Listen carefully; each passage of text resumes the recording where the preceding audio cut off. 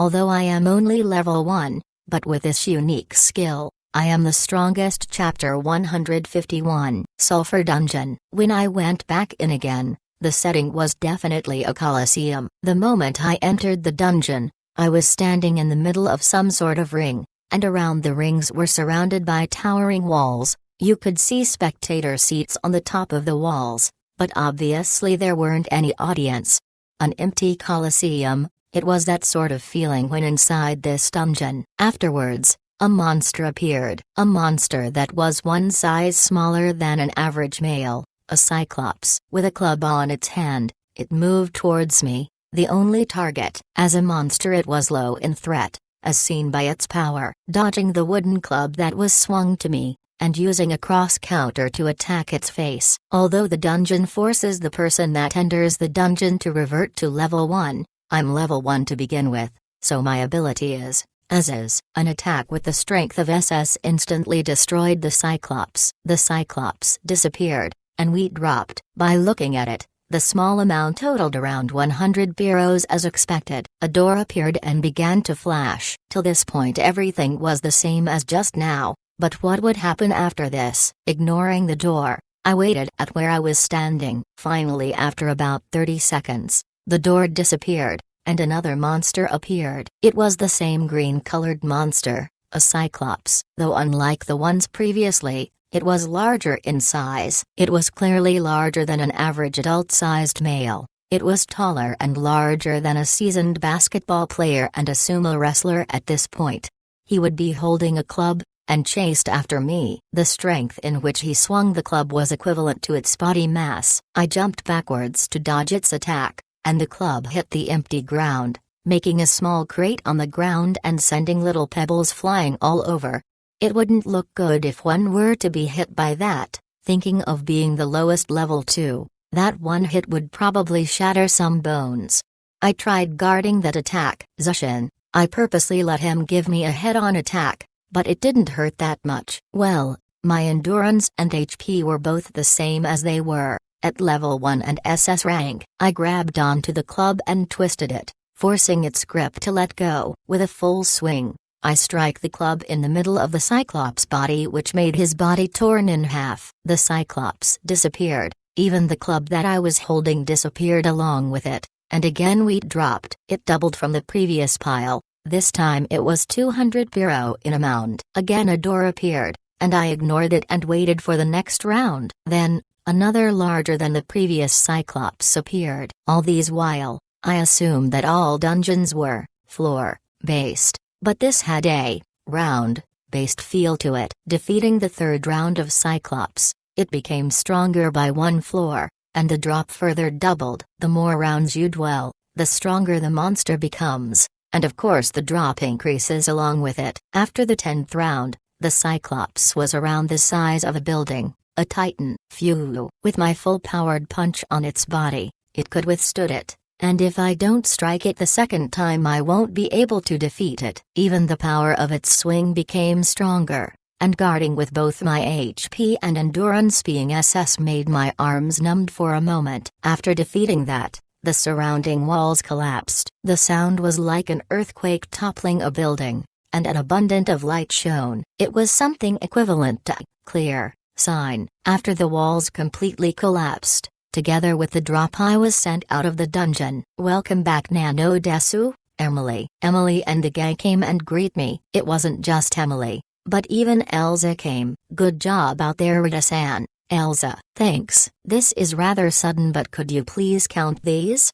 Rita. Weetsa, please wait for a moment. Elsa. In order to count the drops, before I went inside the dungeon, I called Elsa over to stand by after I come out with the loots. Since I couldn't bring in my magic cart, so I was curious as to how much I've earned. TLN, why not just leave your magic cart outside with someone to safekeep it or something? Era. Elsa, how we're looking. Rita. Ito. That's right. Elsa. The perplexed Elsa hurried over with the wheats. What's the matter?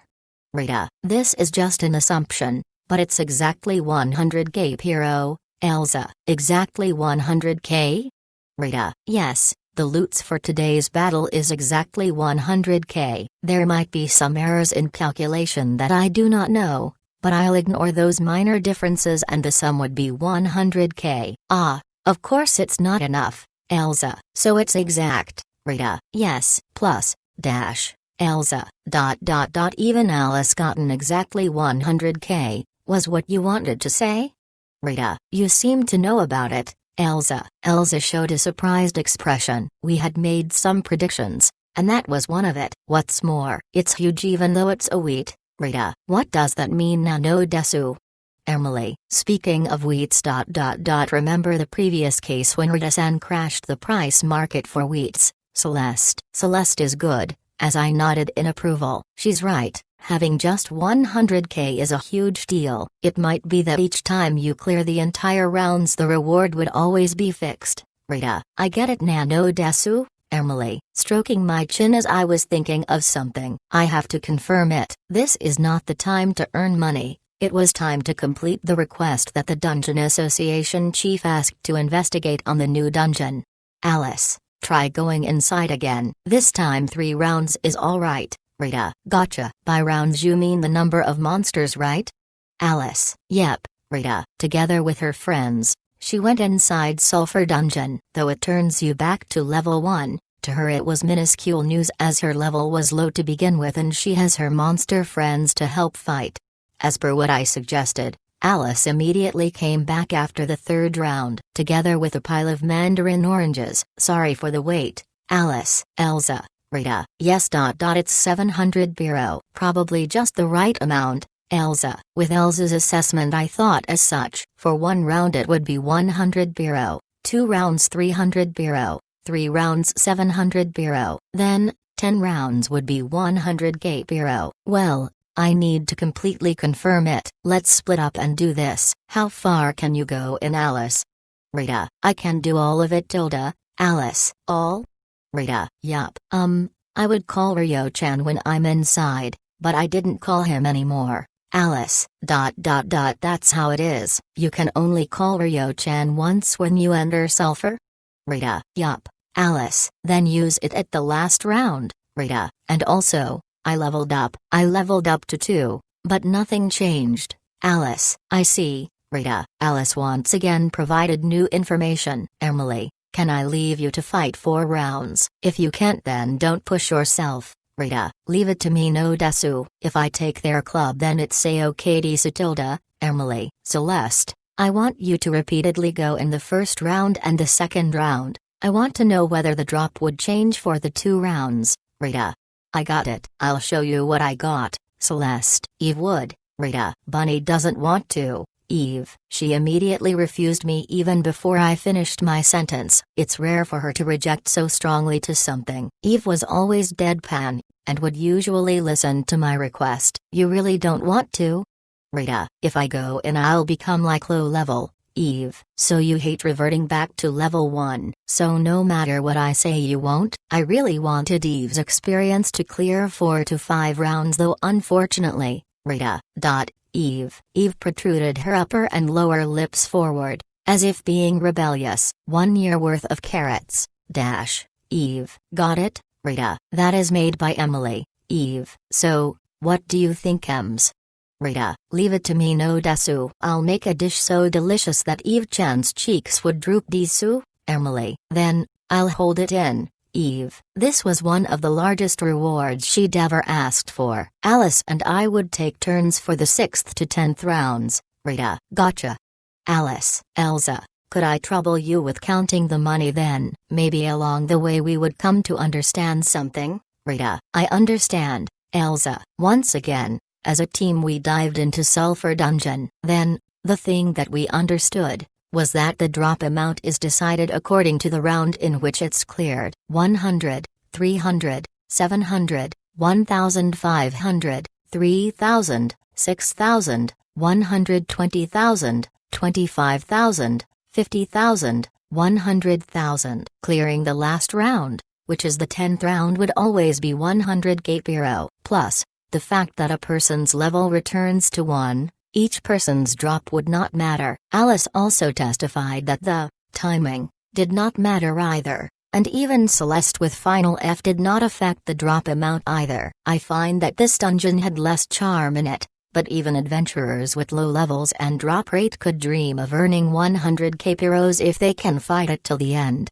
The pattern of the monsters were also confirmed. I understood that adventurers who are good at nothing but Tsum Shogi would be best suited for this dungeon. In just one day, the investigation was completed. Although I am only level 1, but with this unique skill, I am the strongest. Chapter 152. In the building of Shikuro Dungeons Association, the guild chief's room, finishing the investigation of Sulfur rather early. I came here to report my findings. Clint, who came to meet up with me, then listened to every last details, stood up and raised his hands forward, as I expect from Satu. To be able to finish the investigation so much earlier than I'd expected, Clint. I'm just lucky, and I'm blessed with having such reliable friends. Rita. No, I would think that if Satu wasn't there, this would have been impossible. Based on your story, the restriction of the level would be detrimental for any high-level adventurers. So if a party of veteran adventurers were to venture inside that dungeon,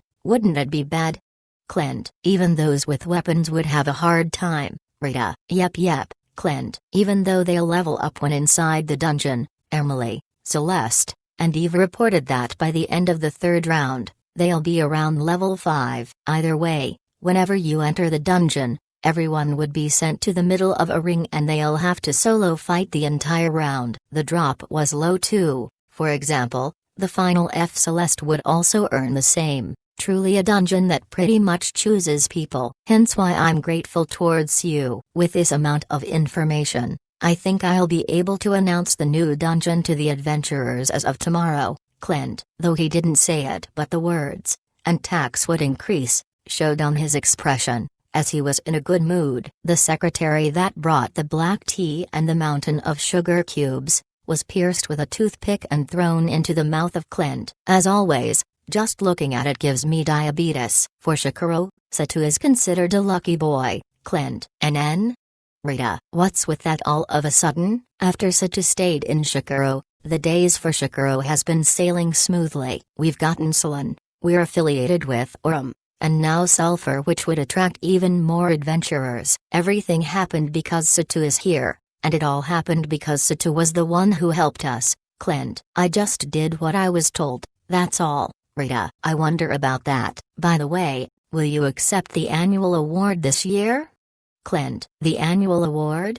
Rita. It was my first time hearing such words. Though based on the words, I could sort of guess what it would be. Yes, various Dungeon Association chiefs from various cities would also come and attend. This event is to publicize and honor the achievements of people who contributed each year for their respected city. Clint. I don't really mind not. Rita. I would appreciate it if you would come and receive it. Clint. With a serious expression, he looked at me. It was strange that the person to give the award would come and ask me. If someone were to be honored by this award, then the adventurers would be excited to see such person. And if that happens, Clint, then taxpayers would increase. I see what you mean, Rita. In short, to raise the motivations of hard workers. I see.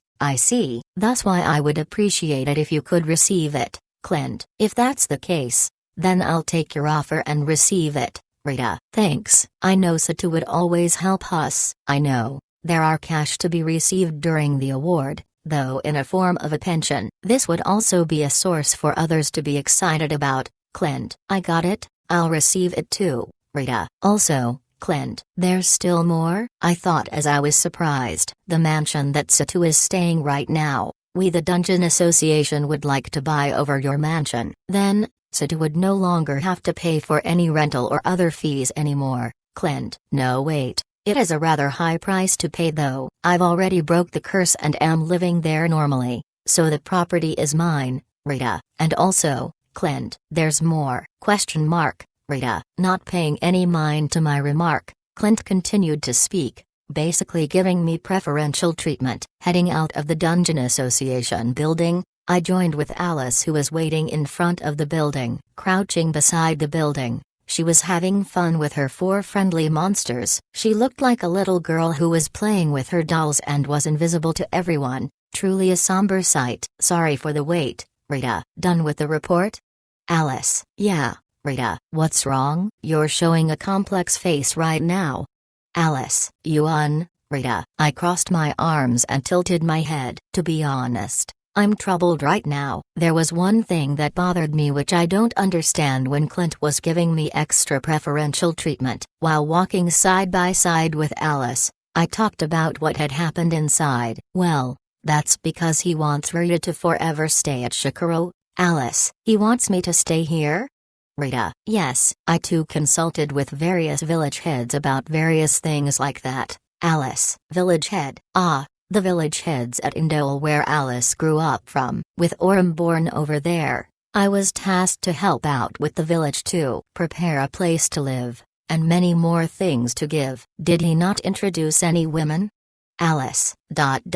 He did, Rita. Towards the end, Clint decided to close the story, introducing me to a good woman, even mentioning some from the store. That's what happened. Obviously I rejected all of it. I don't think their personality matches with mine. That's why he wants to cage you, and wants you to stay in this city forever. Alice. But why, Rita? About that Alice. Alice suddenly stopped walking. For some reason, she had a sweet smile while looking forward. The town of Shikaro, an avenue where various people were walking around, and amongst the crowd, there were some cool-looking boys. There looked similar to when I first met Alice who leave her village. The looks, even the atmosphere around them. All of them looked like it's their first time in a city like Tokyo. So this is the agricultural city of Shikaro. Let's do our best. Yeah, let's go. It was a pleasant atmosphere to see them cheering for each other. Though, that wasn't all. I want to be someone like Risa too. Me too. Me 3. Hey, what did they just? They want to be like me? I looked at Alice from the side, and she was smiling exactly the same as before. That's the first reason. Alice. Don't tell me, Rita. Yes, every new adventurer's respect and idolizes Rita. If they come here, then their aspiration to be a great adventurer would be higher. Alice. I can't believe something like this happened. I didn't even know about it. Let's aim for it, Rita. The boys were looking at me, making me embarrassed instead. On top of that, when people around them said things like, go for it, it made me twice as embarrassed. Author's note: Comic Rise start. The manga for level 1 guy is now available at Nico Nico. The manga artist was great and made me laugh. I would appreciate it if you would click on the link below to look at it. Although I am only level 1, but with this unique skill, I am the strongest. Chapter 153. Waking up in the morning, I cleanse myself in the bathroom, then change to a normal wear. I walked over to the dining area and saw Celeste's face was planted on the table as though she was one with the table. The tall and beautiful black hair girl, even though she's always the beauty that sits up straight, but that usual image wasn't seen today. Morning Celeste, what happened to you? Rita. Morning Rita-san. Even though it's early in the morning, a magical wind has hit the city once more. Celeste. Ah, that's why. Are you alright though? Rita. Yeah, as long as I'm inside the mansion, I should be fine. The reason why I'm in this state was because I was happily going out and the magic wind hit me. Celeste. Is that so? Rita. I'm alright, okay, Celeste. Celeste sat up straight, and the usual perfect beauty has returned once again. At least the inside of this mansion is properly protected. The forecast also said that it will return to normal once afternoon comes, was what Celeste said. She seemed alright. Well, it's something that can't be helped. Even on Earth, I would get a headache because of the cyclone that's causing a low pressure. In this kinds of situation, it's best to stay put and rest. Luckily, it should be gone during the afternoon. This too is Rita-san's fault, you know, Celeste. Celeste made a smile on her face with a playful feel to it. I know that she wants me not to worry and was only jokingly saying it. But what's that gotta do with me? Because I'm always with Rita-san, so my level was maxed out long ago. The magic wind would get worse the higher the ability of a magician. Celeste. Ooh, well if you put it that way, then it's indeed my fault then, Rita. Right Tilda, Celeste. If that's the case, I should apologize to you. Anything you want? Rita, let me think. Alright, how about we head for tea? I saw a good store while walking around the streets. I want to go there, just the two of us. Celeste, TLN, way to go Celeste. I got it. Let's head there next time, Rita. When I said that, Celeste was extremely happy as she smiled sweetly. I thought that even for a bit, I could help ease the pain of the devastating effects of the magic wind for her. Nonium, 6th floor. Using the teleportation room to get here, I immediately noticed some discomfort. My temporal region was pulsating. It wasn't like I was taking any damage, but I can feel some sound coming from the back of my head. When hearing it from Celeste and the rest, it seemed to be the symptom of a magical wind day. But why? I thought when my intelligence is now at s. Rita. I immediately understood why. The magical wind that would make strange changes to the conditions of a magician. The stronger you are as a magician, the more damage you'll take from the magical wind. Since my intelligence is at S, the effects of the magical wind was as strong as a S damage. That'll surely affect me. I stood in position and checked my condition. Even though it was painful, but it's not as though I couldn't move. Plus, I was using the Absolute Rock's invincibility effect, so the damage was cut by quite a lot. Yep, it seemed like it won't affect me from hunting. Coming with a conclusion, I started my hunt. Let the hunt begin. Nonium Dungeon 6th floor, Poison Zombie. I continued hunting them today. After coming out from Sulfur Dungeon, I felt that besides my statuses, I would need to improve on my techniques. Sniping and shooting at their limbs. Testing and training on various methods, I defeat the poison zombies and obtain the dropped seeds. Without any accidents, at about noon, the scheduled amount of seeds were gathered, and my intelligence has became SS. Finally my intelligence has reached SS. Nonium Dungeon, 7th floor. There weren't any dungeon snow nor were there any poison gas. It looked similar to the first 4 floors from above. Since it wasn't necessary, I disabled the Absolute Rock's invincibility. Rita. I unconsciously let out a voice. The moment I cancelled the effect, the back of my head started to hurt. It was the pain from the magical wind. It was the same when I entered the dungeon during the morning. I thought it ended after afternoon. Rita. While holding on to my neck, I head back up to the 6th floor. With the full poison gas emitting on the floor, I took a little damage because of my endurance, but the headache stopped. I went back down to the 7th floor. The headache started again. 6th floor. Nope. 7th floor. Yep. Wind gutter. Rita. As I chant the magic, nothing came out. Now I get it. It seems to be the special trait of the 7th floor. After you pass the 5th floor of any dungeon, there would be floors with special traits in them, so it was necessary to take an examination for the 5th floor and onwards.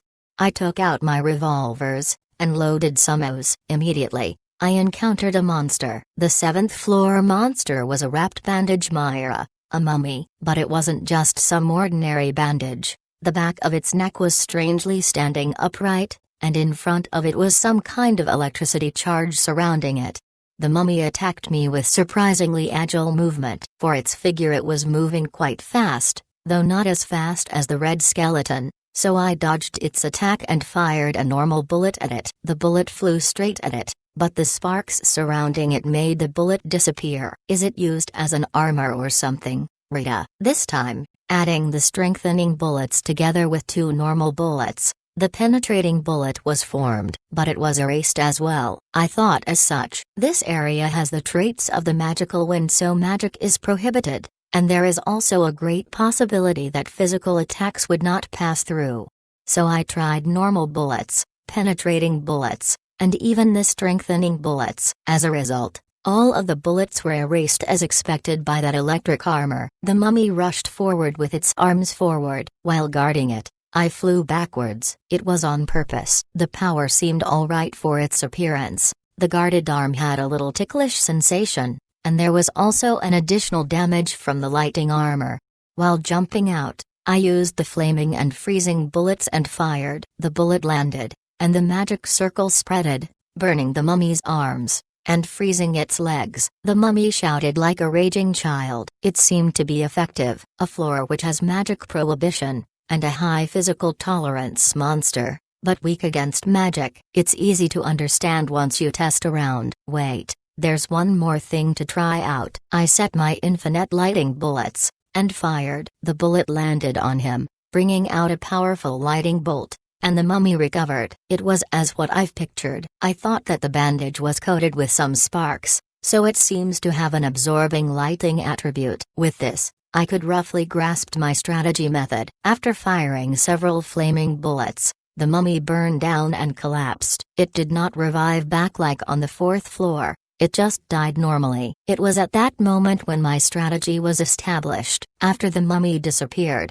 the seed dropped. Only one was dropped, the kind that raises my status. Mentality rose by 1. So the 7th floor seemed to drop mentality seeds. Well, I should give my all to up it from F to E then. After thinking as such, a mummy spawned below my feet which surprised me. A sudden attack. In a panic my spinal reflexes as I defeated it in the most efficient way. Repetition. Rita. I casted magic, but nothing happened. The magic that defeats monster once I defeated it once, was what it was but. The magical wind Rita. Although it was the so-called strongest magic, but it exists within this world, so it can't resist the logics of this world. The strongest magic can't be used when magic is prohibited in the first place. I opted for a counterattack, and the mummy spawned at a misfortune time. It opened its mouth wide enough to tear itself, trying to bite me. I tried separating with it, but it soon caught up to me and would not leave me be. This thing, Rita. I grabbed the mummy's head and kicked it with my body weight. The mummy still grabbed onto me. With all my might I tried to push it away, then the arm that was grabbing onto me, teared away from its elbow as I jumped away.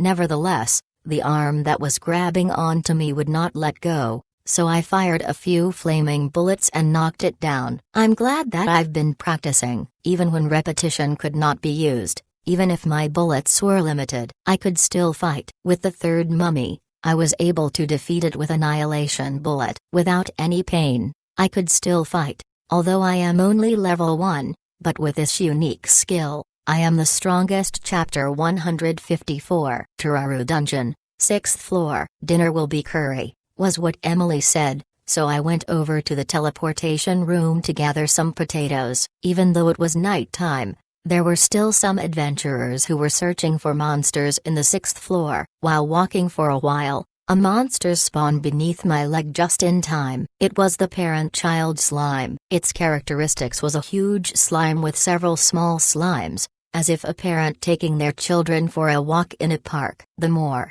children you defeat, the more your drops increases if you defeat the parent slime the last. Just so you know, even though it's called the parent-child slime, it's still one entire body. Though it's called children, but rather it's closely resembled to its limbs or hair. A curry for 6, and since we wanna keep it curry for 2 days, it's better to get around 10% worth of potatoes. While thinking as such, I took out my revolvers. Around the corner there was a guy who was already attacking the parent-child slime. Oi, that's The hands that was stretched stopped when I heard the loud voice that was directed towards me. The man that was going after the parent-child slime looked like he was about to die. His face looked so pale even when we're inside a dungeon. He looked like a zombie salaryman that outed for 3 nights in a row, but not as bad as a monster itself. His attack missed, and the monster countered by knocking him, sending him flying towards a nearby wall. He would stop moving at this rate. I'll obviously pursue the parent-child slime, but this time I went from the side and attack. I fired a normal bullet at it. Then defeating about 10+ child slimes, I went for a full swing body blow on the parent slime. Though the body of the parent slime was as hard as steel after defeating 10 of its children, but I was still able to defeat its concrete-like body. You finally up, Rita. This is ?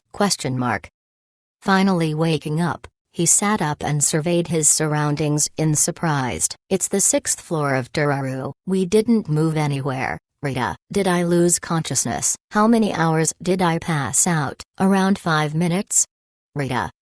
That long. Can I still make it? With a bitter face, The man tried to get up. However, as he tried to get up, he became dizzy and plopped down on the ground again. Don't push yourself. It looks like you didn't sleep for days. I can tell just by looking at your complexion, Rita. If I don't push myself, I wouldn't be able to make it, the man whispered as he tried to get his body up again, but his posture was weird and he couldn't get up properly. That's obvious. I was once that kind of person. Having ATED for a few days, the harshness of it gave a relapse to my body, and my body was reaching its limits. No matter how much he tries, he won't be able to get up. After trying for a few times, the guy gave up. He crossed his legs while sitting down, and his shoulders drooped. So it's impossible. What exactly happened to you? If you're alright with it, mind telling me what's up?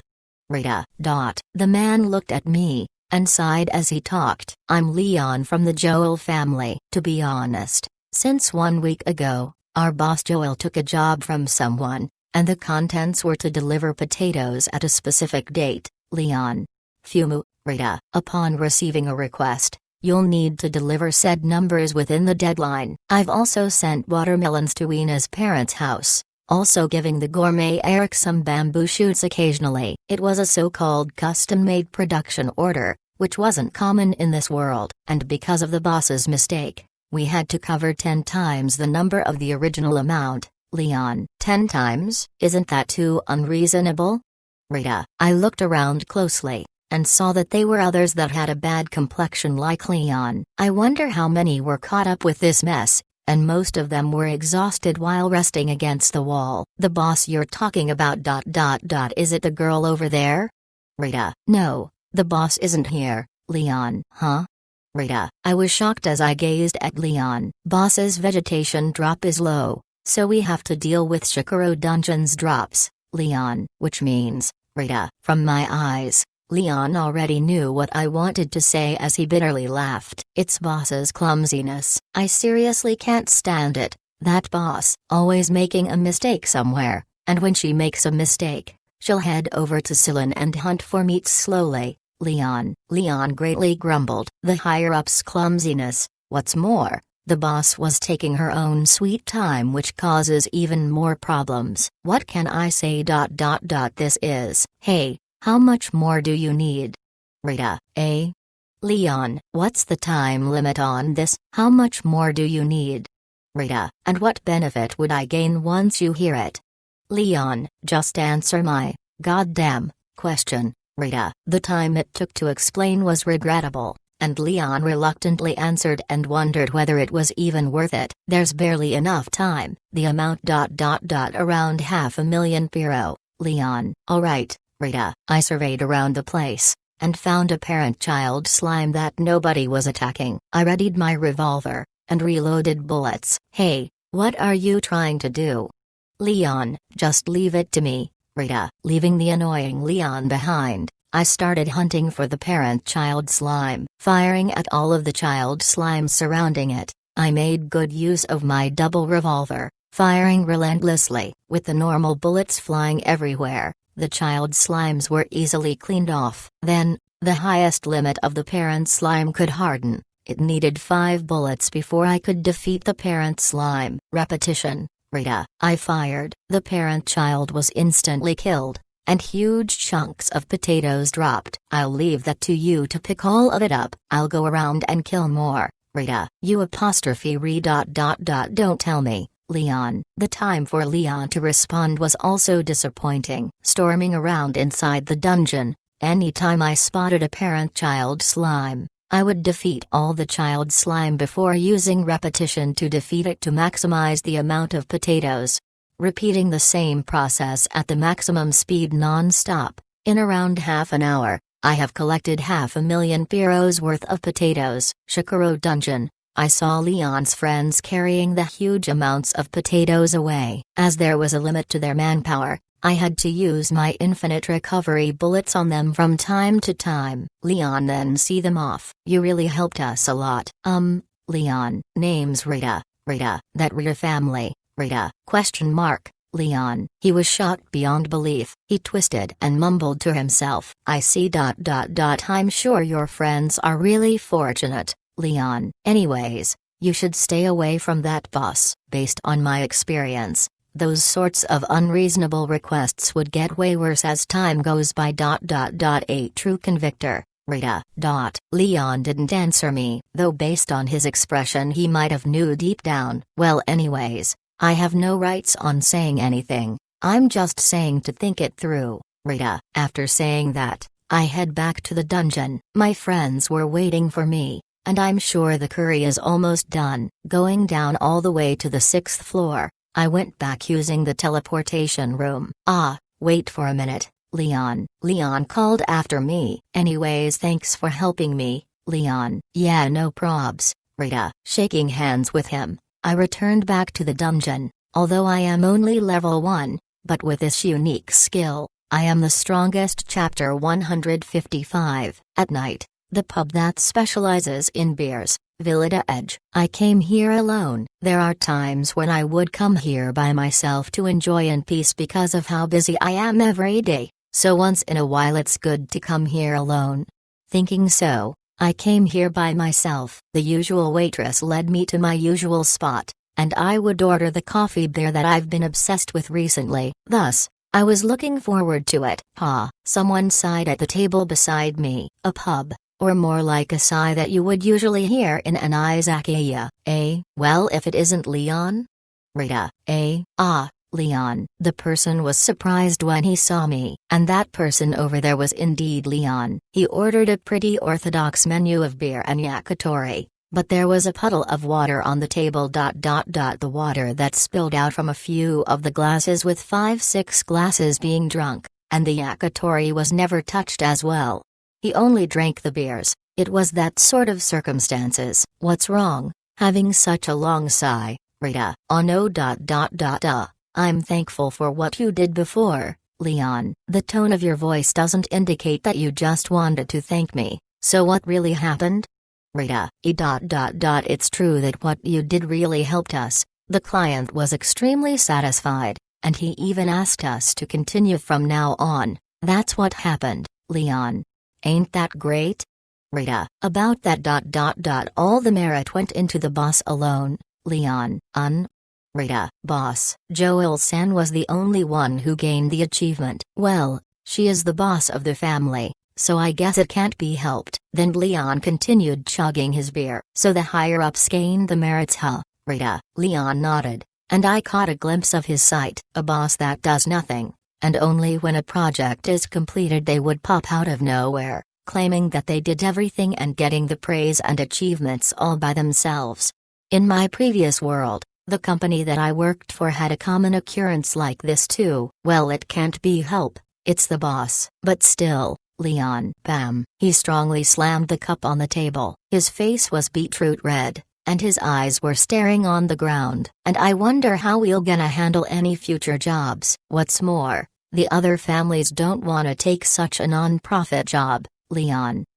Rita. I understand what you mean. They don't think of the consequences, whether the job makes a profit or not. Without even thinking, they just accept it. And the one doing everything would always be the lower employees. Leon, who was hit by such underlying techniques, came to the pub to vent his feelings. I completely understood how he feels. I moved to sit beside him, looking at the waitress that was bringing my beer over. I gestured over to ask her to bring it over here. Afterwards, I asked Leon, how about being independent? Instead of being stuck in such a family, isn't it better to solo it? I'm sure you could still do your job as an adventurer, Rita. I can ''t. Within the family, I'm number 2. If I were to quit now, it'll cause trouble to my other teammates. The younger members haven't been taught yet, so they wouldn't know how to operate in the family, Leon. If they even depend on you. Then the more you should quit, Rita.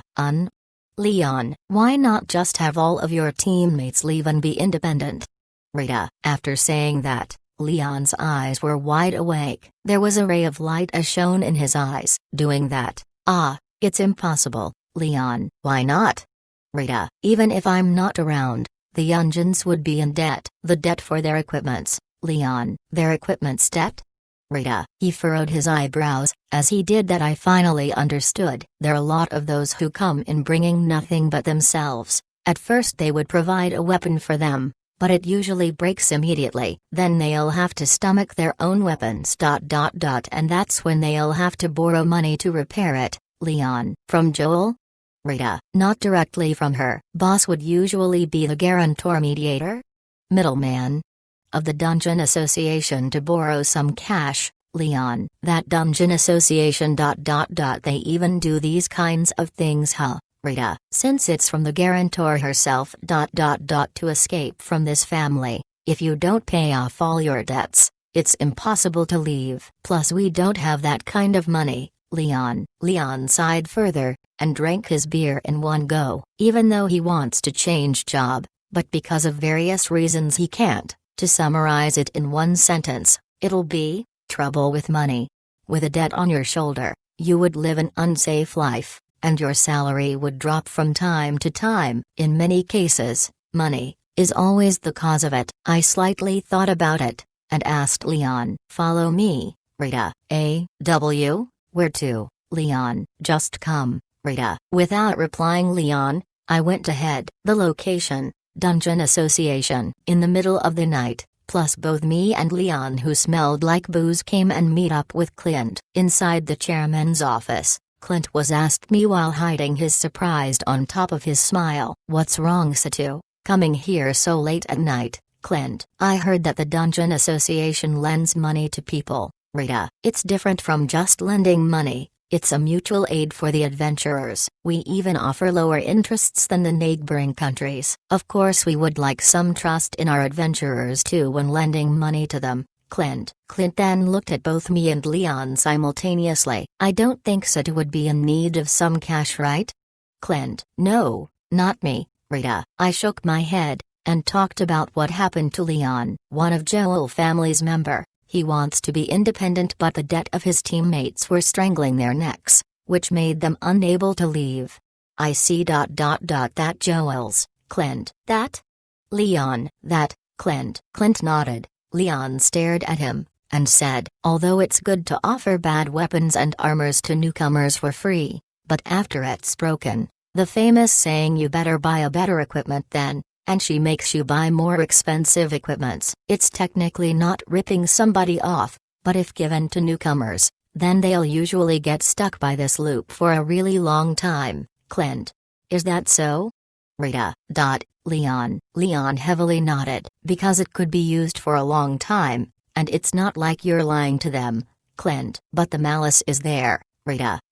Leon. Leon kept quiet. I'm sure the person himself understands the most. I turned around and looked at Clint. I could pay. If there is no choice, then I could pay for the extent of breaking the loans for any new adventurers. Though, I thought of something different. Looking at Clint, I discussed about the idea that I just came up with. Since Joel is the guarantor of this debt, can I instead be the guarantor for them? Rita. Normally it's impossible, Clint. Normally. Rita. Yep. Clint. Clint, who immediately replied. One could see that Leon was discouraged, which was conveyed through his expressions. After he heard the word, normally, he was discouraged, but I could read between the lines of Clint. If it really was impossible, he himself wouldn't have said, normally, to begin with. Can you please do something about that, Rita? I bowed my head down. What? You don't have to go that far, Leon. I got it, Clint. Clint said, and Leon was like, eh? As he was surprised. He didn't know that it was just for show, and why we had to make such a roundabout why to agree to such things. When I saw Leon's eyes clouded with deep emotions, I was convinced that he could remove any obstacles in his way. A few days later, rumors circulated throughout Shikaro town that everyone in the ridiculous leader's family left. TLN note. Sorry for the delay on level 1 guy, semester's gonna start again and I'm preparing on some paperwork to be done for my upcoming intern. Plus, Vice Schwartz is a great game to waste my time and money, although I am only level 1, but with this unique skill, I am the strongest. Chapter 156. Nonium Dungeon 7th floor. Instantly arriving here with the teleportation room, I was hit with a ugh. The floor which restricts magic. A floor that has a natural magical storm imbued in it. Even without magic, I could still fight, but along with the ability of the user, which in my case my intelligence is now at SS, the moment I stepped foot to this area, my head started throbbing real bad. It feels like during a typhoon and your body just feels lethargic. It was around that level, but to be hit by it at one go after immediately arriving here was painful. Breathing in and out, and after feeling somewhat alright, I started hunting for monsters. It was the usual unpopulated 7th floor, and only mummies were roaming around. Mummies that have their bandages wrapped with a thin layer of electricity. As expected, any physical damage can't pass through it. Vertical bar ineffective against it. Opening brace, closing brace. The penetration bullets have little to no effect at all. Homing bullets on the other hand would aim at the gap of the bandages, but the moment it so as much as goes near to the mummy, the electricity would roast the bullets into dust. Oh, on the other hand, restrained bullets were quite effective. The restrained bullets that binds the opponent with a light rope. Even a plain old restrained bullet without the reinforcement bullets could restrain the mummy for a long time. It was much longer than other monsters, nearly triple the time constraint. Is it just this one, or is it the mummies themselves? If there are individual difference in monsters too. Thus I fired a restrained bullet from one end towards the mummy of the 7th floor, and wait and see what happens.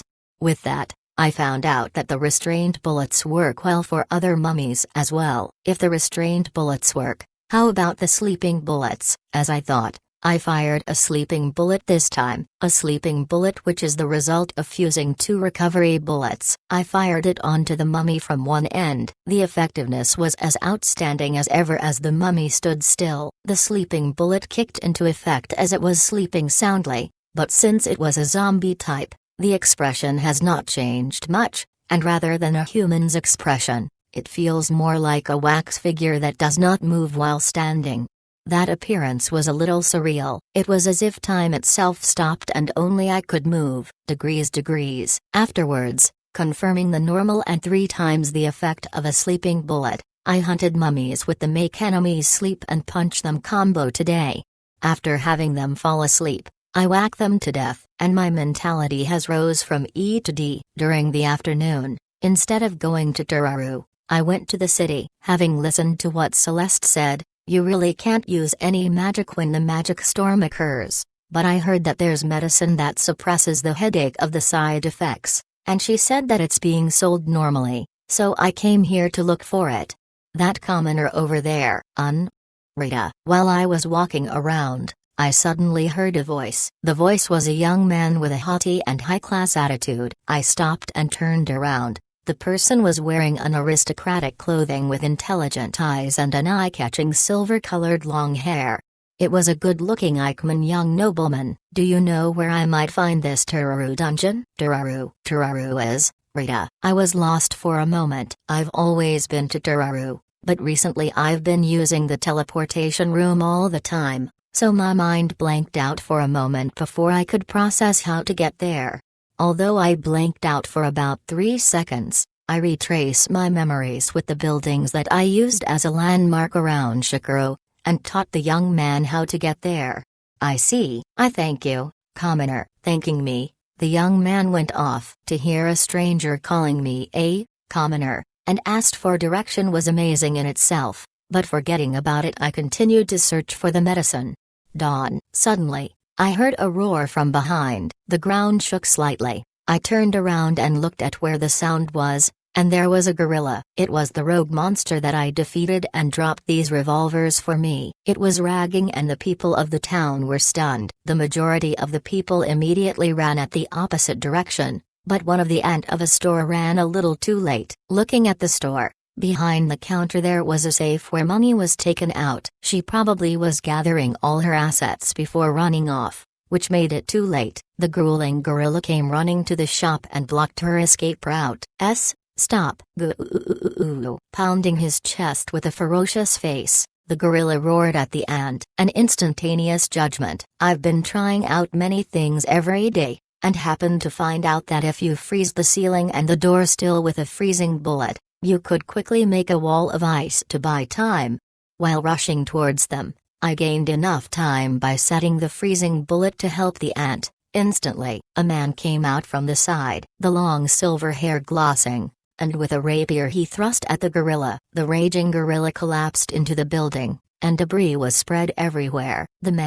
The young man that was asking for directions earlier, he pursued the gorilla with a rapier. Defeating it, it pursued the gorilla who was struggling as is. Soon it would be defeated. Unexpectedly I lost my turn to act, thus I put down my revolver. The young man was also checking his surroundings while holding a stance with his rapier. I know that sort of eyes, they tend to be adventurers, and are scanning around to see if there are any enemies left. The ant ran over to the young man. "Thank you for saving me. Do not worry about it, commoner. There's someone in trouble, and there's someone with the power to help. That's all there is to it." The young man said something pretty obvious. He had an arrogant attitude, but there was no animosity on his words. People then gathered around. Those that were running away gathered. Everyone praised the young man. Some young girls turned their eyes towards him with respect. It looks like the same trader as before. Desu. Night, the living room where everyone gathered, a place that could be called a salon, where everyone was drinking tea and waiting for their friends to come back. Me and Emily were hanging out. When I talked to Emily about what happened today, she told me that she too knew about it before, when Emily and I fell down. Rita. Yes, Desu. It was exactly the same trader as that time, the same mistake where it then turned into rogue monsters. They were warned before, and it seems that the Dungeon Association issued a sales prohibition order on them. Desu. Emily. I see. They made the same mistake twice and endangered the city. Rita. It was the rogue gorilla that got me to encounter my revolvers, but it would normally be a nuisance to everyone in town. The rubbish was also a problem before. Desu. Emily. About Cerberus, right? Rita. Yes, Desu. Hence why there was a rumor that they would be stricter to those who simply throws rubbish and would get a huge punishment. Desu. For example, food that can't be eaten, or foods with bones are prohibited to be takeout. Desu. Emily. It's the same as with Singapore and their ban with gumha. Rita. Singapore tilde. Desu. Emily. Emily tilted her head as she heard of an unfamiliar place, which means even salmon fillets are dangerous. Desu. Emily. What the heck? Salmon skins are delicious. Okay, Rita. This hit me right on mark. No wait. I don't think I ever take out salmon in the first place. While talking with Emily inside the living room filled with warmth, someone knocked the door. A guest? Rita. And at such an unusual time. No, Desu. Emily. Don't tell me it's Clint again. It'll probably something that happened again which can't be said to the public. With that, I went to the front door with Emily. I opened the door. Excuse me, is this the home of Desu? The guest was a young man, not Clint. Silver long hair, aristocratic clothing. It was the handsome young man who was in the city today. You, Rita. Do I know you? Apparently the other side does not seem to remember the story. Or more like, he asked, is this the home of Desu? But what is this about? Doesn't he even recognize the person's face? Yes, Desu. Emily. I see. My name is Celstem. Is Satisama currently at home? TLN. Are you for real? Stem cells? Question mark. The guy you're looking for. That's me, Rita. Oh, Cell. Immediately, the young man's eyes shine in excitement. The honored Satisama. My name is Celstem. Cell. I've already heard you say it, Rita. I'm sorry for being rude. It seems that I've met with Satisama before and let it flew by. Cell. Emily and I looked at each other. What did he mean by that? Was what Emily's face was saying. I'm sure making the same face too. Inside the salon, I sat across the table where Cell was sitting opposite. After drinking Emily's tea with an elegant gesture, Cell stared straight at me. I'm truly impressed by Satisama and thus became an adventurer. Cell. Me? Rita. Yes, I've heard of Satisama's various achievements, and I was longing for it. Cell. Are you a fan of Yoda-san no Desu? Emily. Beside me, Emily, who was holding a tray with the tea on top, asked. That's right. No, it's more of a respect towards you. So I thought that I had to do the same thing as Satisama, but as I've only heard of all these from someone, I thought that I really have to meet the real person even once. Cell. With an enthusiastic tone, Cell praised me so much, which in return made me embarrassed. To hide my embarrassment, I decided to praise him too. You're amazing too. I saw what you did today. It wasn't easy to help someone out there, Rita. So that person was him, Disu? Emily was surprised as I nodded. So Emily was more surprised to see Cell, but Cell, who was in question, openly spoke. I was only imitating Satsuma. Cell, imitating? Like imitate me?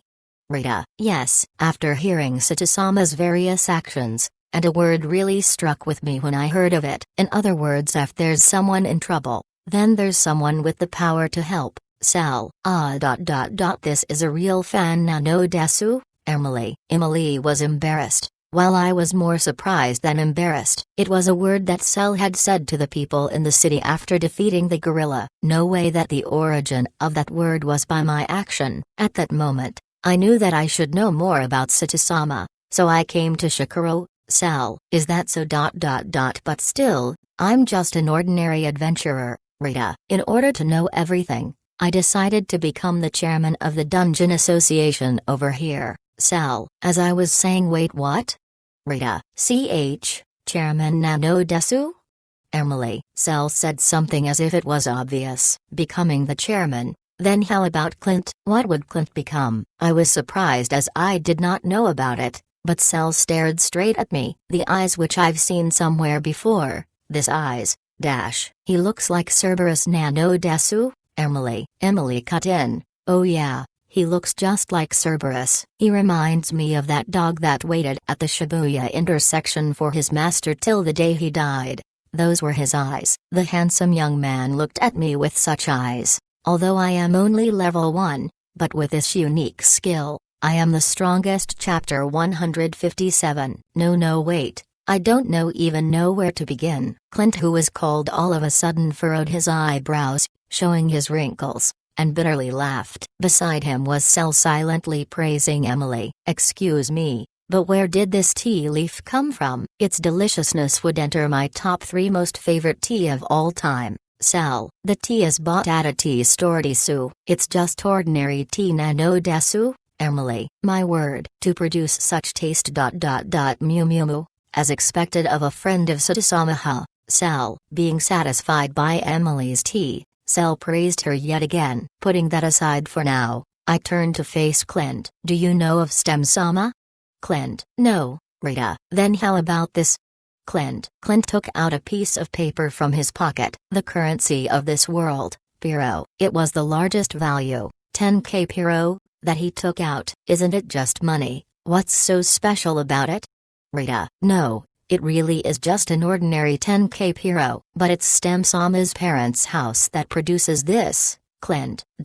Hey, Rita. For a moment, I did not know what to say, so I let out a stupefied voice. Everything in this world is dropped by monsters. Knowing that money was also a dungeon drop, I was only half surprised. But this time, I was even more surprised. I was surprised because I sort of understood what Clint was trying to say. Producing that. You mean the money?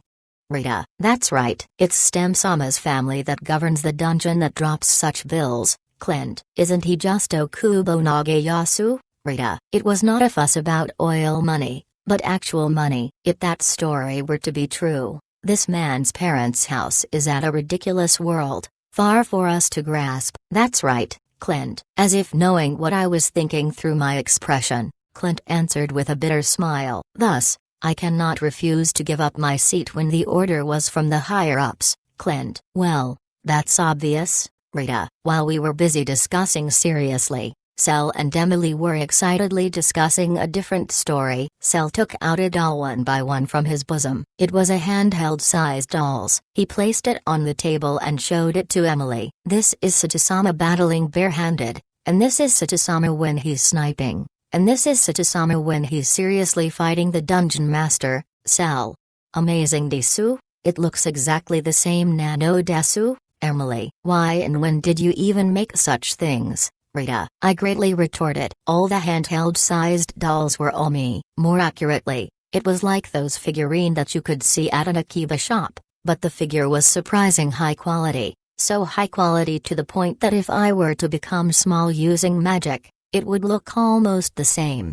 Why that is, of course I respect Satisama. This is when Satisama is insolent. And this is when Satisama is anorum. Oh, and this is when Satisama lent his power to Lady Margaret. Sal, aren't you just a stalker? Camarita, my voice came running out from the back, all the way out, even though the close-quarter combat and sniping figures were fine, but up to the point where there were particular situations of me doing something that just crosses the line. Wait a minute. I am not a stalker, I'm merely impressed with Satisama's pure and honest actions. Sal.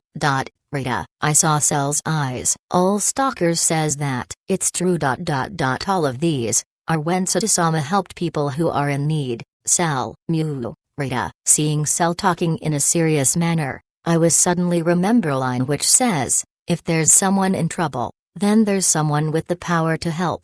Let's put it this way. These are just to shape the appearance of what Satisama did at that time. Sal. I see, Rita. I guess so, even though it's barely crossing over the lines, but I guess it may be so. When you mention about Yoda-san helping others, do you have one with Cerberus Chantudisu?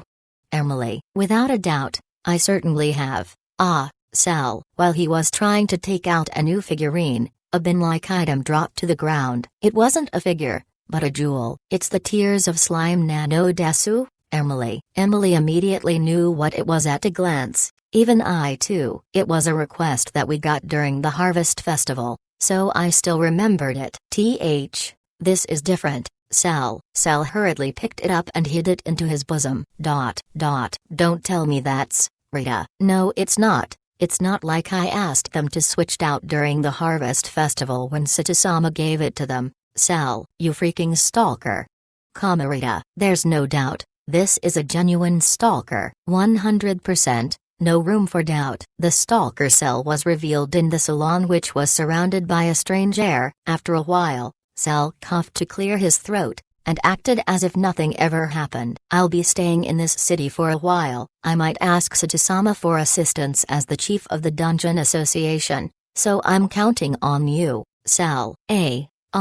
Rita, as a way of thanking you, so not just this mansion, but the 3 other properties that Satisama rents, I've bought them all and shall give. Sal. Please stop, Rita. I stopped Sal's words mid-sentence. Mew, what do you mean by, please stop? Sal, there's no reason to get such deal by you, Rita. No, this is, Sal, I'm not troubled by it. Rita, I told Sal off with a simple and short sentence while staring at him. Of course, if you do something, you'll be rewarded, or if you're in trouble and you need help. If it's neither of those, then there's no reason to be rewarded. Taking back Sal's words, he had a bitter face. Yes, it's as Satisama puts it, Sal. I'm sorry, Rita, but I'm in quite the predicament. Since I've recently came to this city, I want to have some connection with Satisama. Even if it were a little, Sal. Rita, I'm troubled by his words though in various ways. Oh right, would you like me to deliver Satisama's drops every day? Sal. Drop? Rita, my sister who came together with me is a gourmet, though it's slightly unbalanced. But she should be satisfied with Satisama's drops. I'll even pay twice the market price, so let me do it every day. Sal. Fumu. Rita, I thought for a moment while putting my hands on my chin. If you put it that way. I got it, Rita. Really, Sal. Sal was delighted to have his proposal accepted. He really does resemble Cerberus Nano Desu, Emily. Emily murmured to herself. The troubled me also agreed, though he's a stalker, but it gave me a complicated feeling. Sal and Clint, who left Rita's residence, sat inside the Stem family's chariot. Clint was sitting opposite of Sal while bitterly smiling. I can't believe he refused the proposal for the mansion, Clint. Hence why he deserves respect. Satisama is Satisama, Sal. Clint was secretly amazed. The guy named Sal in front of me,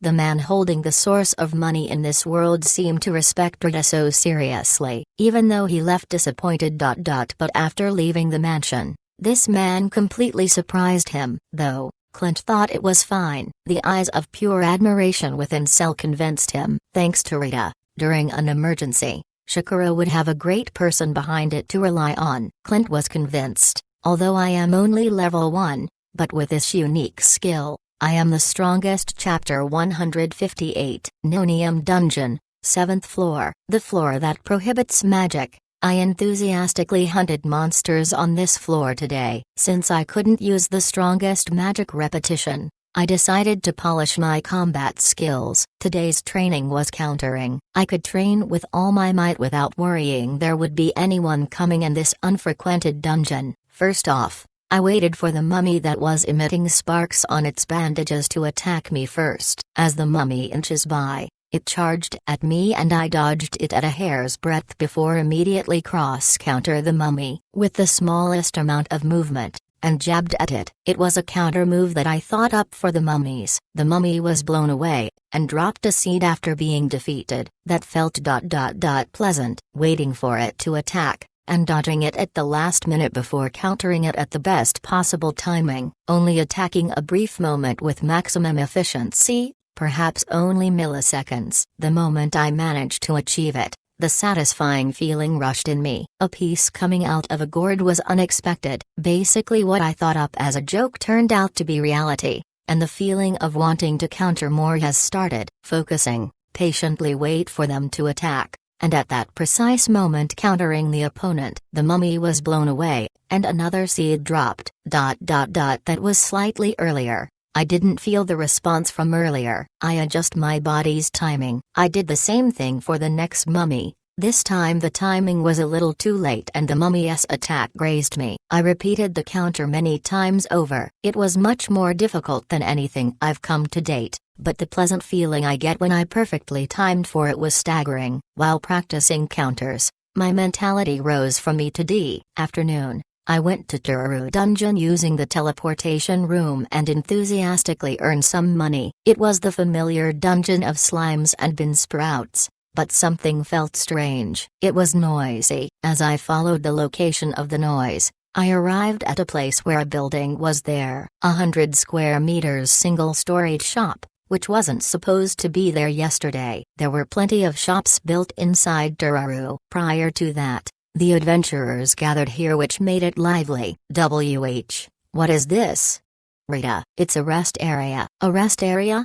Rita. While scratching my head, I turned to face the adventurer next to me. I do not know him, but it was a face I've often seen in Turaru. It was those kinds of, I know of his existence but don't know who he is relationship. This seemed to be made by the new Dungeon Association chief. And if you step foot inside, your HP and MP would recover at a faster rate than usual, or so it seems. So it's like an inn in a dungeon, Rita. It would be a fairly convenient facility if that was true. But why would he build such a place? What's more, I'm sure this isn't necessary at the first floor of Turaru, Rita. It's not just me. The first floor of Turaru has only slime, and it's the weakest monster of them all. So, considering that, I'm pretty certain it's not a necessity to have a recovery facility in a floor with only slimes. No, you're mistaken. It seems that every floor has one, eh? Rita, every floor in every dungeon of Shikaro? Well, besides Nonium has this building. They made them. Rita, yep, the man nodded. Ain't that just too astonishing? It was much scary than just oil money. When I thought of such a thing, Sal came out of the building. Behind him was a maid whose bangs were hiding her eyes. Sal went round the adventurers, and started speaking. Listen, commoners, this recovery facility can now be used for anyone. Sal, the adventurers were making even more noise. You can take advantage of this. With that, more commoners would be more productive in the dungeon. Sal, some adventurers were annoyed by the word, commoner, and furrowed their eyes. But most accepted the existence of such rest area where the majority could use. So you can use it for free. Isn't this just a trap? Number. If you can recover within the dungeon, your efficiency would increase, and if your efficiency increases, so does the tax. Thus, if you have the money to make them, then it would profit the Dungeon Association. Sal. Some people had their doubts, but the veteran adventurers were more accepting towards the rest area. Though this is amazing. I don't know the actual cost, but it would seriously cost a lot to even make one in-house. let alone the entire dungeon, in every floors, plus overnight. Rich people are amazing. Ooh, if it isn't Satisama. Sal saw me and came smiling. The maid with the bangs did not follow and instead went back into the inn. Oh, so it wasn't his direct subordinate, but a staff of the inn. You've came. I am happy that you're here, Sal. No, I just passed by here. But still, this is seriously amazing that you could create such a grand project, Rita. It's measures to increased productivity,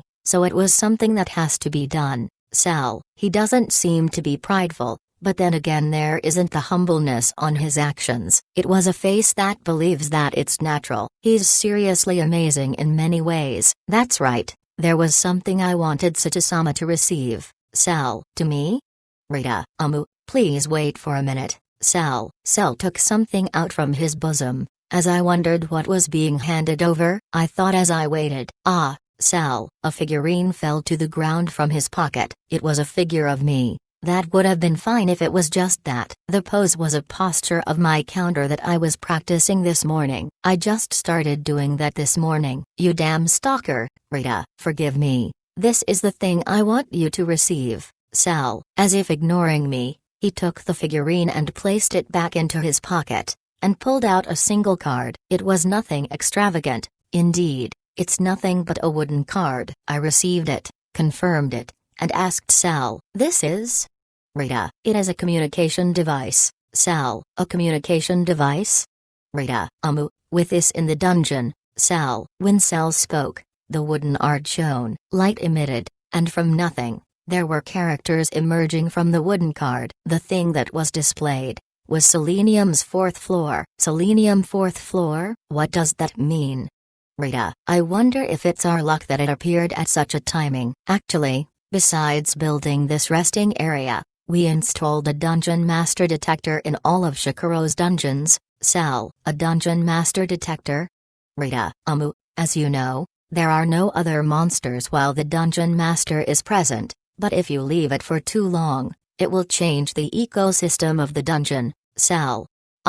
Rita. It would be nuisance to not just the adventurers, but the dungeon association, and also the entire residents of the city. Hence it must be quickly eliminated. And this device is just for that, Sal. I see, so this lets you know when a dungeon master appears and its whereabouts, Rita.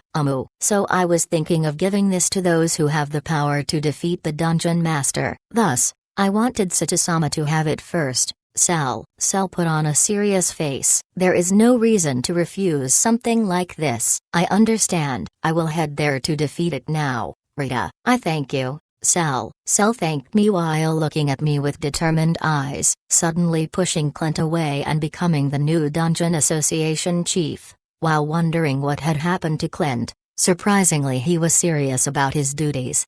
Thus, I went to Selenium's 4th floor via the teleportation room and found the Dungeon Master, a bicorn with the detector, and killed it with repetition.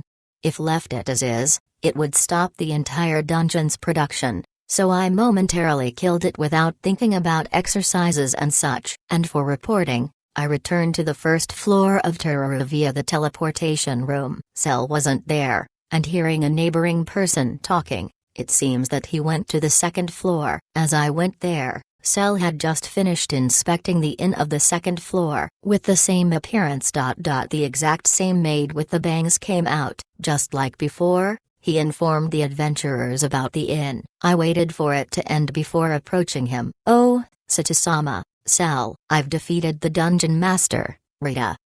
I know about it. As expected of Satisama, Sal. Know about it? I see. Since you have it, so you would also be informed about it, Rita. I looked at the card that I received a while ago. After killing the dungeon master, it returned to just being an ordinary card with no displays. Sal, who was the one who gave it to me, would obviously have one on him, so he would know of it as well. You're a huge help, Satisama. Let me thank you again, Sal. Sal said so while lowering his head. He really is serious about being an association chief. Was what I thought. Pop. And a figurine fell from his pocket. It was a new figurine, a figurine of me holding hands while chanting repetition, a figurine of me just now. Oh whoops, this is a blunder. Cell. You freaking stalker, Rita, I shouted, as I made a fuss. Although I am only level 1, but with this unique skill, I am the strongest. Chapter 159. Tararu Dungeon,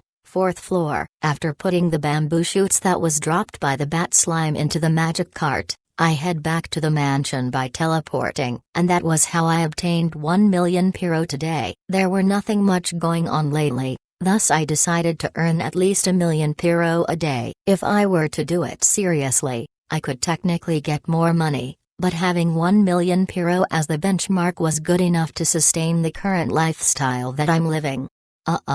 Slightly off 1 million? Rita, mentally calculating the amount in my head. It seems that there's still a little left to 1 million. I'll probably be frustrated to round up the 990k Pyro to 1 million as it would mess up with the entire routine. Just to be safe, I'll at least hunt for a few more monsters. As I took out my revolvers and searched for the next victim. While I was searching for a monster, I saw a party stop directly in front of me. Well, it's not that they stopped there on purpose, but it seemed that one person was saying something while the rest showed unsatisfactory faces. We left around 100k Pyro, so you don't have to hurry. We only need the drops by tomorrow morning. Then I'll head back up first. After the leader-like guy said that, he waved his hands and walked up with a smile.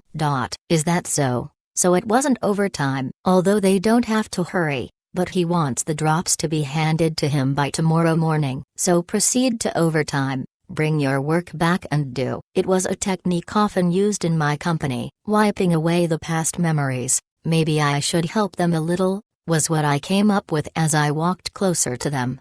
It's Redesitu. The guy who wanted to go back saw my face and stopped. So he knew who I was. Then this'll be a lot more quicker. Let's have a word with him. As I was about to open my mouth.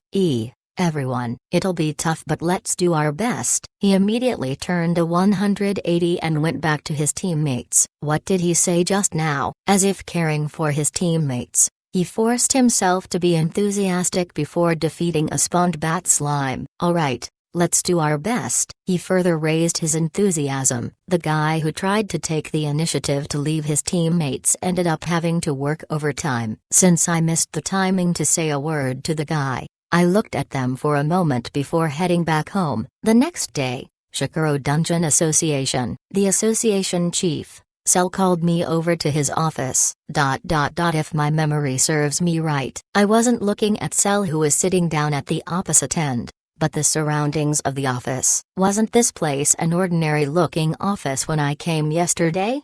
Rita. The office was now revamped into what seemed to be fitting for a king to be in. I ordered them to renovate the office. There were some necessary changes. Cell. In just one night, you did that? Rita. It wasn't just a light reformation. The room looked like it nearly doubled in size. There were necessary. Cell. Is that so? Rita. So as long as you have money, you can do whatever you can, or is it due to a monster drop? I don't know the details, but regardless it's amazing in its own way. But that's surprising. Rita. What is?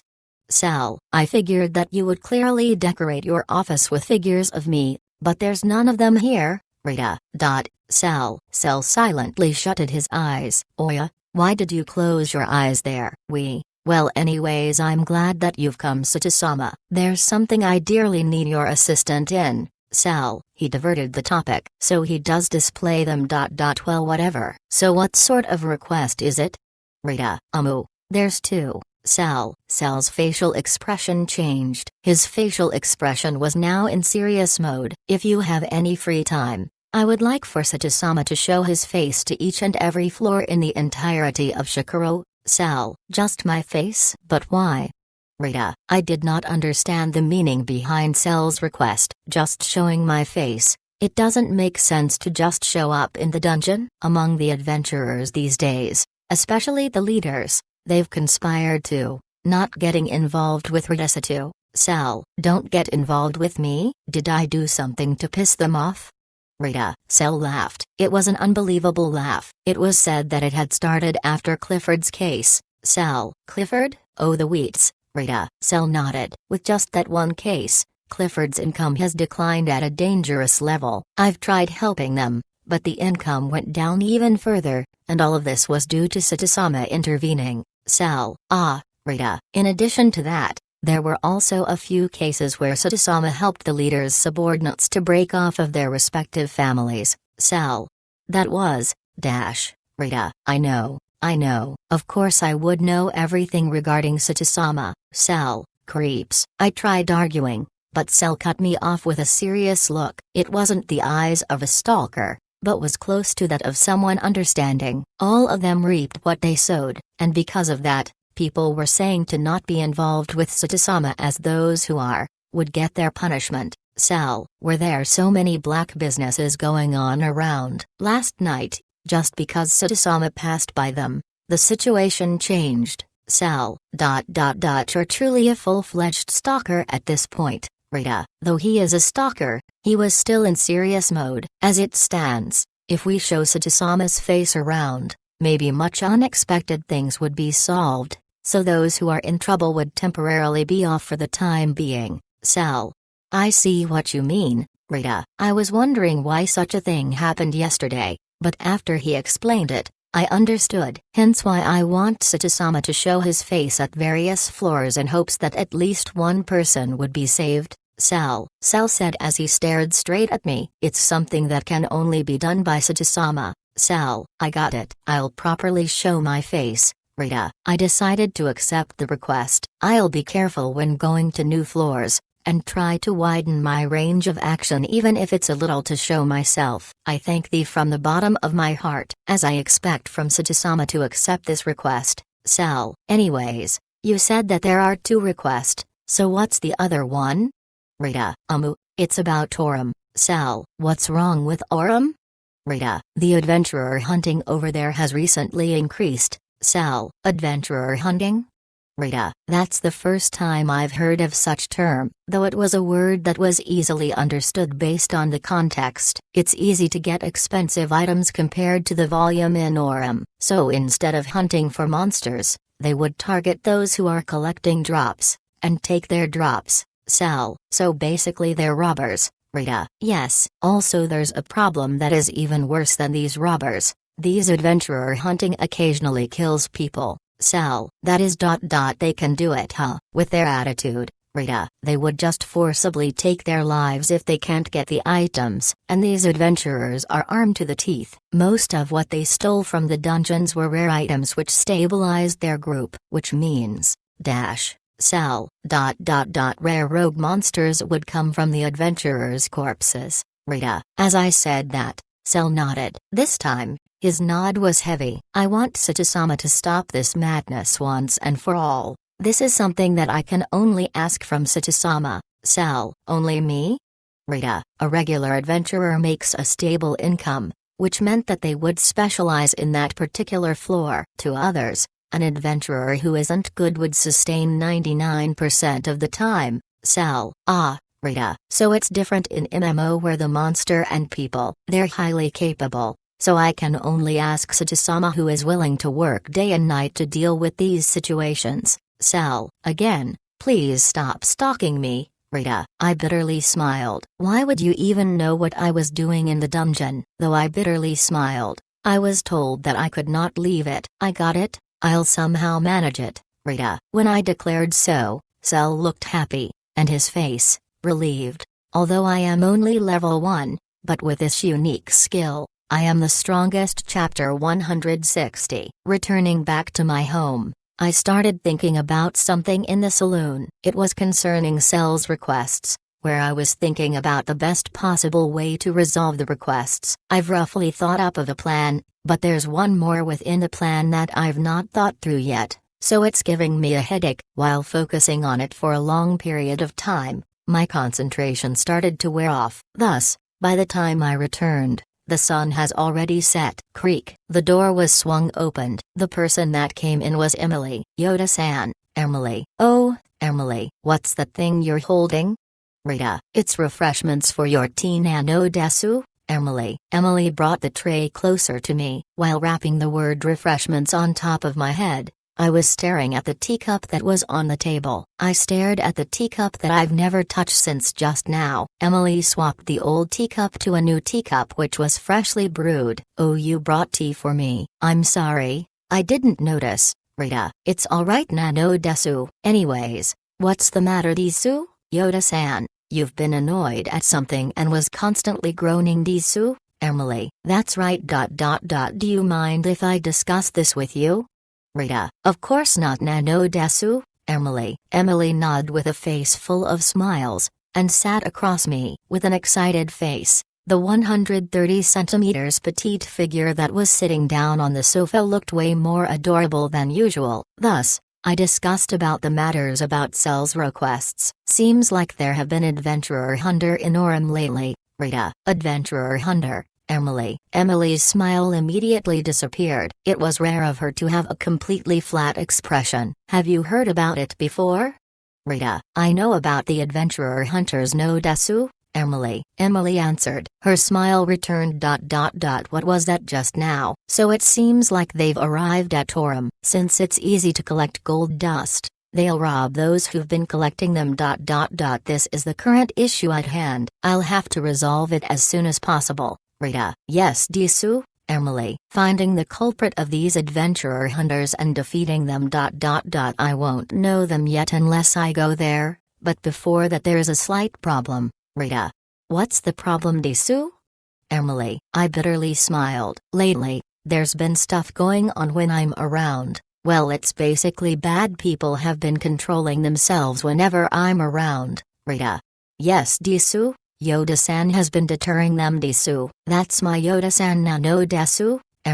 "So, when I receive this request, I'll have to patrol around the dungeon, and the thing is if I could use the teleportation room, this'll be way more easier." "That's the case, but while patrolling, they may be some that can't run away, but the rest may only conduct their hunting while I'm not patrolling or if I'm patrolling elsewhere." Rita: "Regardless of the extent, it's the same as ignoring pedestrian signals. When a car comes to a pedestrian signal, you'll get a warning from a police if they see you ignoring the signal, but if they're not watching you, you would just pretend that the signal's green and you can go.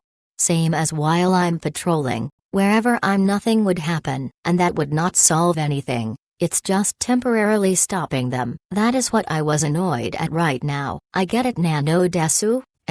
Thus, I was thinking how I should go about it." Rita: I groaned, and Emily groaned together with me. Though the both of us were frustrated about this problem, we still weren't able to see the solution. "You can only punish those criminals that you see Nano Desu."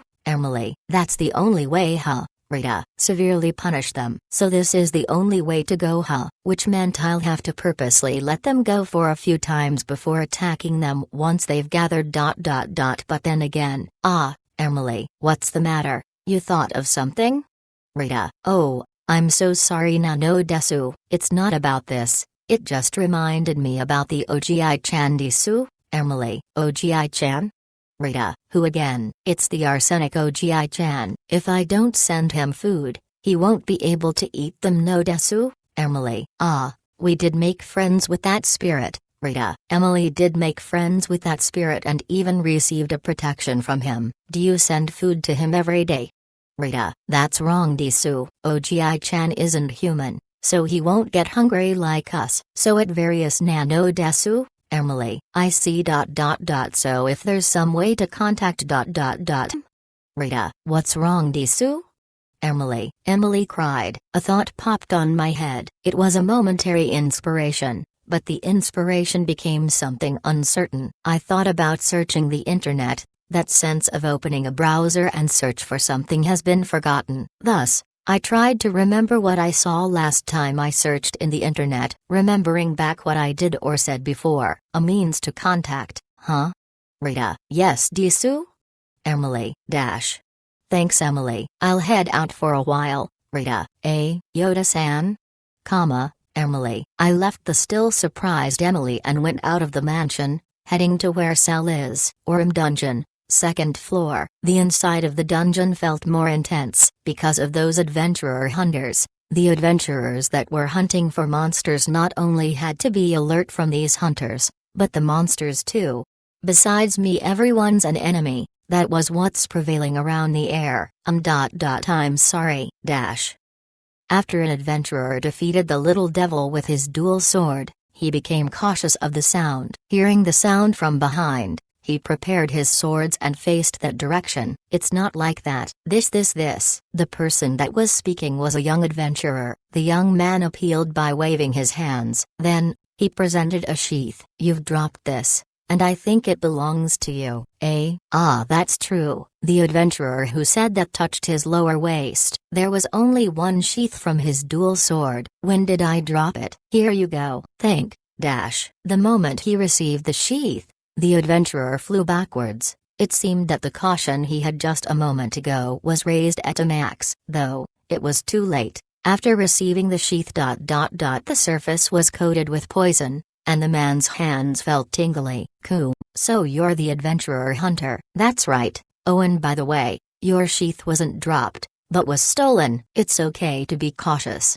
but if you're too wary of a murderer, you will fall into this kind of simple trap. Damn it. This amount of the dual sword adventurer get on his knees. He held his head and groaned. Ah, that poison won't just affect your hands, but it'll stop your entire body itself. C.K. The young man that turned out to be malicious approached the adventurer with the dual sword. He stood in front of the adventurer who had already lost his balance and could not move. Then he swung his hand up. Well, this is just a fee from you. You won't be getting such a fee. What? Another man appeared the moment he tried to descend his hand, facing in front of the young man, and behind the dual sword adventurer. Rita has appeared. Rita, who came from nowhere, kicked the side of the young man without saying a word. Orem Dungeon, the spirits room. I arrived here through the teleportation room. As I bow my head to Orem. Thank you. You saved me, Rita. I have not done anything worth thanking, but is that fine? Orem. That's not true, Rita. I shook my head in denial. Thanks to Orem, I was able to cross the biggest hurdle, so I thank you, Rita. I seriously did not do anything, because the only thing I did was, Orem said, as she pulled out a switch and raised it up to let me see. I'll only push this when I need to stop these human beings, Orem, and that is the #1 lifesaver, Rita. The switch is a device that Cell made, having it for all Shikaro dungeon, where it will signal any strong people of the appearance of a dungeon master. I handed out a modified version of that to Orem. Then, when I received the notification, I immediately head to that floor with the teleportation room. With this, I could minimize any casualty and maximize my efficiency. With this phantom hunting method, it should be a good way to stop these adventurer hunters. Well, if you put it that way, then I guess I'm fine with it. Orem, I'm sorry, but I'll have to ask you to help me for a while. I'll play again with you the next time I come, Rita. Deal. Orem. I lowered my head once more to Orem before leaving the spirits room. For a while, well, not really for a long time, as I've locked onto them, and the adventurer hunters spread. They were quickly dealt with together with Orem. Truly the work of Satisama. You even have the spirit of the dungeon serve under someone such as yourself. Cell was impressed by the completion of the request, as he was both surprised and at the same time, admiration towards me. Although I am only level 1, but with this unique skill, I am the strongest. Chapter 161. Late at night in Orem Dungeon's first floor. Damn it, it's the adventurer hunters. If you know about us, then hurry up. I'm sorry, but this is as far as you can go. The man who was threatening the adventurer with a rough face had a muzzle pointed at the back of his head, and his face soon tightened. Ritasutu, if you know about me, then it's easier. Rita. Impossible. That's too fast. I didn't even. What you gonna do now? If you leave Orem as is, I'll let you off just this once, Rita. I shoved the muzzle further onto his head, as I threatened him with a deep voice tone. I got it. Please let me go. I'll never come back ever again. You sure? Rita. Yes, I promise. Okay, Rita. I lowered my revolver, and the adventurer hunter ran away like a scared rabbit. I turned behind one last time, and he bit his tongue before disappearing outside of the dungeon. He probably won't come back again. I've already gotten used to Aurum, and predicting the signs of adventurer hunters, I immediately go to the place before they could do anything. For example, the middle of the night where everyone's supposed to be sleeping. Aurum would notify me beforehand, and waking me up I would immediately head to the scene. Hence the adventurer hunters were slowly diminishing, and the cases of robberies rapidly dropped. It'll eventually be gone. I kept my revolver, and talked to the adventurer. You alright? Rita. Phew. The young adventurer sat there on the spot. What's wrong? Were you hurt by him? Rita. No. I'm just really tired. Because of the boss's orders, we had to continue midnight hunting. Midnight hunting?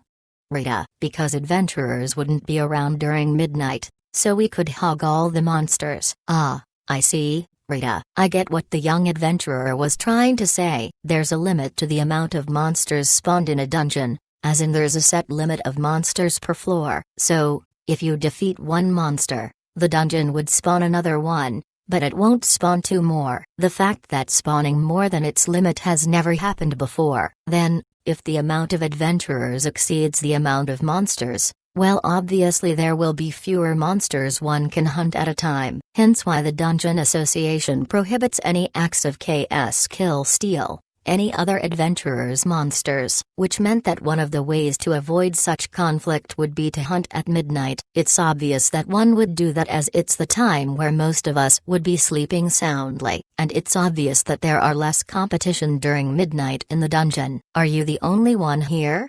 Rita. Yeah.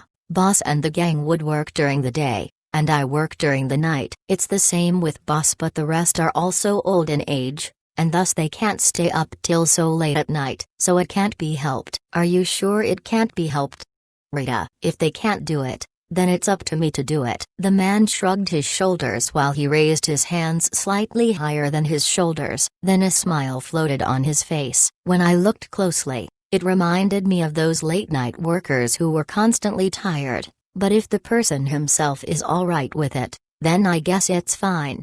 The next morning, using the teleportation room, I arrived at Aurum's room. A horn on its head, and wings on its back, and wearing a gothic Lolita outfit. That was Aurum, the spirit of this dungeon. The girl who had a childish atmosphere welcomed me with a smile. Rita. Are you fine today? There's no one like them inside the dungeon today though. Aurum. I see. I'm seriously thankful for your help, Rita. It's fine. It's fine. Didn't I say it before? It's nothing huge for me, Aurum. I'm still grateful. Oh, and you did mention that there's no one else like them in the dungeon anymore? Rita. Yep, none. The only ones are, people who I'm familiar with, those who are normally hunting monsters. Aurum. Is that so? I've promised to give you something in return, so where do you wanna go and play today? Rita. Really? I want to go to Rita's house. I wonder if I should move to a new house. Aurum. Oh right. You've never come to my house before, haven't you? Alright, let's head there right now then, Rita. Okay, Aurum. I pulled out my revolver, thinking of carrying her back like that. What's wrong? Aurum. No, I think this would be better, Rita. I held my hands up instead. In order to take Aurum out, it was necessary to defeat her once and then letting her be a rogue monster once she's outside, so it has been firing my gun at her thus far. It was a necessary procedure, and the person herself didn't seem to mind it, but striking a gun at her doesn't feel good either. So I decided to sue magic instead of my revolver. Repetition, Rita. Chanting the magic, I use the magic that instantly defeats an enemy. Then, Aurum became a 1-meter gold bar. In that instant, everything turned black, and I got dizzy as it was hard to stand straight. I knew this feeling. It was when my MP ran out. The consumption of MP for repetition changes according to the strength of the opponent. The Lord of the Dungeon, the Spirit Aurum. The MP necessary to insta-defeat her was so high that my SSMP was depleted to 0 for an instant. This was the most I've consumed so far. This is reasonable, Rita. While I mumbled to myself, I placed the muzzle on the base of my elbow and recovered my MP with the infinite recovery bullets. This wasn't anything bad, but a way to recover. It's like replacing the syringe with a gun. After healing my MP to the max, I carried Orem and returned to the mansion with the teleportation gate. Inside the residence of the house, sunset had come and Orem was relaxing there, sinking deeply into the sofa, a listless expression that was never before seen when she was inside the dungeon. This is a wonderful place, it's incredibly comforting, Orem. I know, right? All by the help of Emily, Rita. It's too comfortable. What should I do, Rita? Orem. Orem showed a troubled expression. What's wrong, Rita? I don't think I can get out of here anymore, Orem. Orem appealed to me with a clumsy expression. She looked like those who sat inside a kairitsu and doesn't want to leave. Well, I get her. It's like Emily has casted a powerful magic to warm the house up, and that level has already reached at the grade of a kairitsu. Do you want to move in here? There's so many empty rooms too, Rita. Is that alright? But I can't, Orem. Why not?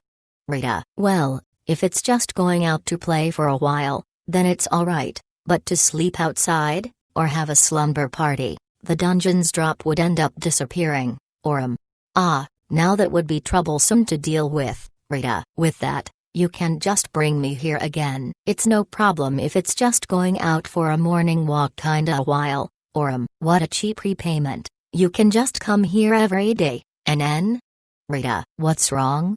Orem. While relaxing on the sofa, Orem tilted her head while looking at me. I digested the words that she said. Sleeping outside. If she were to spend the night away from home, then the dungeon drop would disappear. That sentence repeated itself inside my head. Really, what happened to you? It's not like I'll come here every day. Once in a while would be fine. Since I'm a spirit, my perception of time compared to you humans are different. Orem. Rita. What is it? Why did you shout? Orem. Being startled, Orem was pulled around. Is what you said just now true? Rita. What is? Orem. That if you spend the night out then the drop would disappear. Rita. Yeah. If I'm not mistaken, the dungeon would lose consciousness if I were away for too long. Orem. What's wrong with that? She looked at me with those eyes. I thought for a while, and came up with a lot of stuff. As an adventurer, as the Dungeon Association chief, and, as a former company slave, I've thought of various things on various angles. Orem. Do you want to live here? I'll send you back every morning, Rita. As I said, if I were to stay outside the drops, Orem. My house is nice, you know. Emily is coming home soon, and the rest. Alright, even Bonnie-chan is here, Rita. Bonnie-chan? Orem. It's one of Alice's friends. I'm sure you'll like them, Rita. As they're born in Orem. Orem, who got persuaded with sweet offers, watched me with her eyes at the top. Is it really okay? Orem. Yes, Rita. Thanks, Rita. Orem. Then she smiled strangely. With that, Orem of the Spirit Dungeon would stay in our mansion. The next day, in the village of Indole, I, as Indole's Dungeon Association chief by name, made an announcement. It was the announcement that Orem would not have any drop during midnight. The adventurers that stood in front of the notice board were talking to each other. It would be an inconvenience if the drops would disappear during midnight. It won't. Okay, it's not like we'll be hunting during midnight, we'll all be sleeping. But those who have to, rather, didn't they also write that the drop rate would increase again, even though previously it increased? But now they're further increasing it? The adventurers all agreed while making noises. Just by looking at some, they weren't happy about the news, but the rest had a stance of, well, it's not like anything has changed. We're asleep anyways during midnight, we're many. This should do it. I thought of a similar case when I saw a news that the family restaurant would quit business at midnight. Hey, someone called out to me from beside me. When I turned, it was the young adventurer from before, the person who was doing midnight hunting yesterday. Was it you who did that? No, the spirit did it on a whim. Even spirits have to sleep at night, Rita. I see. Then can you convey a message to the spirit? What is it?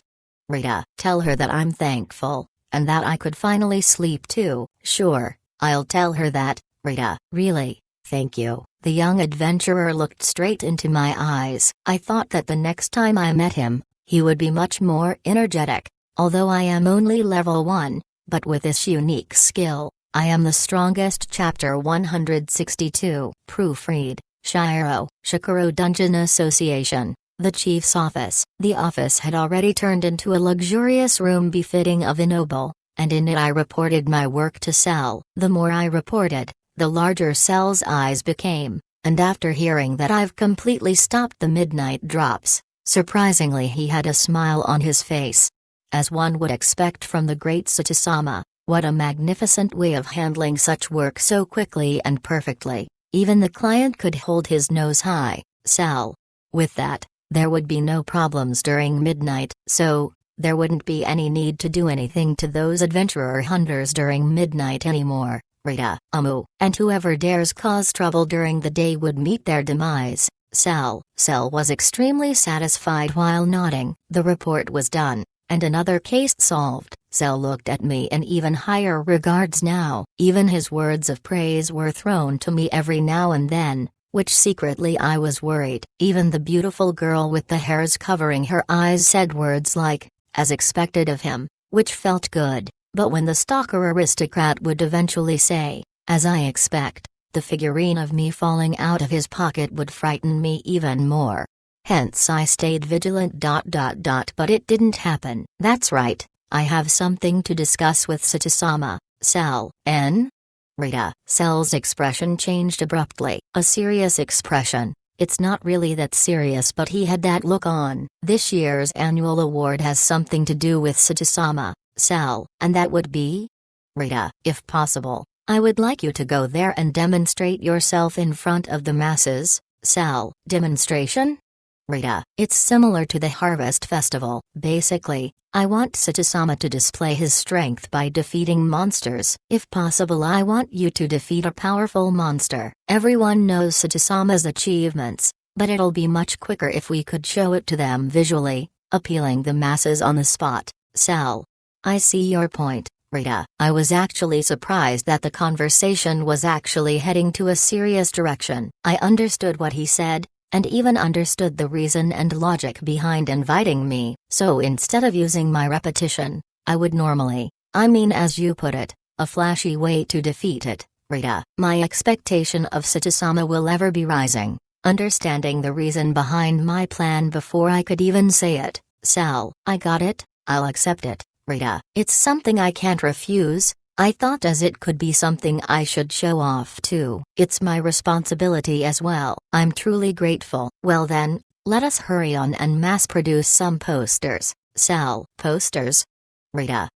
It's to let people know about the people who are participating in the award. By putting Satsuma at the highest rating of 7, then within your family the bunny would be 5, hammer would be 2, and the rest would be 1, dash. Cell. Wait just a moment. Rita. The information suddenly increased and I was confused. Then, I placed one hand on my forehead, and the other hand out to stop Cell from explaining. Then, I thought of various things. What would the posters look like?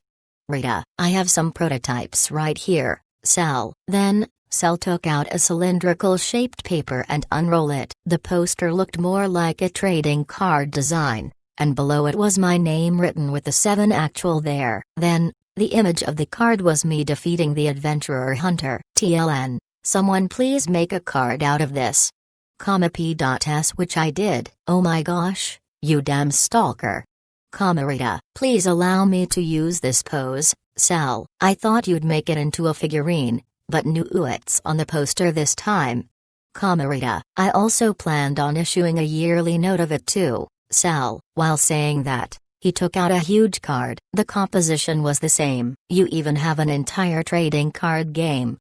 Rita. It'll be popular for adventurers and the kids even. It'll be a hit. Cell. Of course it'll be It's almost like those baseball card collections. Rita. There's even limited edition cards. In commemoration of the award, I've created a collector's edition of all the Rita family members gathered. Cell. Just how much are you gonna continue? Rita. What's more, oh whoops. Cell. Clink. A figurine fell to the ground, same as the card and poster. It was a pose of me defeating the adventurer hunters. Excuse my rudeness, I also have all the combinations of Satsuma and his friends. a two-shot version. The two-shot version would result in a 5 cell. I knew you would create a figure of me with that pose, the figure that you picked up. Camarita, I retorted too much that my head started to hurt, giving me a migraine. About the cards and the ceremony talk, only Cell could do that. However, a stalker that does his job is scary. That's what I thought when I saw this phenomenon. TLN note, I just came back from playing a TCG, hilarious I tell ya, although I am only level 1, but with this unique skill, I am the strongest. Chapter 163. Proofread, Shiro, Nonium Dungeon, the 7th floor. There I was hunting the mummies who were covered in a layer of electricity on their bandages. I was working hard on my technical skills as the floor had a restriction on magic. As usual, today I was focusing on sniping my foes by maintaining the accuracy of my hits. With the right timing, I counter their attack. This wasn't your usual brain-dead farming. I actually have to put in the effort on practicing my technique. After hunting for a while, I realized that I'm becoming more conscious about my attacks, which made me more confident in executing it much better.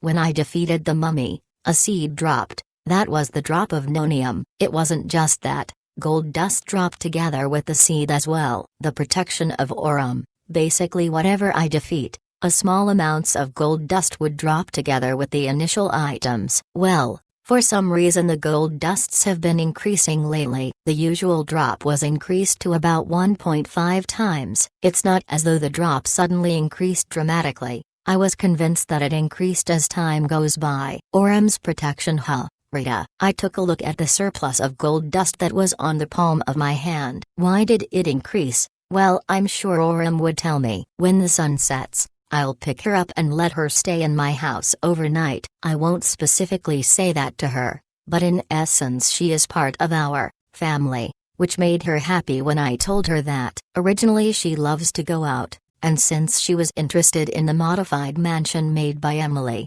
it sort of became like that. Well, of course she'll be happy about it, and knowing that Aurum is happy, I too was overjoyed seeing her like that. Putting the gold dust into my pouch, I started my hunting session again. Today's sniping for revolver was a 100% accuracy. At night, the living room of the mansion. After we had our dinner, those who had things to do separated with us, leaving only Emily, Aurum, and I in the living room. Everyone's so busy today, huh, Rita? Yes, Disu. I heard that for the next 2 days, magical storm would hit in Shikaro again. Thus, Celeste-san is working hard tonight as well, Disu? Emily. Oh, no wonder. How about Alice and Eve?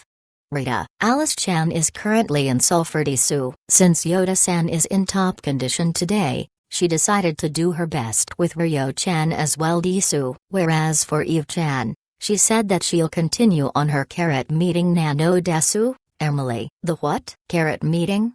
Rita. It was news to me that if I'm in my top form, Ryo-chan would be as well. But I was even more interested in this carrot meeting that Eve was going to. Yes, Disu? Emily. What is this carrot meeting? Rita. I'm sorry.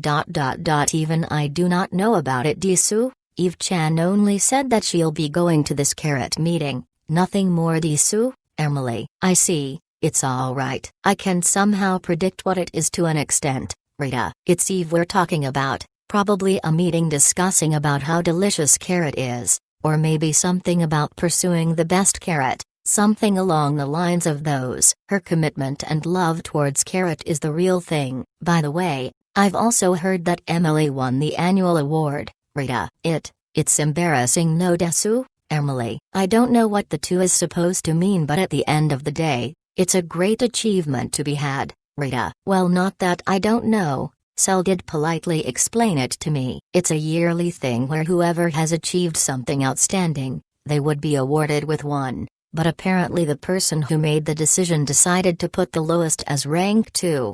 Something like the Nobel Prize or the Akutagawa Prize. It felt like those class nomination for the big prize every year. I feel like I didn't do much though, Disu. Emily. That's not true. These days, the fan for Emily Hammer have increased drastically. Plus, aren't they already creating a new model for you? Rita. Yes, You're right, Desu. I think they're gonna make it easy to carry for the next version, no Desu? Emily, I've also heard that you were offered to sign their hammers too, right? Rita, what? How did you know about that, Desu? Emily suddenly became flustered. Her face became bright red, and her eyes were almost the shape of an X. Even her hands were waving around, which made it all the more adorable to tease. Well, while I was walking in the streets, I saw one of the adventurer holding a hammer with your signature on it. Apparently the person who had the hammer was showing off. Rita, Emily, that's amazing, Emily. Aren't you famous now? So, once that new model is out, I'm sure it'll sell well. Ah, that's right. Before that, a trading card of it would come out first. Oh right, please sign my magic card too, Emily-sama. Rita, Yoda-san is bullying me, Nano Desu tilde. Emily, I finally shut my lips. That pouting expression is also adorable. I apologize for teasing her too much, and her expression finally returned to being just as adorable as before. I realized something. Orem, who was with us in the living room, did not utter a single word. It was rare of the bright and cheerful Orem to not join in the conversation, I thought as I looked at Orem's direction. Orem, hey Orem? Rita. Orem. Orem was in a daze. While looking at nothing, strangely her face was blushing. Orem, what's the matter with you? Rita. What is it, Orem? What do you mean, what is it? What's wrong? Staring into nothingness, Rita. Orem, TLN, what is this adorable creature? Can I bring her home, PLS? Again she looked at nothingness and started to daze again while nodding occasionally. She then continued replying as such. Seriously, what's going on with her? Excuse me for a second, Nano Desu? Emily. Emily suddenly stood up and placed her hands on Orem's forehead. It seems like she has a fever, no Desu? Emily. A fever? Rita. Yes, Desu. Emily. Similar to what Emily did, I placed my hands onto Orem's forehead and checked. Oh my, she's burning. Rita. She's sick, Nano Desu? Emily. This is severe. Isn't it around 40 degrees Celsius? Rita. Phew. Orem. Though she was burning, the person herself could not understand as she was still in a blur. Outside of Orem's house, Emily came out of Orem's room as I was waiting outside. It's probably a cold, Nano Desu? Emily. A cold? I guess even spirits can catch a cold. Rita. Her symptoms seems to indicate it's a cold, Nano Desu? Emily. Well, that's true, but, Rita, staring blankly, and having a high fever. As soon as we brought her back to her bed and laid her down, she started to have a runny nose. Well, if it's a normal human being, then I'm certain that it's just a common cold. This is just my guess, but since Spirit San has been inside the dungeon all her life, Desu, she has a low resistance against diseases, no Desu? Emily. It's something like growing up in an aseptic chamber all her life. Rita. An aseptic chamber? Emily. Basically what it means is that she has been growing up in a state of overprotection, so her body is unusually weak. Rita. Oh, that makes sense, Desu? Emily. Now I get why. Rita. I looked at the door of her room. Behind this door was Orem with a cold, and was heating up. If she really has a weak immune system which caused her to have a cold, and the one who brought her out was me, that's different, no Desu. It's not Yoda-san's fault, no Desu? Emily.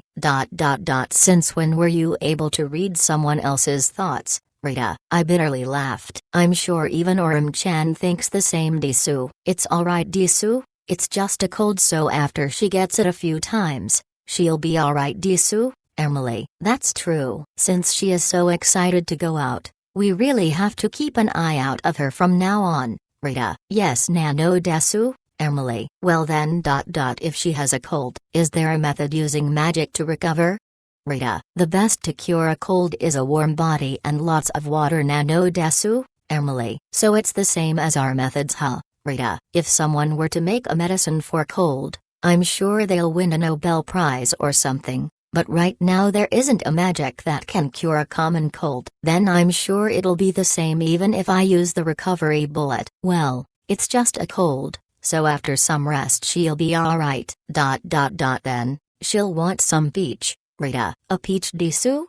Emily, yeah, something like a can of peaches, or probably a peach syrup would be better. It's the most effective during a cold, Rita. That is wonderful no Desu. I'll go buy some peaches Disu, then make some right now for her to drink Disu, Emily.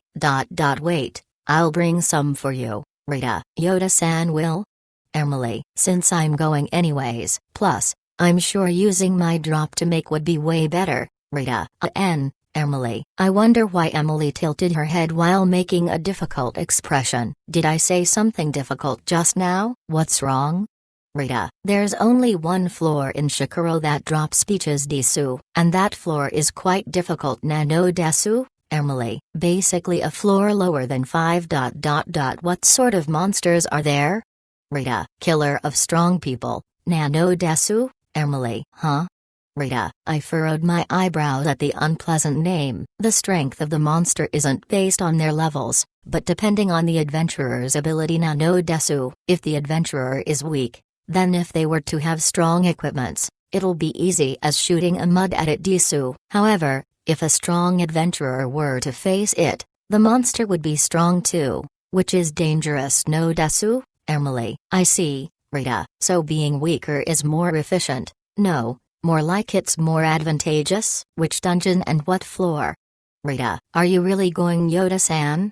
Emily. Yeah, Rita. But it's dangerous Desu. Emily. Even if you say it's dangerous, Emily. I really want Oram to have something delicious, and the feeling of being thanked. I won't forgive myself if I ever run away from it, Rita. But, Emily, since we're having Emily as the best chef to cook, it's better to have the best ingredients to go along as well, Rita. Yoda-san, Emily. Emily looked straight at me. Her face has the word worry written all over, but eventually, it turned into a smile. Yoda-san really is Yoda-san Nano Desu? Emily. I'm sorry about it, Rita. You don't have to apologize. I'll go ahead and prepare the things then Desu? Emily. Alright, please wait for me then, Rita. I opened the door slightly, and on the bed was Oram sleeping with a pained expression. Wait for me. I'll get the best peaches for you right now. Although I am only level 1, but with this unique skill, I am the strongest. Chapter 164. Proofread, Shiro. When I entered the dungeon using the teleportation room, I immediately realized something. It felt different from the rest of the dungeons that I've been before, but then again it looks exactly like the rest of the dungeons. There were no adventurers around. It's as if the entire dungeon was created like one huge arena. The structure was similar to how Sulphur was, another dungeon that forces adventurers to solo HUD. Well, if it wasn't like that then it wouldn't be called the killer of the strongest, Rita. I waited at where I stood for a while. There were barely any pillars blocking, which you could see a vast space at a glance. If it's similar to Sulphur, then the monster would appear anytime soon. While thinking as such, I took out my revolver and loaded some bullets, then using my wind cutter beginner magic to test whether I could use magic, I waited some more.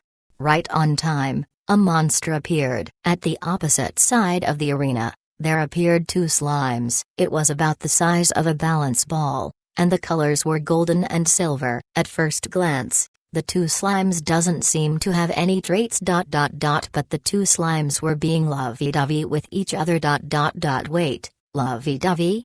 Thinking about it while tilting my head, I looked at it again and they were really flirting with each other. They were grinding their bodies with each other, and heart marks were floating out of their bodies. If that's not flirting, I don't know what is.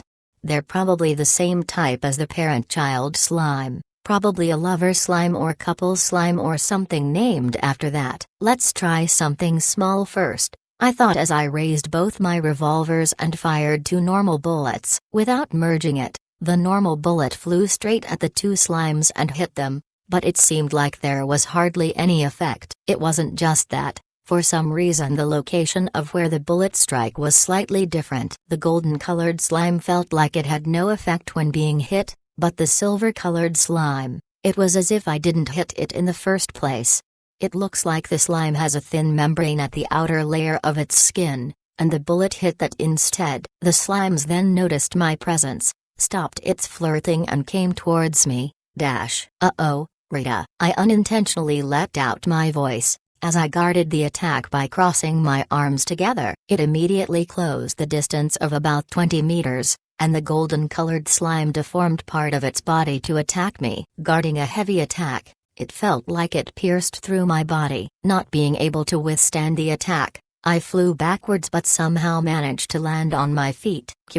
Rita. My hands felt numb and they were trembling. Without having the time to breathe, the gold slime immediately thinned the distance again. I quickly dodged the attack. The ground where I was at made a hole from that attack, causing stones and dusts to scatter around. Then, grasping that little time I had, I somehow managed to fire a recovery bullet on my trembling hands. The damage quickly lightened up. At the same time, the gold slime attacked me again right as I just recovered. I stepped backwards as it landed in front of me. Then, with all my might I punched the gold slime. The attack connected, and the gold slime was sent flying away. It bounced away at about 20 meters, right back to where the silver slime was. It was bouncing like a gummy ball. Even the noise it made was similar, and the gold slime landed normally. It doesn't seem like it has taken any damage. Are you kidding me? Clicking my tongue? This time the silver slime flew towards me. The speed was similar to the gold slime, and even the deformed shape was similar when it attacks. I caught hold of it midair, then throwing it down on the ground, I punched it again. While punching it, the silver slime attacked at the same time. Exclamation mark.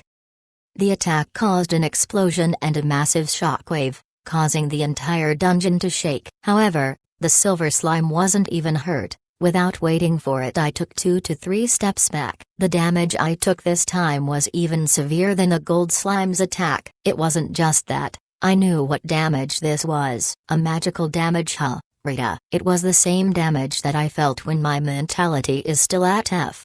Plus, it's different from the gold slime. The gold slime's attack is a physical damage, and the silver slime's attack is a magic damage. I see. I was strangely convinced. Then, I once again let the gold slime attack me. My arms were numb, and confirming it, I quickly recover with the recovery bullet. The gold slime's power is almost the same as mine, so that's what Emily meant when she said that to me. The killer of the strongest. The monster would match the adventurer's strength to defeat them. Not only the power was similar, the speed of the gold slime was similar to me. This is tough. It's tough to deal with, but the gold slime that kept on sticking close to me was grabbed by me and was tossed away. After counter-attacking it by throwing it away, I fired a homing bullet. The homing bullet that was aiming towards the gold slime was to buy some time. Without wasting that precise time, I went towards the silver slime. Holding both revolvers, I fired repeatedly. It was the maxed out strengthening bullet and the lighting bullet,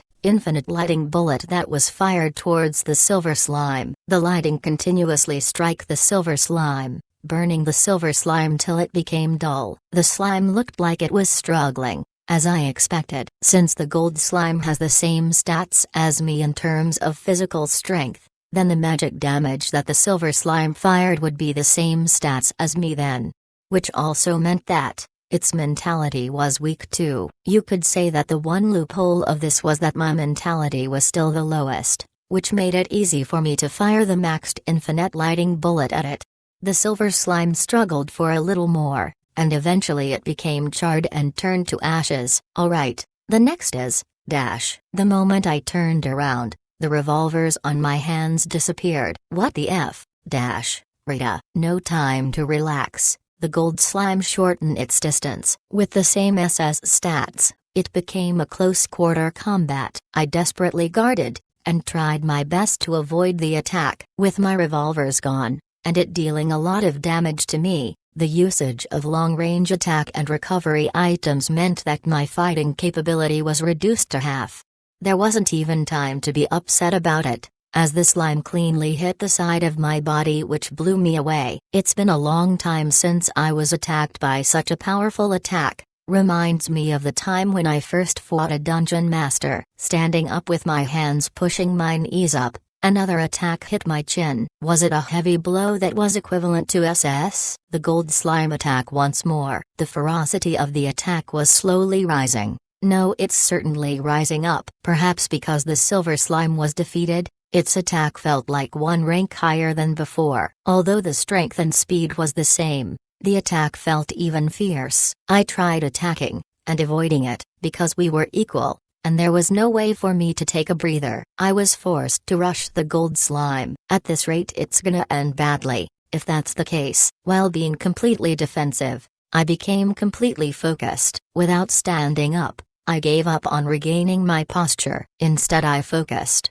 I sharpened my senses and waited for a chance. I did not care about the throbbing of my arms, and the damage accumulated on the core of my body. Gafu, Rita. I could taste something from my dried lips. It was the taste of iron that spread in my mouth. Even so I focused, and sharpened myself.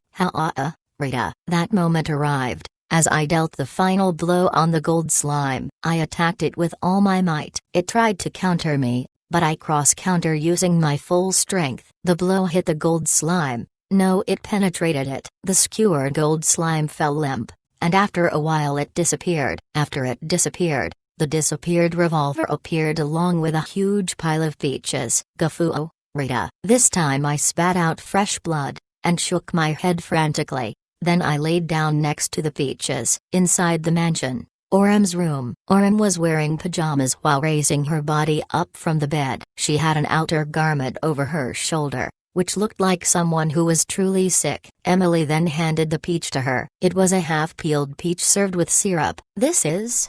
Oram. This is a peach no desu. When you have a cold, you will get better as soon as you eat his no desu. Emily. Is it a magical drug? Oram. It's different no desu tilde. Emily said with a smile on her face. Oram tilted her neck but still took it anyways. Then stabbing the peach with a fork, she brought it to her mouth. Immediately after, her eyes shone. Her eyes were wide open and were shining brightly. Delicious. Oram. I think you're exaggerating a little, Rita. But it's seriously delicious. It's really delicious. Oram. I see. I'm glad to hear that, Rita. The peach was obtained by Yoda-san no desu. Emily. Is that so? Oram. Well yeah, Rita. Thank you. For my sake, Oram. Don't mind it. I just defeated a monster to get it, that's all, Rita. Thanks, Rita. Oram. What's wrong?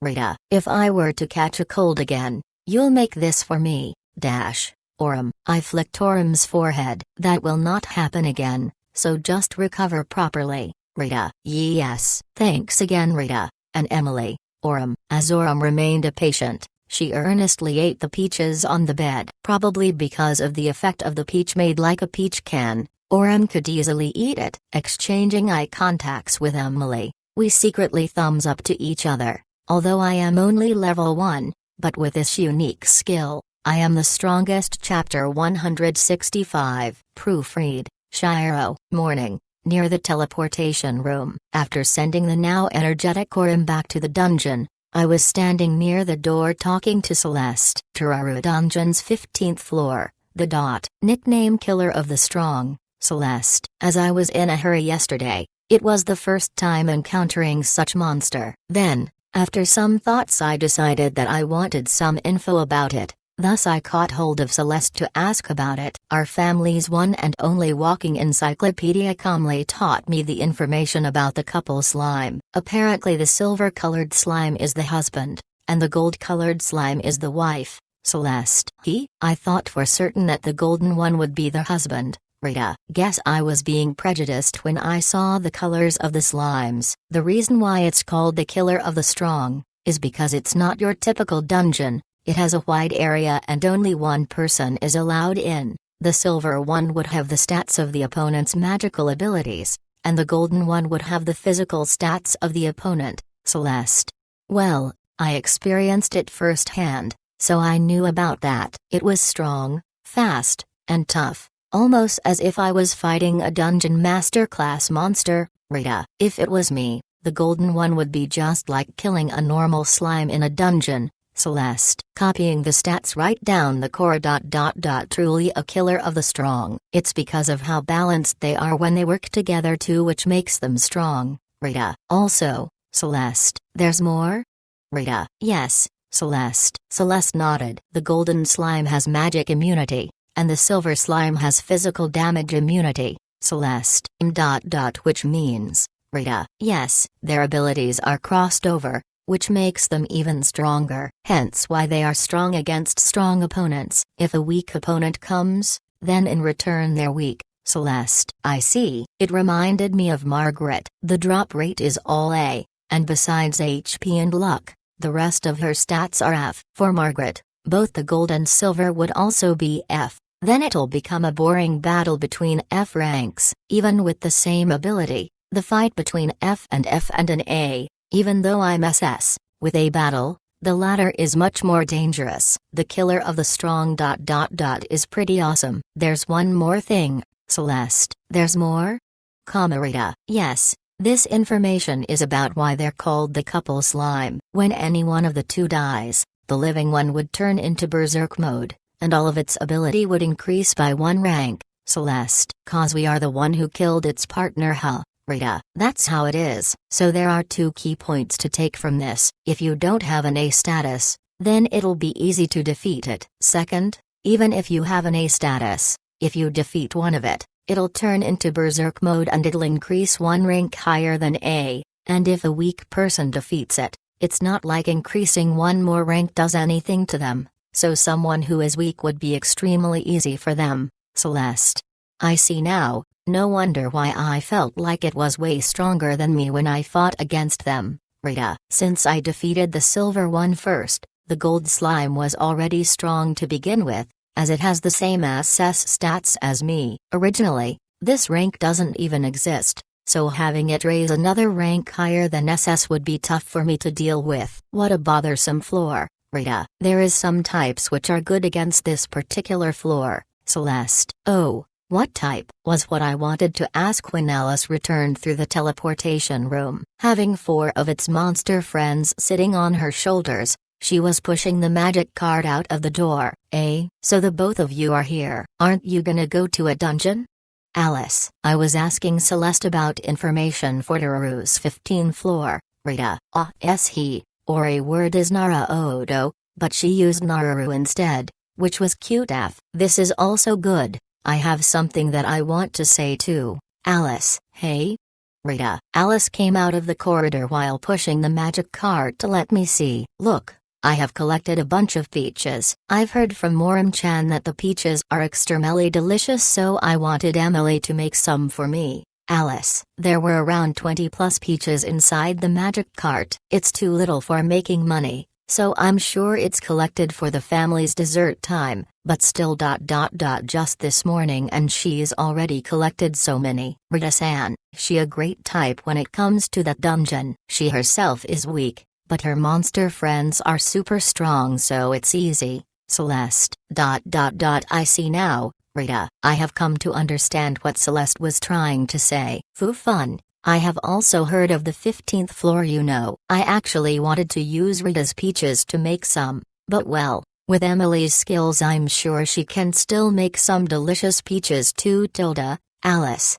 As Alice said that, she pushed the magic cart away. I'm sure she's heading to where Emily was to hand it to her. I'm unfit. Tararu Dungeon, 15th floor. I went to the stadium-like dungeon using the teleportation room. After waiting for a while, the gold and silver slime appeared. It felt the same as yesterday, and if you look at them closely, you could see the gold slime is sticking close to the silver slime. Well, I guess I'm more or less convinced that the silver slime is theoretically more boyish. Rita. I rushed towards the slime. The 2 slimes noticed me and break apart and attacked me at the same time. Lightning speed. Whilst guarding the silver's attack, I grabbed it and threw it like there's no tomorrow. The remaining golden slime attacked, so I avoided its pierced attack and counter. Keeping my senses sharp, I continued rushing as is. I pushed the golden slime against the wall of the stadium, and slammed it, causing the walls to crack. Then from close distance, I continuously fired, a zero-distance penetrating bullet, a myriad of bullets that continued to shoot at a single point, causing a gouge in the body of the slime, similar to drilling it, and eventually piercing through it. Poof! The indication of the sound signified that the golden slime has disappeared, and the 2 revolvers that I was firing disappeared along as well. When I turned, I could see a change in the silver slime. The silver slime's body was covered in a golden aura. I see, so that is the strengthening. However, Rita, I leaped towards the silver slime and with my hands out I cast a spell. Repetition. The strongest single target magic. No matter how strong my opponent was, no matter how much it strengthens itself. When I use this magic, the magic that instantly kills the opponent the moment I chant it. The silver slime disappeared. Then it dropped Peaches and my revolvers. I picked them up. If I put in my all, even I can farm it. If I could kill the golden slime first, then the silver slime would be easy after I use repetition. By the way, the golden slime is irritating. You are your own's worst enemy, as it has the characteristics of magic immunity. Suddenly, I felt something dripping from my jaws along my cheek. For a second I thought it was 100% my sweat. But as I wiped it with my hands it was blood. I touched my cheeks, and I knew it was a sharp cut. It seemed that I was scratched while trying to counter. As expected, after all it has the same SS stats as me, it won't be so easy. However, I recover my HP and MP by just injecting the recovery bullet and waited for the next round. After a short while the new gold and silver slime appeared again. I challenged them again while fighting them with my full strength. I isolated the silver slime first before beating the gold slime with haste. How to defeat an opponent equivalent to you. That was how I fought. That day, I stayed on the 15th floor for an entire day. Besides, I could get more family desserts. I have collected a total of 770 piros of peaches that day. I thought that there was still room for improvement, although I am only level 1, but with this unique skill, I am the strongest. Chapter 166. Proofread, Shiro. At night, one of the rooms inside the mansion that was converted into Dot. I was nervously looking at Elsa. She was currently holding onto an accounts book while counting the figures. It was for today's earnings. It has been some time since I was nervous about knowing the total amount. While secretly praying and waiting, Elsa looked up and smiled at me. Congratulations Rita-san. Elsa. Ooh, which meant, Rita. Yes, you have reached over 1,000,000 piros for today's earnings. Elsa. Alright, Rita. I was so happy that I did a guts pose. For a day, well to be honest, it was half a day when I earned that amount, but that wasn't the reason why I was happy. Today, I was hunting at Dururu Dungeon's 15th floor and have finally earned over 1,000,000 piros from that floor alone. The floor, I let my body memorize the movements of the monsters, which resulted in me optimizing my every movement like in shogi. The first time I did that, I earned around 770 piros, which was a significant increase than the previous run. Earning 1,000,000 piros isn't really a feat, but against it really was a huge achievement for me. You're amazing Rita-san. I'm pretty sure you're the world's first. Elsa. World's first? Rita. Yes. The world's first to earn that much on Dururu's 15th floor in a day. Having low drop rates in a dungeon is bad, but most adventurers with a high drop rate would 99% be strong in terms of abilities. Elsa. I see, Rita. Well, I knew Rita-san could do it. Elsa. As Elsa said that, my self-esteem went up. What's more, doing it in half a day is even more amazing. Elsa. Well, the half a day is a rule that I set for myself. Due to the long standings as a corporate slave on Earth, I try not to enter the dungeon during evenings unless there is nothing much to do, which meant that I only enter the dungeon during daytime, and the first half of the morning is used for collecting seeds in Nonium. So my working hours essentially starts from 12 o'clock to 5 o'clock based on Earth's time. Instead of half a day, I guess it's like a quarter of a day. Elsa, who was dispatched from the shop, knew it as well, hence why she was showing such expression. It'll be unpleasant if these are just false rumors, but because it was genuinely what I accomplished, so the praise made me felt good. Basically hearing Elsa's words gave me twice the happiness. Alright, shall we have a drink tonight?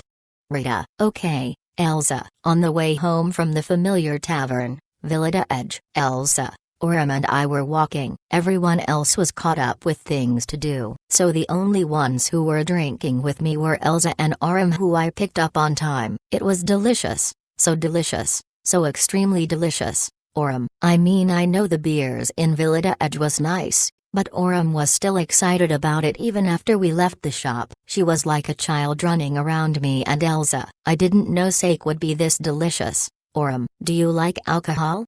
Rita: yes, it's fluffy and it feels good. Oram: I see. Shall we try out more alcohols? Rita: there's other alcohols? Oram: of course, there's wine, champagne, whiskeys, and many more. Rita: Oram's eyes lit up as she was in awe. Since she has just recently left the dungeon, her reaction was like an innocent child hearing about something for the first time. When I looked at her, it made me want to let her experience more things. I didn't know there's so many of them. Oram: yeah, that's right. Oh, that reminds me, I think there's a pub here that has liquor containing gold dust inside? Rita: gold? Can you drink gold with alcohol? Oram: yeah, well, it's not just that. There are other things that can be mixed with alcohol. I heard that it's good for nourishing tons of. Oh, sorry, it's just a story from where I was. Rita: then let's help Emily to make dishes with gold inside starting from tomorrow. Oram: huh? Alright, since you can just make gold normally. Rita: yeah, an all-you-can-eat buffet. Oram: no, wait, Rita, the way she said was interesting in itself. Gold, an all-you-can-eat buffet of gold. That wording was kinda funny. Well, from the gold spirit Oram's perspective, gold is inexhaustible for her. All you can eat gold. It might be interesting. Who knows, eh? Elsa: what's wrong, Elsa? For you to suddenly stop. Rita: over there.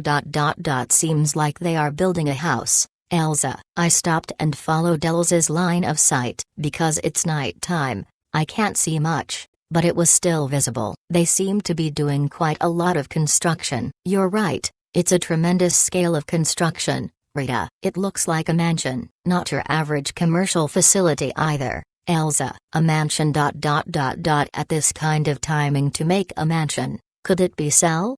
Rita: let's go and ask. Elsa said as she walked to that direction. Who are we asking again? I thought, but there was a man who was probably working night shift as a guard there. As she ran towards him, Elsa talked to the man for a moment before coming back. It looks to be Stemsan's house. Elsa: I knew it, Rita. It seems like they are going for a castle-like look rather than a mansion. Elsa: hey.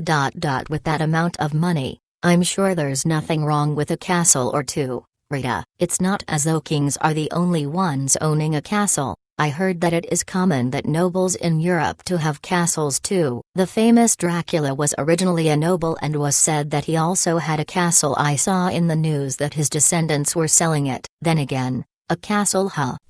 What's wrong, Rita-san? Elsa: ah no, when you mentioned the castle, it reminded me of the word. Rita: a bronze statue? It certainly seems to be a castle. But what about that? Elsa: no, just thinking too much, Rita. I said that as I tried shaking the thought out of my head. No matter how much, I'm sure it's not possible. Right? Wait a minute, Elsa. Elsa then ran to the man again and came back after asking about various things, this time with a tremendously odd expression. Are you kidding me? Rita-san. Elsa: don't tell me. Rita: yes. It seems like they're making it, a bronze statue of Rita-san. Elsa: so he really did make one, huh? Rita: moreover, I heard that the bronze statue is changeable. I was told that it would be a bronze statue that can be turned into various poses by supplying magic. Elsa: seriously, what a waste of technology to create such a thing. Rita: again, I was getting slight goosebumps from what this cell stalker is doing. I have to have a word with him tomorrow to make him stop building this bronze statue. But it seems like it's going to be a splendid residence. Elsa said as she tried to divert the topic. Yeah, I guess so. A man with power and money would make such things. Rita, is that so?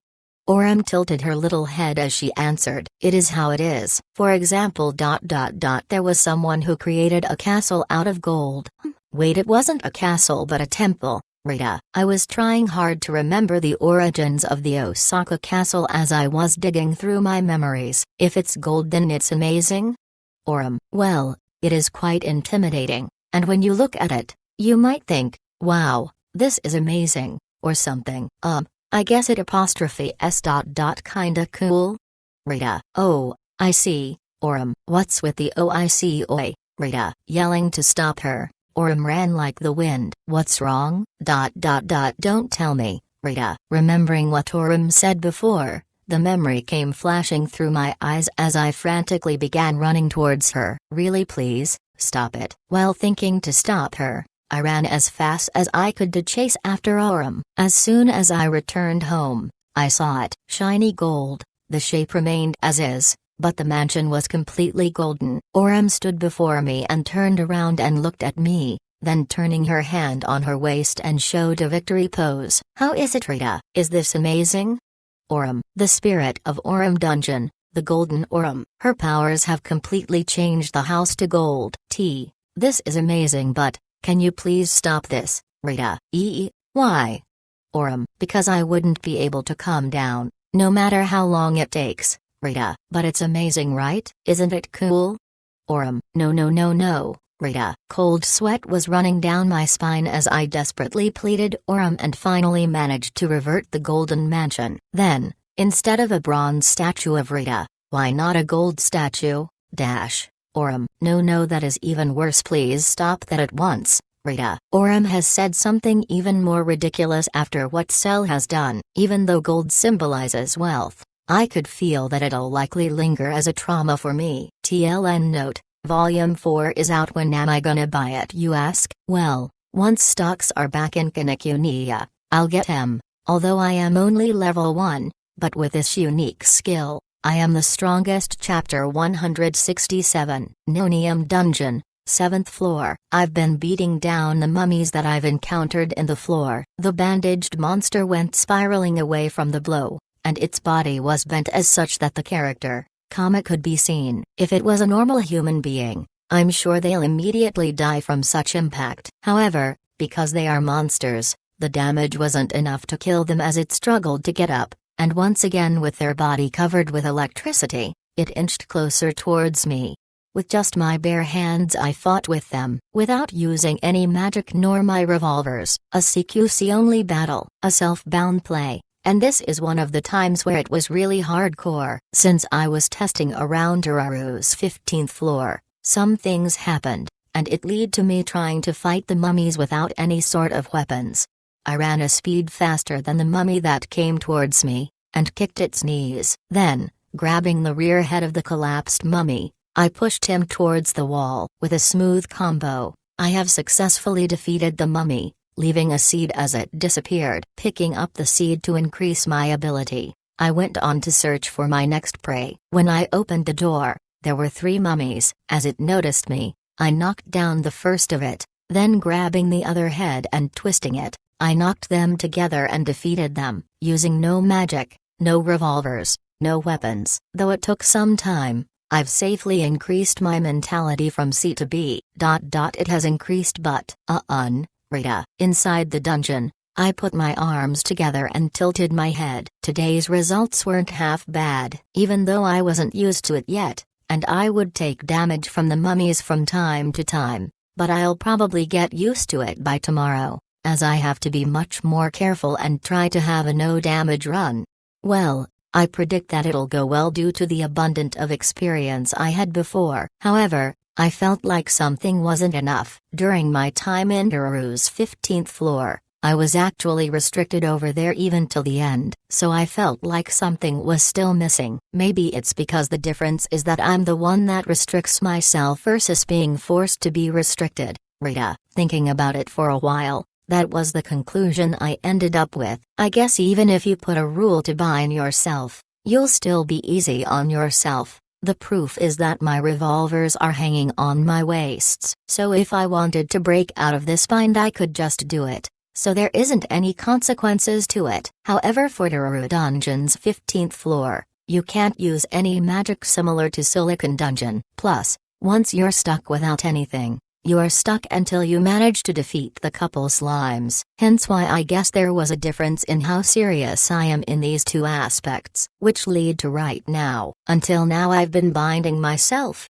but maybe it'll be better if I'm in a situation where I'm actually restricted. Rita, it's contrary to what adventurers of this world thinks. For the adventurers, if they can find a stable way to farm, then they're content. But for me, I'm thinking of overcoming my difficulties. It's two exact opposite ideology. However, I'm sure it'll be better to do it, as was the case so far. When the time comes, technique and experience is far more important during emergencies. So in order to do that, I'll have to challenge myself. And so, Rita, I thought for a moment before returning to my mansion using the teleportation gate.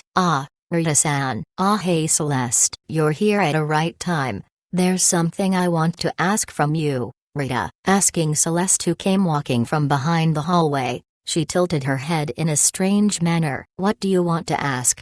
Celeste. Celeste, you're very knowledgeable when it comes to dungeons, right, Rita? Yes, you're right, Celeste. Celeste spoke with a bit of a humble brag. Is there anything you like to ask about concerning a particular dungeon? Celeste. Yes, that's right. A binding dungeon. No, wait. Is there a dungeon or floor that restricts someone? Rita. Celeste. Something similar to a rogue dungeon like Aurum, or like Silicon, where they restrict magic, or some special floors like Doruru's 15th floor or Nonium's 6th floor. Basically, I wanted to ask if there's any other special dungeons like the ones I've mentioned, Rita. So you want to know more?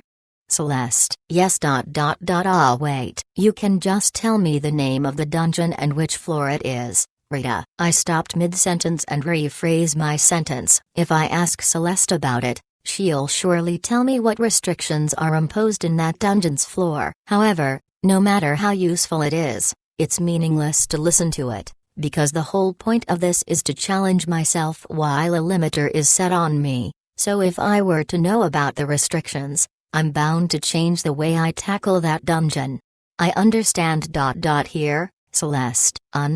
Rita. Celeste took out a folded paper and handed it to me. It's a small folded paper. The edge was messed up as it felt like a receipt that has been in the wallet for a long time. I received and unfolded it. The dungeons and floors were written on it. This is?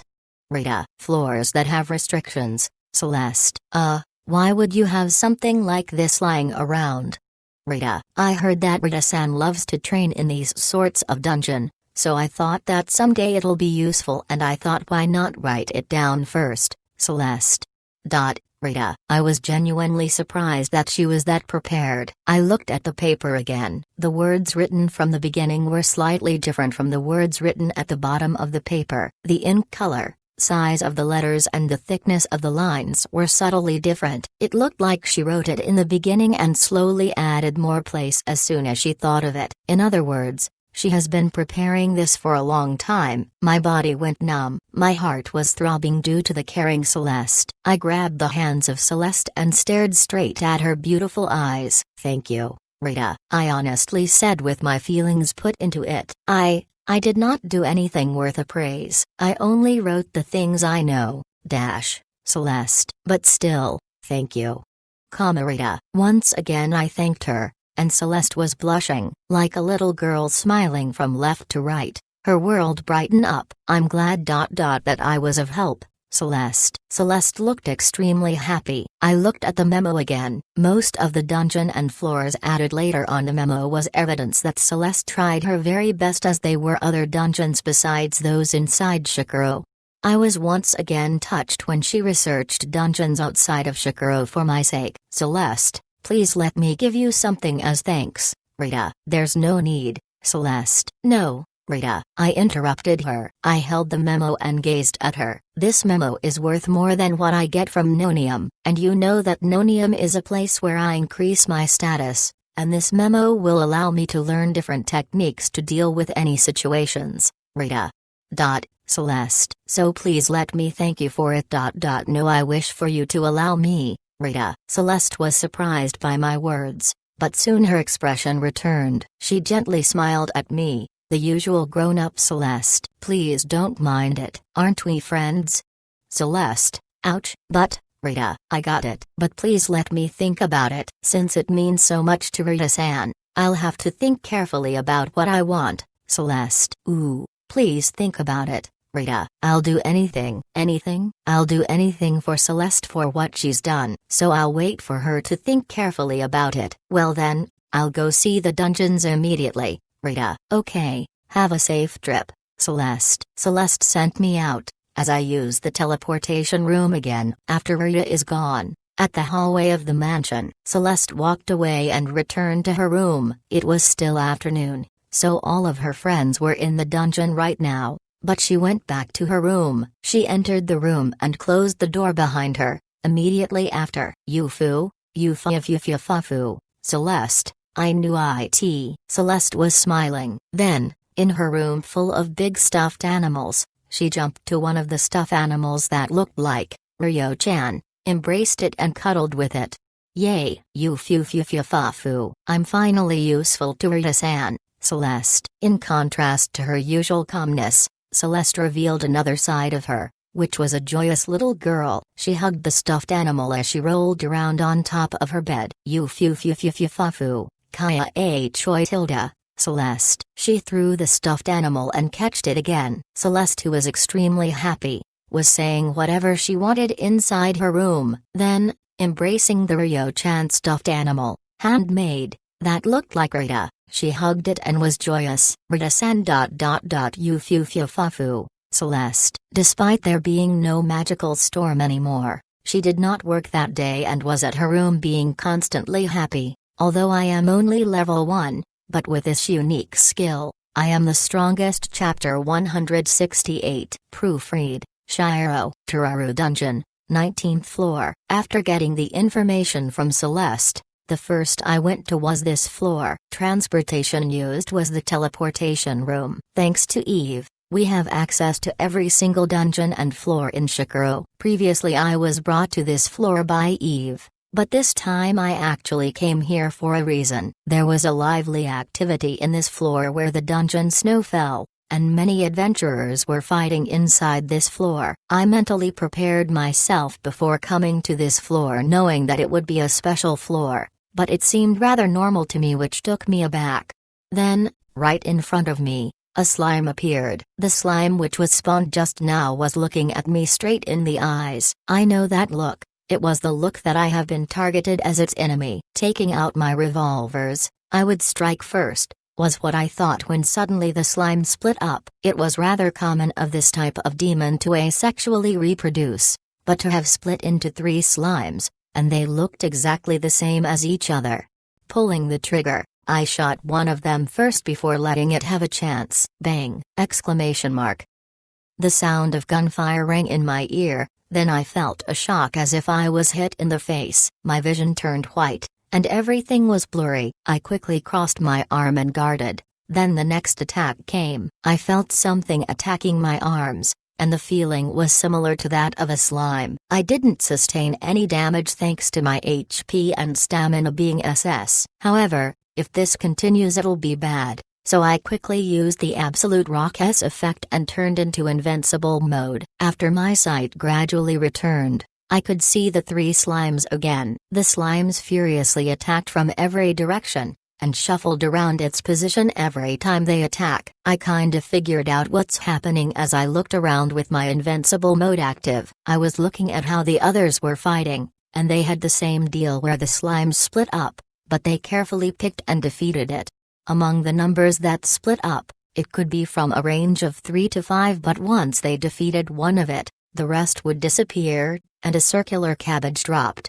The other adventurers normally defeated it, but I could see that it took a lot of cautiousness in order to defeat the right one. Only one of the split slime is the real one, and if you don't find it you'll never defeat it. Switching to my homing bullets, I fired it and it flew right on top of the 3 slimes. The direction of the homing bullet immediately changed, moving towards the left slime's direction. After hitting the slime, the cabbage dropped. So I really have to defeat the real one. Canceling my invincibility mode, I encountered another slime. The slime immediately split up, and this time it shuffled around first.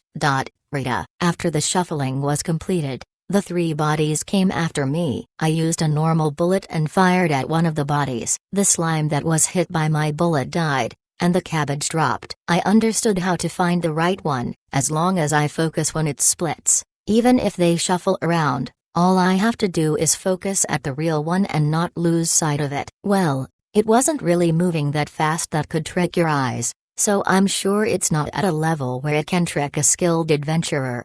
But it's good training. It's good training for looking at the high-speed shuffle and spotting the right one, so let's do that for today. Meeting a slime, allow it to split, then focus on the right one, and attack. I was pushing my magic cart while walking around the dungeon while killing slimes.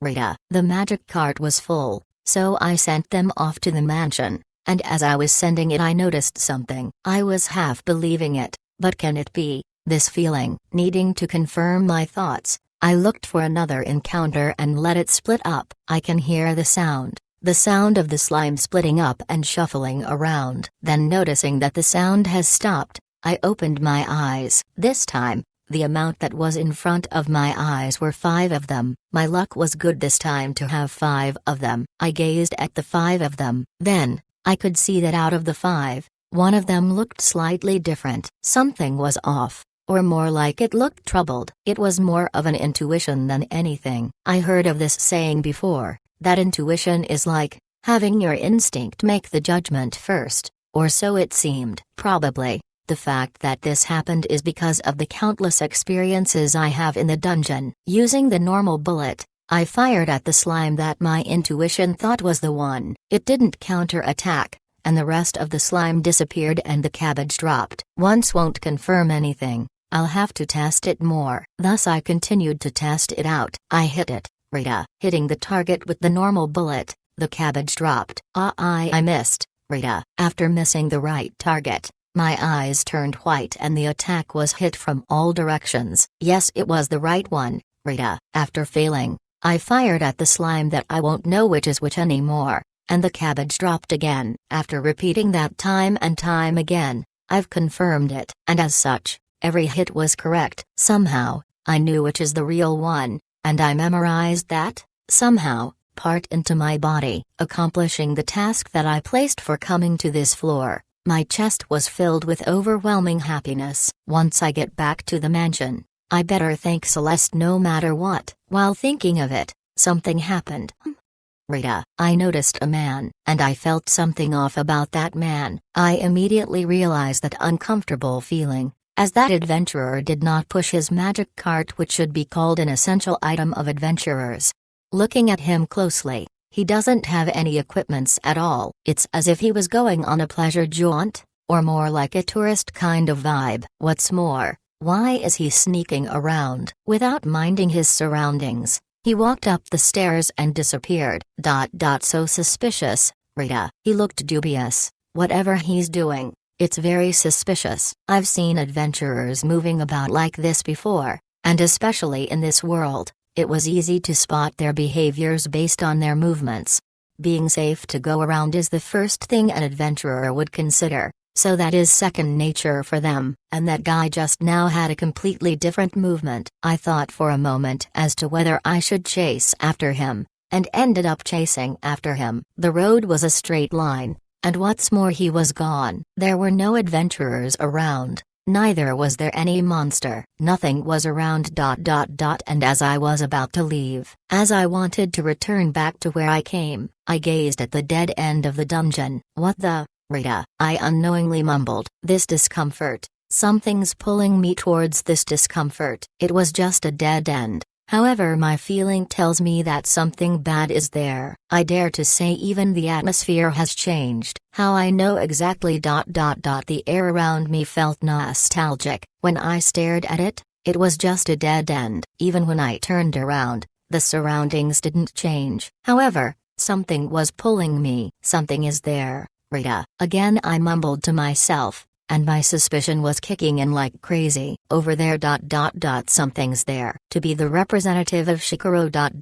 I shall give you my thanks again. Inside the Dungeons Association's office, Cell was bowing down to me, even though I don't know whether something is there. But when my intuition told me something is there, I couldn't help but went out of the dungeon and met up with Cell.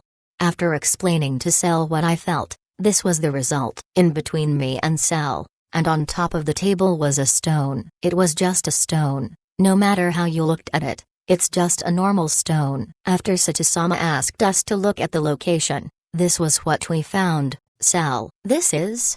Rita: it's a dungeon debris. Cell: so it's just trash? Rita: no, it isn't. It's the name of the drop item. Cell: Mew?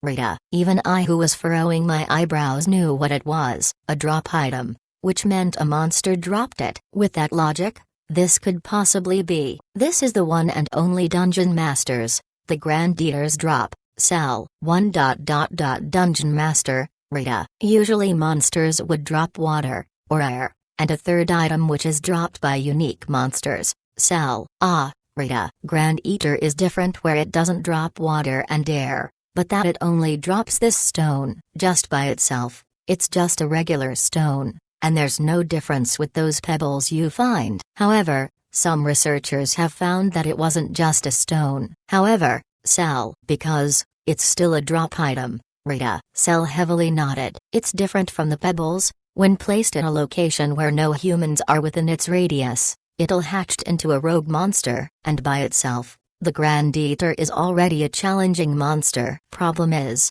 once you leave it there alone, Cell: no one else can find it?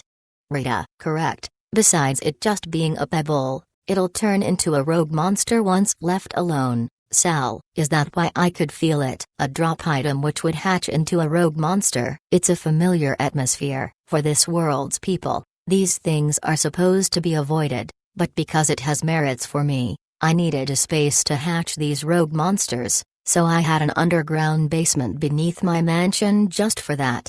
I'm sure I'm the first person that had seen a rogue monster being hatched, hence why I would know about the existence of this pebble. Why would there be something like this laying around? Rita. It's to kill the dungeon. Cell: eh?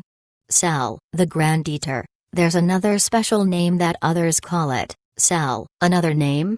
Rita. Yes, some call it the Dungeon Eater. Normally, a dungeon master that is in a dungeon would change the ecosystem of a dungeon, but this would straight up eat the dungeon, and destroy it in the process. Luckily we managed to stop that before it happens by finding it. Cell: killing dungeons. Rita. Since the culprit is using it, so it's only a speculation, but Shikaro has been making leaps and bounds, and there have been an increase of dungeons, so I'm sure someone out there is doing it on purpose. Cell: so it kills the dungeon, and the dungeon would be born at a different place. Rita. Cell nodded. So there's something like that, but the heavens are on our side. Fortunately, Satisama found it before that happened. The area of human distance for the Grand Eater is wide, so it needs to be at a floor where there is absolutely nobody for it to hatch. I think their aim was to place it there, and wait for when a dungeon master spawns inside Dururu dungeon, which is a perfect time where no one would be inside, which would lead it to hatch.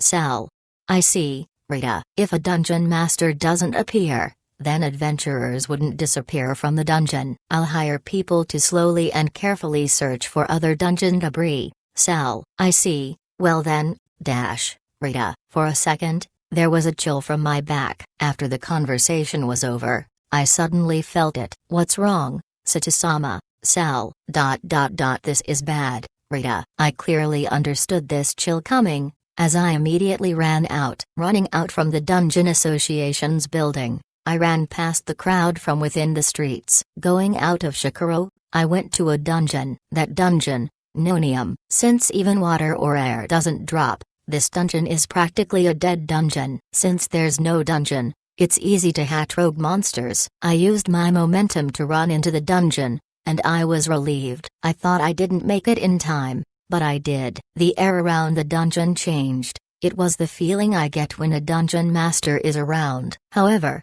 skeletons are still there, which is a monster that lives inside Nonium. When a dungeon master appears, the monsters that inhabits that dungeon would not spawn, so right now, there was a different dungeon master inside Nonium. I couldn't make it in time to prevent the rogue monster from hatching, but I've made it before it destroys the entire dungeon. When I looked closely, there was a small figure beside me. It was the half-transparent spirit woman wearing a traditional dress. Her expression was showing that she was troubled. "Don't worry about it, I'll get rid of it, Rita." As I said that, the woman disappeared with a relieved face. "Well then, shall I get on with it? Although I am only level 1, but with this unique skill, I am the strongest." Chapter 169. Proofread, Shiro. After defeating skeletons using repetition from one end to the other inside the first floor, then using the infinite recovery bullet to recover my MP, I continued onward inside the dungeon.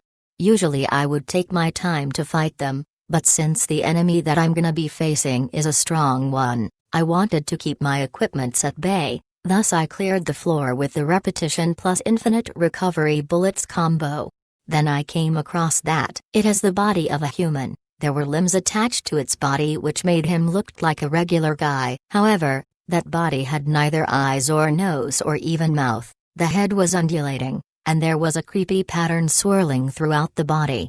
"It looks like Jupiter, Rita." I unintentionally let out my voice. It looked exactly like the planet Jupiter that was shown in my science book that I saw long ago. Its figure looked like someone cut out a picture of Jupiter and slapped it onto a body. Just looking at it made me feel nauseous. It was moving at a slow pace. Then it grabbed onto a nearby skeleton. Then with its hands touching the skeleton, it ate it. Imagine an eraser. With just the touch of its hands, the skeleton's body disappeared. The only thing that remained was the bones that clattered on the ground.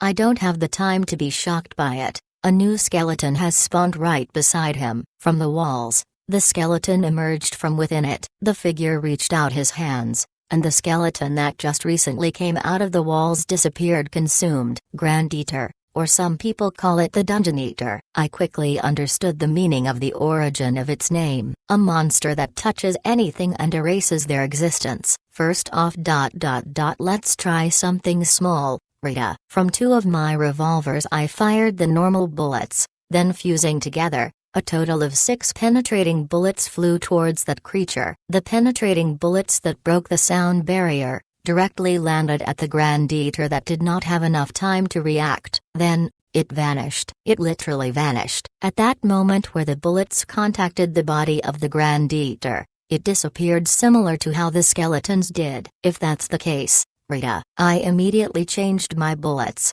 This time it was the freezing and flaming bullets, and also the infinite lighting bullet. If physical bullets doesn't deal any damage, how about having a taste of bullets with magical attributes imbued in them? As the bullets landed, a magic circle expanded. What, Rita? I was the most surprised since I was the one who used the revolvers the longest. The freezing bullets were ice, flaming were fire, and the lightning bullets had lighting striking down from the ceiling. However, the Grand Eater ate them all up.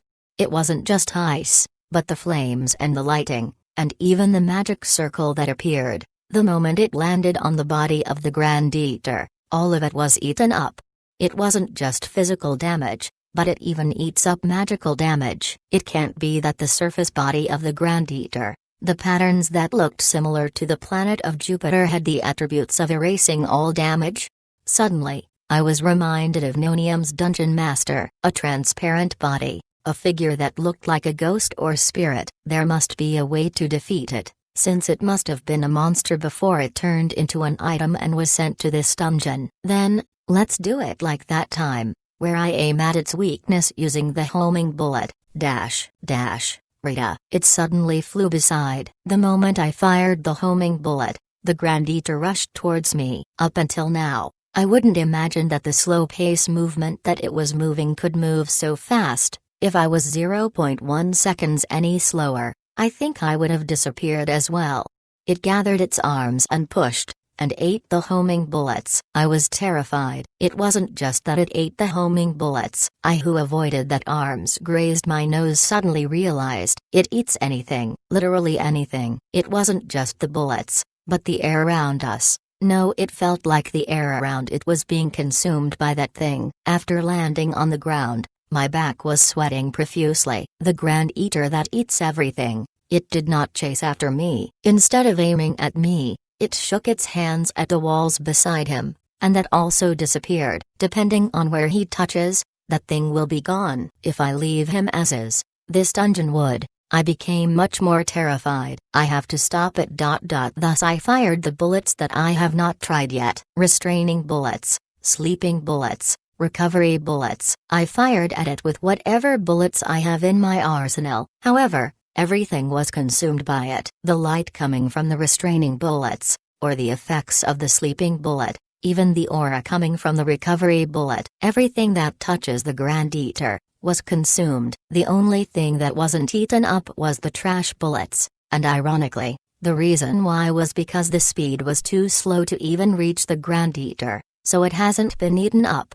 I kept my revolvers. This time I tried using magic. Well, repetition is obviously a no-go, so I tried using Wind Cutter on it, which was the first magic that I'd ever learned. I trembled more and more at the results. Similarly to the special bullets, the magic was consumed. Even regular magic had the same fate. Then how about this, Rita? I picked up a bone that was laying on the floor by the aftermath of the Grand Eater. It was the femur of the skeleton, and after picking it up, I activated Absolute Rock. After using it, my entire body hardened into a rock, and whatever effect that was dealt would be useless. Even the bone that I was carrying hardened, which also turned into invincible mode. While holding on the bone, I inched closer to the Grand Eater, then strike at it. Even though once I turned into invincible mode, my speed and strength would drop to F, but I wouldn't have to dodge the Grand Eater and just continue to attack it with the bone.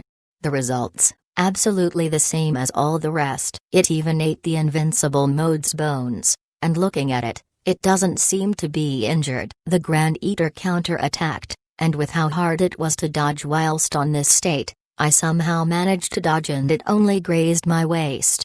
One of my revolvers that I held was eaten by it. Damn it, Rita. I desperately kept a distance away from it. If I was any closer to it, I would have died. Even with invincible mode and both HP and stamina at SS. Irregardless of anything, the Grand Eater just consumes everything on sight. The Grand Eater didn't give chase again away from me. It was just destroying the walls of the dungeon. My life wasn't at stake, however I was in a pinch. If I leave it, it will definitely kill this Dungeon Eater. Right now, I felt fear from its name. What should I do? How can I defeat it? There must be a way to kill it. Whoever did it killed this thing right here and carried its drop and turned it into a rogue monster. So there must certainly be a way, or at least it exists a way. However, what is the way? Do you know the way? The Dungeon Eater extended its arms. Its gesture looked kinda humane, as if shaking off flies that were bothering it. The thing that he was shook off consumed was the trash bullet. The trash bullet that I fired just now finally reached close to it. Rita, a revelation fell upon me. I took out my only revolver. I took out all of my bullets, and loaded the trash bullet. I fired the trash bullet. After firing, I took a step back, then fired, then took a step back and repeated. After repeating it for a while, and stepping backwards, I was at the entrance of the dungeon. Even after I went out of the dungeon, I continued firing the trash bullets. Every step I take, I fire a trash bullet, then taking its time floating mid-air. It looked like a trail. I felt the presence of the Grand Eater. From within the dungeon, I felt it coming. It waved its arms and came forward while consuming the trash bullets that felt like flies to it. It shook and waved its arms while moving forward one step at a time, following the trail of trash bullets. As soon as the Grand Eater reached the entrance of the dungeon, it disappeared. No matter how strong it is, as long as it exists, it'll disappear. Any monster in this world would disappear so as long as it leaves its house dungeon. The Grand Eater was no exception either. Being invited by the trash bullet, The Grand Eater was consumed under the clear sky. Although I am only level 1, but with this unique skill, I am the strongest. Chapter 170. Proofread, Shiro. After defeating the Grand Eater, exhausted, I sat down on the spot. I somehow managed to defeat it. This battle, it might just be one of the hardest opponent I've ever faced before. To be put into such a tight situation. Rita. Number. I wasn't the one. That defeated it. I looked around my surroundings. The entrance of Nonium Dungeon's first floor. In front of me was the exit, and I could see the outside scenery. When I turned around, it was the dungeon walls that I was so familiar with, and even the familiar skeletons were seen walking around. However, nothing was found. The drop isn't there. My own unique skill, S-drop. With a world where everything is essentially dropped in dungeons, with this S-drop skill, no matter what kind of monsters I fought, it would always drop something for me. Even in Nonium, where no humans in this world could manage to get a single drop out of the monsters, or even rogue monsters, when I defeated it, I would get a drop. However, this wasn't the case, because I wasn't the one who defeated it, and strictly speaking, it was a close victory. Using the logic behind this world's understanding, I lured the opponent out of the dungeon and finally exterminated it. So it wasn't exactly I who defeated it. Hence why there weren't any drops. This was the first time a drop didn't drop. For me, who can literally get any drop just by defeating it, it was the first time I'm experiencing this. Rita. It's kinda. No. It's definitely. It felt mortifying. It would have been fine if I didn't notice it, but once I've noticed it, it felt like a fishbone was stuck in the back of my throat. It really bothered me, and I can't seem to wipe it off from my memory. It felt something like that. What should I do? As I was thinking, a woman, no, a half-transparent doll-sized woman that was wearing a kimono appeared in front of me. In my mind, I have confirmed that she was Nonium herself, and she was bowing to me. With an image that stayed true to her clothing, she was elegantly bowing to me. Although she wasn't saying anything, I knew that she was trying to thank me. Don't mind it, I would have been in trouble if this place were to disappear as well. Rita. Nonium. Nonium then turned around and started walking. The way she walked reminded me of a well-mannered student walking in the hall, a graceful walk. She walked further a little, then stopped and turned to look at me. Does that mean, you want me to follow you? Rita. Hearing that, Nonium continued walking. I have no idea what's happening, but for the time being I followed behind her. So you're really Nonium, right? Rita. Nonium. While leading me, she stopped and turned her neck, then tilted her head. Wait, it's weird that you're tilting your head. I mean, no matter who's looking at it, they would have figured out. Rita. I pointed to the side. Nonium's second floor, the floor where zombies reside. Usually the zombies would growl and make chase, however that wasn't the case right now. The zombies left a path for her, then putting their hands together on their knees, they bowed in sync. What is this Yakuza-style greeting, and doesn't this just make you look like a Yakuza wife? Rita. Nonium. Nonium just smiled sweetly without answering my question. She just silently led me. Even the third and fifth floor, all the undead monsters in Nonium bowed their heads and gave way. Then, after leading to the end of the fifth floor, Nonium suddenly stopped. There was a stone beside it. She was looking at it, then turned to me. Ah, so there was another one here, Rita. I answered. She really is Nonium. The spirit of this dungeon. It seemed like just your ordinary stone, but it was the stone of that Grand Eater. I guess similar to how Orm could detect those adventurer hunters, Nonium could do the same and detect the stone. I then looked closely at the stone that would hatch a Grand Eater, a drop from the Grand Eater. And I didn't get this drop. Looking at it, I found a nearby spot and sat down. I was thinking, a way to remove that fish bone from the back of my throat. I was thinking of ways to clear that mindset. I'm sure if I were to ask Celeste, she'll have the answer, as it could be mass-produced enough to be used as a method of conspiracy. I'm sure there is a way to defeat this Grand Eater, so I sat down and thought about it by myself.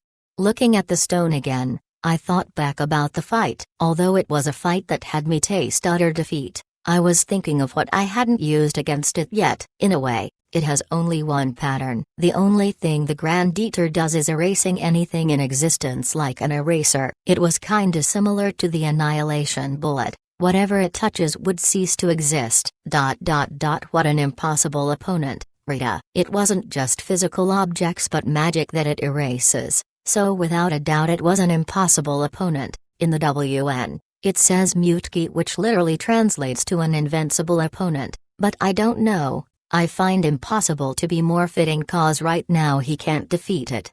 What if I use something that can't be erased to defeat it? If not, I'll have to just give up. Rita, something pulled me. For a moment something was pulling me. What was it? Going backwards, I retraced my thoughts. Erases anything, like an eraser. Whatever the Grand Eater touches, it erases it. Erase? Rita, wait a minute. Erase? Grand Eater, aka Dungeon Eater. Eater. It wasn't eraser, but Eater. The name says it all. Even its real name. And the other nickname, both of them had Eater in it. It wasn't erasing, but consuming. So it consumes, Rita. Again, I stared at the stone. Outside of Nonium Dungeon, just outside of the entrance, I left the rock near the inside of the entrance, and walked away. It was just for insurance. If it really doesn't work, I can just use the trash bullet again, so this was just for insurance. I really wish it wouldn't come down to that. So I prayed that my plan would work. Then, I waited for it hatch. Afterwards, the air around me changed. It was the same atmosphere as when a dungeon master appeared. It seems that the stone has been hatched into a Grand Eater. I took out my revolver. Then, loading 2 different bullets into my remaining revolver, I prepared myself. It was the lightning bullet, and the recovery bullet. When I explored the dungeon, these 2 bullets were what I chose that became infinite. Firing the infinite lightning bullet, it didn't hit, but it hit somewhat at the right side of the Grand Eater. The Grand Eater reacted to it, and using its arms it consumed the lightning bullet. Next I fired the recovery bullet. Again it didn't quite hit the Grand Eater but barely at the left side of it. Again it reacted the same way, and consumed the recovery bullet using its arms. Lightning bullet, recovery, lightning. Recovery bullet. I kept swapping the bullets and fired. In a way, it was the same as when I used the trash bullet. Firing at the left and right side, I was swaying the Grand Eater left and right. It's as if the Grand Eater was doing a repeated lateral jump, while consuming the bullets. I continued firing it, from 10 shots, to 20, to 50. 100. Since it was infinite, I kept firing at its left and right. After firing for some time, I noticed that the Grand Eater was getting larger. It was larger than its original size, about twice its original size. It looked larger that I wouldn't make a mistake just by looking at it. Grand Eater, it wasn't eraser, it was Eater. If it consumes, there must be a limit. There might be a limit if it was an eraser, but the limit for Eater would be much lower. That was what I thought. Thus I continued letting it consume the infinite bullets. Then after some time it had an effect. I can do this. If I continue with this kind of pace, I can defeat it. I then continued repeatedly fired the bullets left and right, and the Grand Eater's body became increasingly larger. I wonder if it truly works? Rita. Unconsciously, doubt seeped into my thought, because the pace in which it was eating did not slow down. No matter how many times I fired, it would just move its arms left and right without problem. Rita. Stopping myself from such delusions, I continued firing. Believe in yourself. I have already fired more than 10 times the amount since the start at the Grand Eater, and it should be giving results. PFFFFF. I could hear the sound of air leaking. A part of the body of the bulged-up Grand Eater suddenly teared apart and immediately let out air. While running out of air, the Grand Eater continued swinging its arms, but it started to attack me. However, the pace of me getting out was faster and eventually it gotten smaller and smaller until it disappeared. The amount of bullets eaten to reach its limit was around the 4 digits before the Grand Eater disappeared. Then from where it was standing, it dropped a shiny stone. Alright, Rita. While holding my gun, I did a gut pose with my empty hand. Although I am only level 1, but with this unique skill, I Am the Strongest Chapter 171 Proofread, Shiro. As I was picking up the Grand Eater's dropped item's shining stone, it melted from my palm. The melted part shone brightly, wrapping my entire body. The melting sensation was familiar. It was the same as when a nonium seed was picked up, which meant that this was only for me. I gotta test what's the ability, and since I've defeated it once, I could use repetition to defeat it again. Since Cell tried to collect it as much as possible for me, I could do it a few times. Anyways, the point was that light just now, a dropped item from a rogue dungeon master. He's talking about the Dungeon Eater. When picked up, my body is instantly wrapped in light. But nothing happened, which isn't possible. I wonder what happened. Something must have happened. While feeling excited, I carefully watched for any changes to my body, and waited. The light gradually became smaller, and became darker. Then the light condensed into one part of my body, which was inside my pocket. It was inside the pocket of my pants. The light that was dimly lit inside my pocket disappeared. Putting my hand into my pocket, I immediately noticed something abnormal. When I reached inside my pockets, there was a hole in the bottom. Normally, when I reached into my pockets, there would be an end, but that is now gone. The feeling of it disappearing was rather weird. It felt like I was thrusting my hand into a huge bottomless bag. Taking my hands out, I put my other hand into the other pocket. It was the same feeling. Both my pockets had this feeling in them. I tried putting both my hands into my pocket again.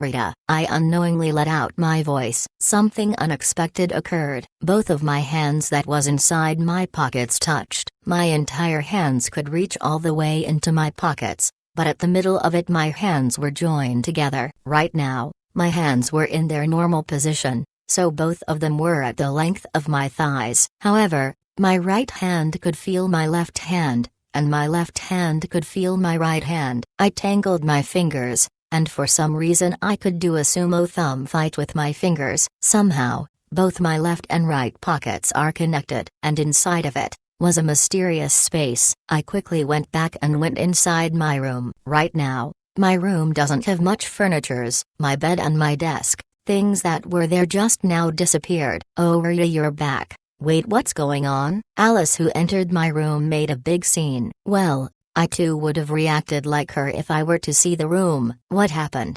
Alice, I just kept them. Rita, kept them? Alice, I can get them out. Rita, I reached out into my pockets and took out my bed. TLN, Nani the? Question mark. How in the world? Question mark. The bed itself was kinda heavy, but with a SS in strength, obviously it didn't felt heavy. The bed that I then took out was placed back to its original position. Then, I can keep it, Rita. Then lightly picking it up again, I shove it inside my pocket. You might think that a big-ass bed wouldn't be able to fit into my pocket, but surprisingly it went in pretty easily. TLN, that's what she said. Wow, but how do you do that? Alice, it was a dropped item from the monster, Grand Eater. Or more like the ability of that item. Rita, I see. Alice was convinced when I said it was from a monster's drops effect. You're amazing, Rita. Hey, so you can put anything in? Alice, yeah. Look, Rita. Then, I took various things from the pocket, a bunch of bean sprouts that I was testing whether I could put drop item inside, processed goods like my own clothing, rogue monsters drops, and also some normal bullets. For testing, I have put in various amounts of items inside, which then I took them out to show. I even put in some ice. Look, Rita. Ooh, it's so cold. Then will the insides be cold as well? Alice, nothing changes, Rita. That's a steak, and it's still piping hot. Alice, the temperature would stay, but I don't know about the inside. Even though I can put my hands inside, the head is a little. Rita, I said that and bent down. Since it's my pants, obviously I can't put my head inside. Then, why not let me look inside and see? Alice, by looking inside you meant, Rita. Not being able to stop her, Alice put her hands inside my pocket, and with a face indicating that she was interested, went inside the pocket and disappeared.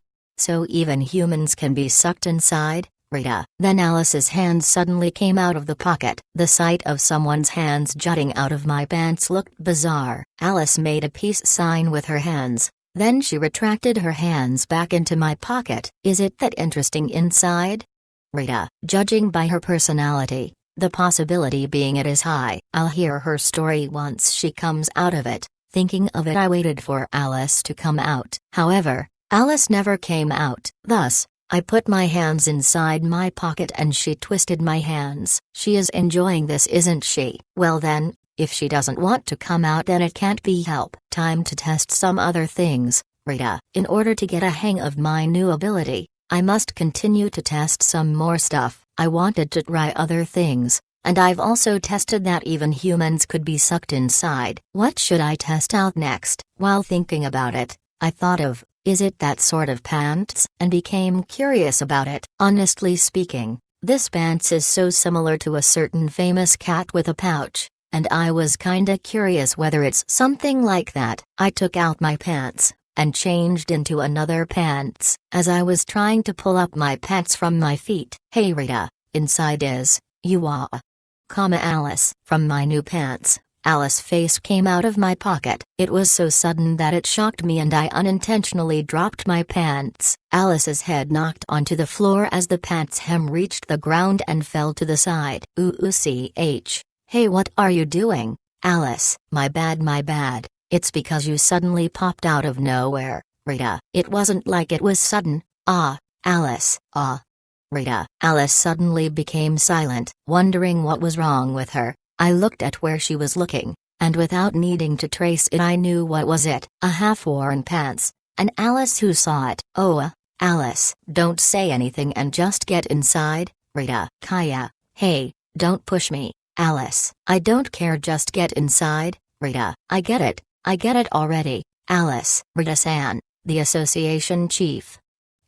While knocking and opening the door at the same time, Celeste walked into my room. It was an extremely horrible timing. This is ... I'm gonna turn around, Celeste. You don't have to go, okay?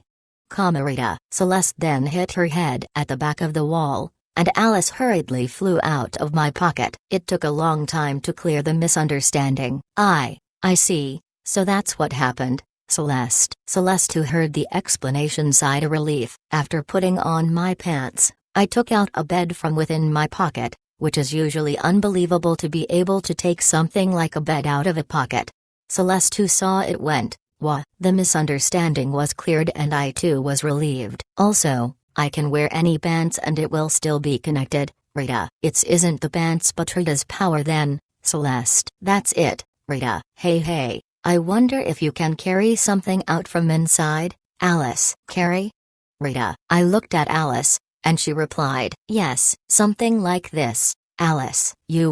Wait a minute, Alice. Rita. Again, I couldn't stop her in time and she went back into my pocket. Then her face appeared, but it was just her head that came out. Celeste, you should come in too, Alice.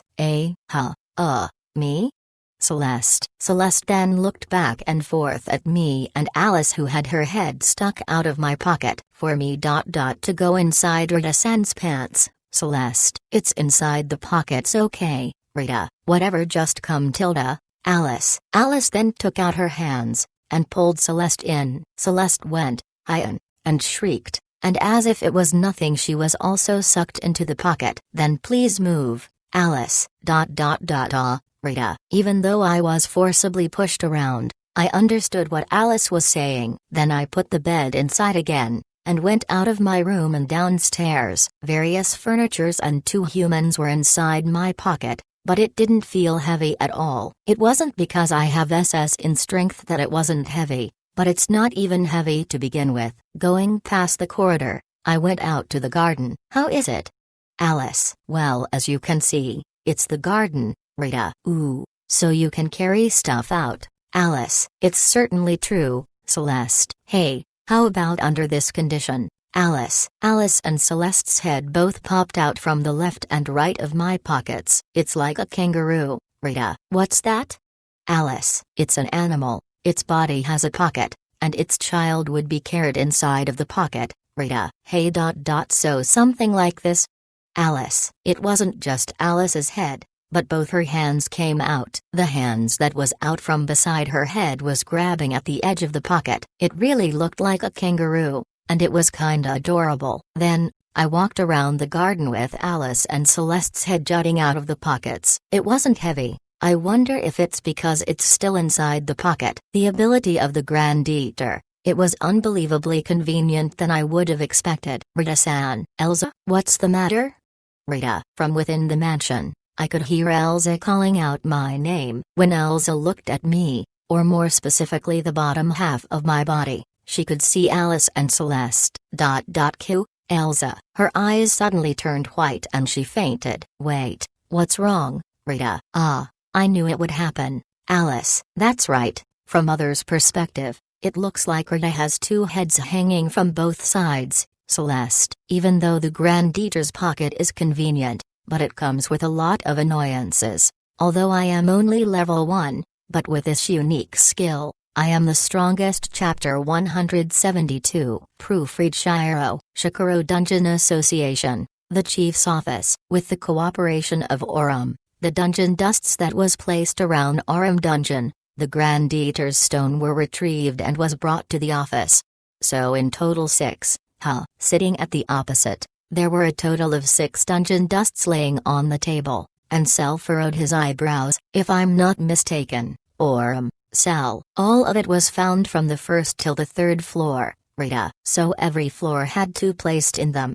Cell. Yeah, Rita. I firmly nodded. It was because of the owner of the dungeon, Aurum, that helped search the stones. I was able to find 6 of them, so I'm 100% sure that there would be none left inside the dungeon. Looking at the 6 dungeon dusts, Cell showed a serious expression on his face. Finally, he lifted his face up. Who's that, Cell? Did you call for me? From outside the room, a woman walked inside. A beautifully and cleanly cut short hair, with a suit that fits perfectly with her well-shaped body. It was Cell's secretary that Cell was looking at. Please have the people search all of Shikuro's dungeons again. Searched every nook and cranny of every floor and throw anything that seems even remotely suspicious. Cell. It's my pleasure. The secretary bowed and left the office. After sending her off, Cell once again looked at the 6 pieces of dungeon dusts. I was careless. I'm such a failure. I thought that there was only 1 on each floor.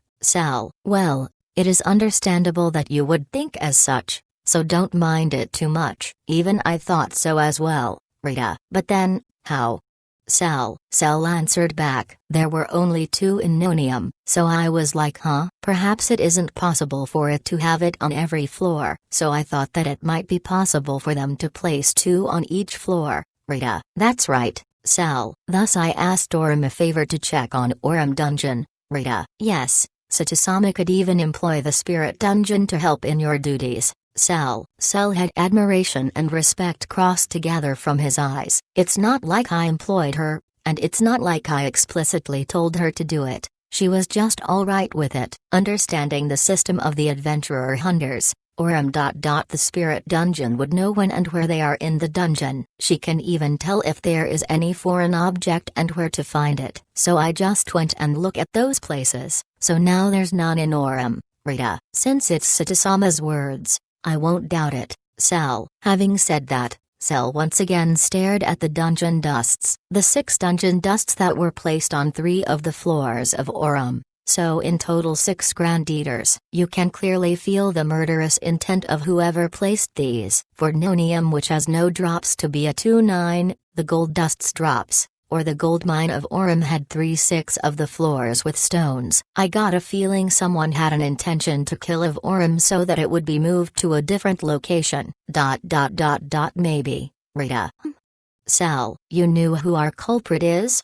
Rita. Yes. We're 99% sure who it is. It's just that we haven't caught hold of the culprit on site yet. Cell. Who is it? The one who's doing all these, Rita. It's the same Akron's Dungeon Association. Cell. I see now, Rita. I was convinced. Extremely convinced even. I was 10,000,000% certain now. The same Akron's Dungeon Association. the person we had about during the case of Orem and Indole. Orem has a village nearby called Indole, which was once being financially supported by Samikran. For a city, they would make the village raise funds in order to form the newly born dungeon. Similar to Samikran, the village of Indole was also made to fund the dungeon. However, Samikran later left Indole aside, and the troubled Indole had no choice but to call Shikaro Dungeons Association for help, so I was dispatched to help.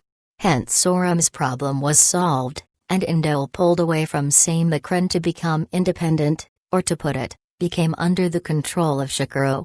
For Samikran, it wasn't fun and games anymore when Orem spawned so close to Indole. In addition, it wasn't just Orem, but to annihilate all of Shikaro's dungeons is not amusing anymore. Rita, a sick and vulgar person, probably came up with these ideas. However, there's no point in thinking about it anymore. The Grand Eater is definitely an atrocity, but making a mess to the dungeons, it makes no sense. Sal. That's right, Rita. I fully agreed with that. Just as I have defeated the Grand Eater for the first time, no matter how strong a monster is, it cannot defy the rules of this world. If someone is always in the dungeon, it will never hatch into a rogue monster. Foo. Foo ha ha ha ha. Sal. After staring at it for a while, he suddenly looked up to the heavens and laughed loudly. What's wrong with you all of a sudden? Rita. No, I find it funny. This boorish person made a huge miscalculation on their part. Sal. A miscalculation? Rita. Yes, putting dungeon dusts in every dungeons in Shikaro, basically installing Grand Eaters everywhere, even though they wanted Orem the most, but to also have the guts to kill the other dungeons. Sal. I guess so, Rita. However, it was discovered by Satsuma. Also, the one who first discovered the dungeon dust was also Satsuma. The one who discovered that there was a possibility of 2 or more in each floor was also the one and only Satsuma. So right now Shikaro is in full alert. Thus, there will never be any rogue monsters rampaging in any dungeon. Sal was extremely happy. All of the scheme by that boorish person was completely stopped by Satsuma. Sal. I guess I did, Rita. Also, Sal. And? Rita. There's something else too? Inside the dungeon, dropping items other than that floor's item is a serious violation. Sal. Oh right. If you leave things in that floor, the monsters and drops would certainly increase, but there are many adventurers specializing in these floors, so it would be dangerous if a different monster is on that floor. Rita. Yes, once there was a victim. At that time, even though it was an accident, an adventurer took his last breath at a place without anybody, and the equipments he placed became rogue monsters. Sal. I see, Rita. I imagined the scene. If I were to die in a corner of a dungeon, I imagine that my whole body's items would hatch into rogue monsters at once. It would total to more than 10 dungeon master class and rare monsters, and since my bullets are always prepared in large quantities, the monsters of Nonium would appear there in armies. And if the monsters were to attack the adventurers hunting around. It would likely be a considerable tragedy. Hence why an agreement was reached among all dungeon associations. So it is a felony to deliberately discard any items that is different to that dungeon's floor. Sal. Thinking about the case, I understood it might lead to a light attempted murder. Then, he would be guilty of a mass murder. Whatever it is, it'll be a felony. I'm very thankful of Satsuma. Sal. Thankful? Rita. The dungeons, and even protecting the adventurers, and even knocking off the mastermind behind using the Grand Eater. Sal. I wonder if I did knock them. Rita. If the other party is an association class, then it would be convenient. We'll just have to strengthen the agreement by thoroughly hitting them, and making a system to never exploit the rogue monsters. Sal. Is that so? Rita. That is. Quite important. A law is born only after penalties exist. If they thoroughly crush the opponent of the dungeon association class, it will be a considerable deterrent. I took a look at my equipments again. If these becomes rogue monsters, considering the number of victims coming out of the dungeon, I thought that what Cell is doing should definitely be done thoroughly. The adventurers will be relieved, whereby making a system they can go around and hunt more than ever. If there's anything I can do, just tell me and I'll do it. Rita, I'm grateful for your help, Cell. Cell placed his hands on his knees and lowered his head. Although I was touched that it was a person in high position being thankful towards me, but, dong, something fell from the pocket of Cell when he lowered his head. It was a figure of me using my only revolver while firing repeatedly. Oh, it was the time when I was defeating the Grand Eater. Why would you have something like that, Rita? Oh, I'm so thankful towards Satisama, and it's regrettable that this boorish person is causing trouble where Satisama is staying, Cell. I think right now you're the number one boorish person here though? Rita. I made a huge remark, and Cell returned to his usual facade expression. Although I am only level 1, but with this unique skill, I am the strongest. Chapter 173. Proofread. Shiro, the city of Samakran. Together with Cell, we sat inside a rickshaw whilst moving in the city. Compared when walking in the middle of Shikaro and having a European vibe, the people and the things displayed around this city clearly had a Chinese feel to it. However, it did not lose out against Shikaro with their amazing crowds bustling around the streets. It's because of this world, there's literally any kind of dungeons that exists, so I was really curious at how the people live their everyday lives here. Of course I'm interested in the names of the dungeons, however my mood right now wasn't at that. I started asking Cell, who is sitting opposite of me. Now that we're in Samakran, where are we going? Rita, the Dungeon Association. We are going to corner the Dungeon Association chief there named Linus Ronan. Cell, I see now. He did say that he was coming here to enforce the rules around the Dungeon Association. That's fine and all, but why bring me to? Rita, I would love Satisama to cooperate with us. It is something that only Satisama can do for us. Cell, something that only I can do? Rita, I might be able to handle it by myself. However, if Satisama were to appear in front of them, then it'll be easier to talk about the story. Cell. Is that so? Well, what should I do then, Rita? You can follow me, and just listen to what we are talking. That is all, Cell. Is that all I have to do?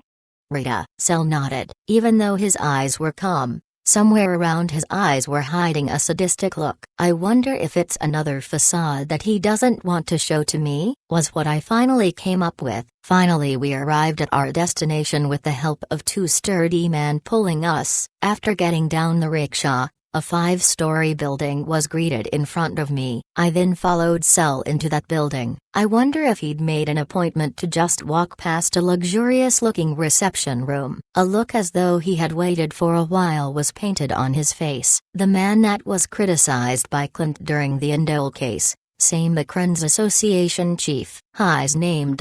Cell said it was Linus. Sorry for the wait, Linus. It would be the first time meeting. I am the Dungeon Association Chief of Shikaro, Cell Stem. The gentleman beside me is the Association Chief of Indole, Satisama. Cell. After introducing himself, Cell helped introduce me as well. Oh right, I am Indole's Association Chief. Indole is practically under Shikaro's association, so normally I won't care about it. But now I get it. The reason why he asked me to tag along. As association chiefs, I have to answer to any questions. I better prepare myself. I'm Linus Ronan of Samakran's Dungeon Association Chief. Linus, even though he introduced himself, but I felt some anxiety. I guess it's his reaction to what this visit was for. I apologize for the sudden visit. However, there was a recent incident in Shikaro and Indole that happened. Cell. WH. What would that be, Linus? Apparently someone went around our dungeons and placed dungeon dusts in them. Cell. So there was such a criminal wandering around, Linus. With words of contempt coming out of his mouth, Linus's voice was trembling. His eyes tend to move around, looking at me and Cell every once in a while. His eyes were enough to tell us everything, that he was the one who did it. So did Samakran not face such despicable and wicked case? Cell. I wonder. I did not receive any such reports, Linus. I see. I'm sure you know this as well, but it is a serious violation to do something as to tamper with a dungeon. I myself could not overlook this case as it concerns Shikaro. I have to absolutely catch this culprit. This wire puller. Cell. I see. Linus's voice trembled even more. Cell then continued to threaten Linus in a roundabout manner. With such a surprisingly roundabout manner, it was making him uncomfortable. He can't do anything, and occasionally answering in short words. Whenever Cell opens his mouth, Linus was slowly being pushed into a corner. I thought of the phrase, even though Osaka Castle was extremely glorious, it was still miserably abandoned. Cell was as such. He continued to fill in the outer moat. However, our opponent did something extremely foolish. Cell, Linus, there is a saying in Shikaro, do not get involved with Ryasatu. Those who did something unreasonable and bring Saitama discomfort. Nobody has ever left before sustaining devastating damage. Cell, now that he mentioned it, there was a saying as such. Was it during the case of Clifford? Maybe that's when it started. Well, I just normally did what I had to do. However, that was also used as a threat, and Linus, who did something unreasonable, was extremely scared. If it is related to Saitama, then even the dungeon's drop time would be changed. Now that I remember, I wanted to ask you about this, but I wonder if Saitama can make drops itself disappear? Cell, huh? Rita, what's with the sudden question? At that split second I understood what it was. So this was what he said about listening to the talk. It's possible, Rita. Oh, is that true?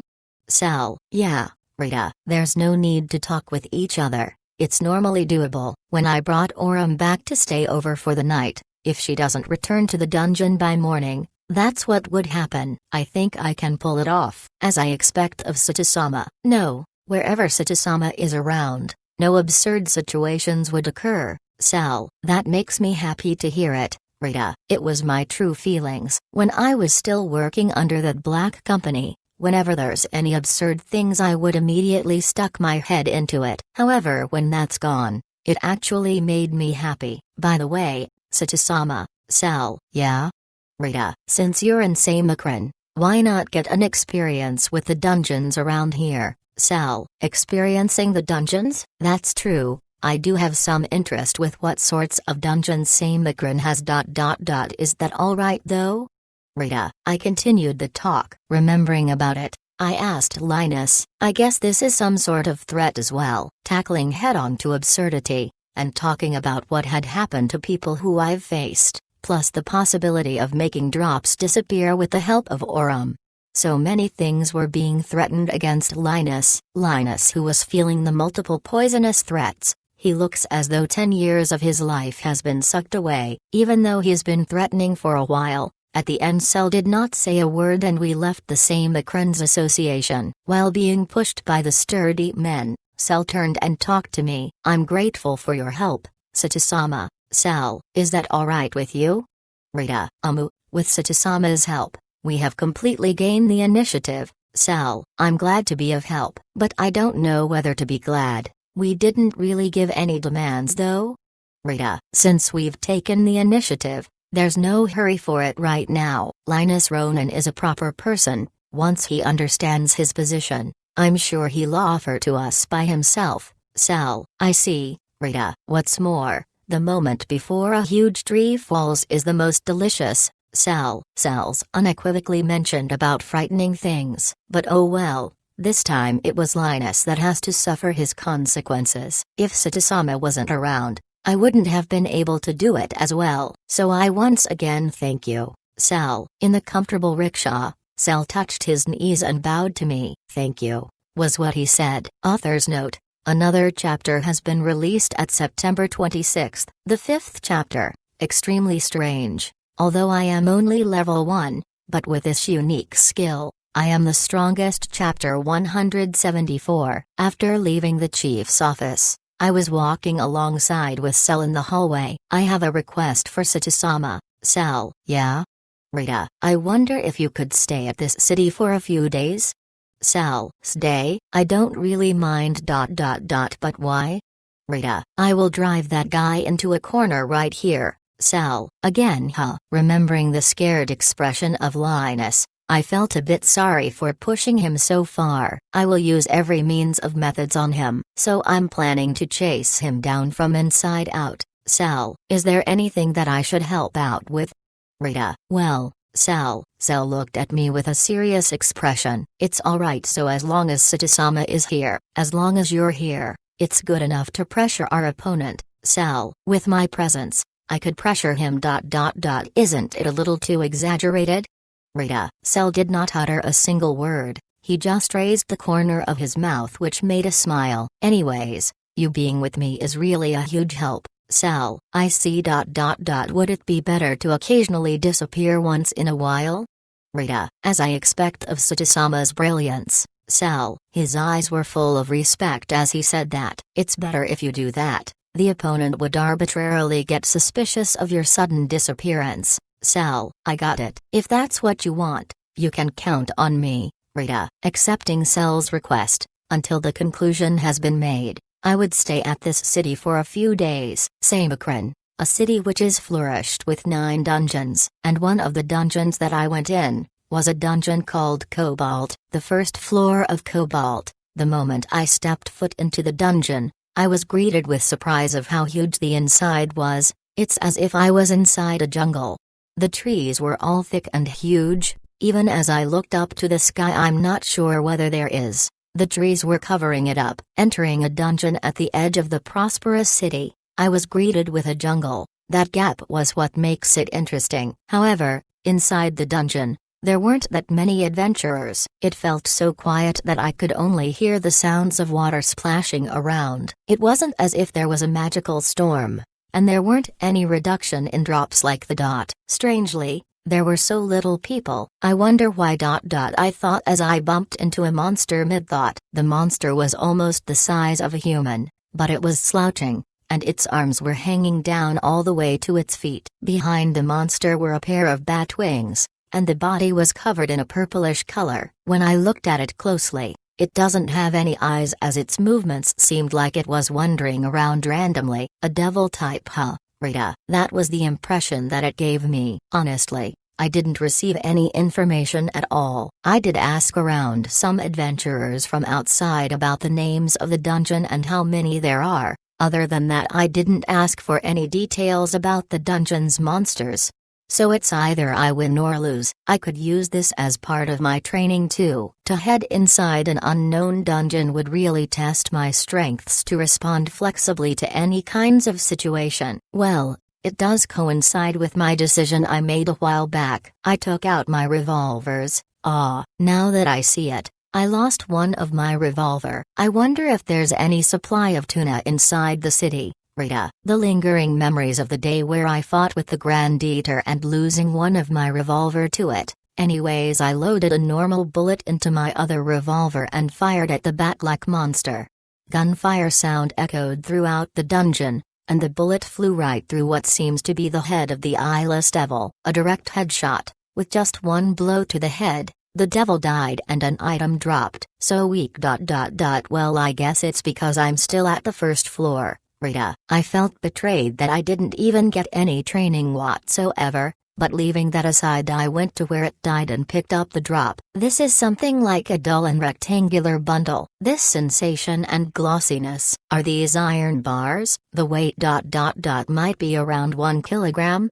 Rita. I tried stroking and knocking on the devil's drop with my second joint of my middle finger. It's probably iron if I'm not mistaken. Inside Orm Dungeon, once you defeat the little devil, it drops gold dusts. Whereas for this devil, it drops iron. There is a clear trend between the type of drops and the types of monsters. This Cobalt dungeon is a devil-type monsters, and maybe it has mineral-type drops too. This is what I deducted so far. I then took the 1 kilogram iron bar and stored it into my pocket. I didn't know that I'll be here for a while, so I did not consider taking my magic card along with me. However, since I have the Grand Eater's pocket, it doesn't really matter. Walking around for a while, I met another devil. Now that I look closely, the way it wanders around really resembles the zombies from Nonium, and the skin color was kinda similar to the zombies too. Maybe it's a zombie demon, or something along the lines of that name. Again, I fired a normal bullet at its head and it dropped another iron bars. As I thought, it was 1 kilogram. Picking it up, I put it inside my pocket. Even with 2 kilos inside my pocket, I don't feel anything. Rita, it's a talk that only men understands. Whenever we placed a lot of things in our pockets, it would feel strangely heavy. Not only would it be heavy, it'll move about in a strange manner, plus it'll expand, and it's seriously an annoying feeling whenever we walk around. It's kinda obvious, but that kind of feeling was not present. Anyways, I continued to kill some zombie demons, headshotting them, sometimes defeating them without my revolver by grabbing the upper and lower part of its mouth and tearing it apart. Defeating Cobalt Dungeon's first floor's monsters, I collected a huge amounts of iron bars. I unintentionally went around the floor again, but I realized something. The adventurers over here isn't all that different from the adventurers over at Shikaro, moving around at the most efficient movement to defeat the monsters, and putting the iron bars inside the magic carts. Then after the magic cart is almost full, they'll push it out. Even though there's some space left inside the magic cart, they decided to head outside. Instead of worrying about the capacity, I guess they're more worried over pushing the magic cart if it's over the limit. I see, the drops are iron bars after all. Well, compared to the vegetables, iron would definitely be heavier. With that sort of feelings, I went around defeating monsters inside a new dungeon, while also observing the adventurers here. So this is the trading shop, Rita. After leaving Cobalt Dungeon, I went to a shop that people recommended in the streets. The signboard on top of the shop wrote .tln note. I might be wrong with the word comma, but the closes would be this because the shop at Shikaro was called the Swallow's Repayment, which was a bird. Seeing the adventurers pushing their magic carts inside, I too head inside the shop. Different from the inside was uselessly big. It wasn't just a counter, but a supermarket cash register, and it was placed from one end to the other. Thus, I went to one of the empty register. "Welcome, is this your first time here?" The guy clerk that was behind the register gave a working smile while asking me. "Yeah, is it alright to sell things, even if it's my first time?" Rita, "Definitely. If it's the dungeon drops of this city, then we'll buy them. However, it seems like you aren't holding anything at all." "That's not entirely true, Rita." I put my hand into my pocket and took out one iron bar and placed it on top of the register table. After placing it, the machine started showing number. "I see, so it shows the weight once you placed it on top of it, Rita." "Yes. However, dear customer, there's only 1 ton of iron. Don't worry, I have more." I then took out even more iron bars from within my pocket. The number rose as I continued putting them on top. After doing it for a few more times, the register was filled with iron bars. Midway the clerk showed an expression as if, "Wow, there's quite a few you have there," but after taking out more than he thought, his mouth did not close after opening wide for some time. 1 kilo. From there alone there's like around 100 bars stacked. PL, please wait for a minute. I wonder if dear customer has any more?" "Yeah, I still have more, Rita." I continued taking out more. I stacked the iron bars on top of the cash register that has taken a wide space area. Midway I myself wondered, how many more do I have? What the hell is that? Is that a new function for the magic cart? Or is that magic? Or is it some sort of unique skill? The clerk was dumbfounded, and I've attracted various adventurers. While they were watching it, the final sum went over 1,000 bars, and the surrounding adventurers cheered. Iron bars exceeding 1 ton were inside my pocket. TLN note: so far, I have only around 3 proposals for the name greater than W. Well, you know which I won't choose, so yeah, I'm also done with the first chapter. So I just a little more time for some proofreading and naming of the mic, then I would publish it. Hope everyone would look forward to it. 3. Although I am only level 1, but with this unique skill, I am the strongest. Chapter 175. Inside the trading shop, I was waiting for my items to be assessed. Since I'm here, I might as well take a look around the shop. There were various bunches of adventurers here in the shop, but every one of them were carrying masses of metals around. They were in different tint and gloss, and even different sizes, and were all being pushed by magic carts. It's the same with Shikaro, but somehow it's slightly different, so it was somewhat refreshing to see. Street, stop it. Rita. Suddenly, a voice belonging to a guy shouted, so I looked towards where the voice came from. Seems like there was an adventurer that just brought back a bunch of minerals to be sold, but was surrounded by what seems to be three bad guys.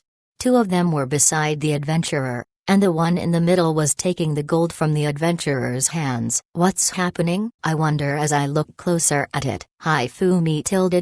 Seems like you work extra hard, eh? I congratulate for your full payment. Seems like some debt collectors. The debt collector took almost 10,000 euros from him, and gave the remaining changes back to the adventurer. Seeing the distort, a sarcastic expression formed from the corner of his mouth. Thanks for the full payment. I'll await for your company again.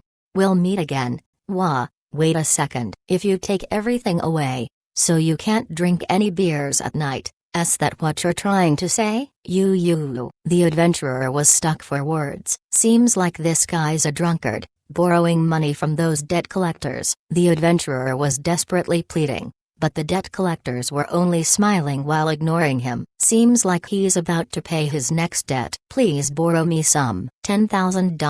20,000. No, 30,000 euros. Well then, please sign here. Are you so desperate in wanting to drink? Even though this adventurer just paid off his loan, he wants to borrow more from them again. I've seen these kinds of people in mangas only. Can't believe I'm actually seeing it in real life. Sorry for the wait. After that, the person in charge of the items came back. Ah, Rita, I have calculated everything, and the total came up to be 1,198 jin. It was the iron bars that I took out to sell, and the word jin that he said is roughly the same as 1 kilogram. The market price for 1 jin is approximately 19 euros. So the total would be 22,762 euro. It's that cheap, huh, Rita? Well, iron is cheap, so that's how it is, Rita. Yes, iron is the same as cobalt. If you can afford to dive deeper into the dungeon, you can find copper or aluminium which sells for a higher price, but it depends on what you want. If it's those, how much would you buy it for?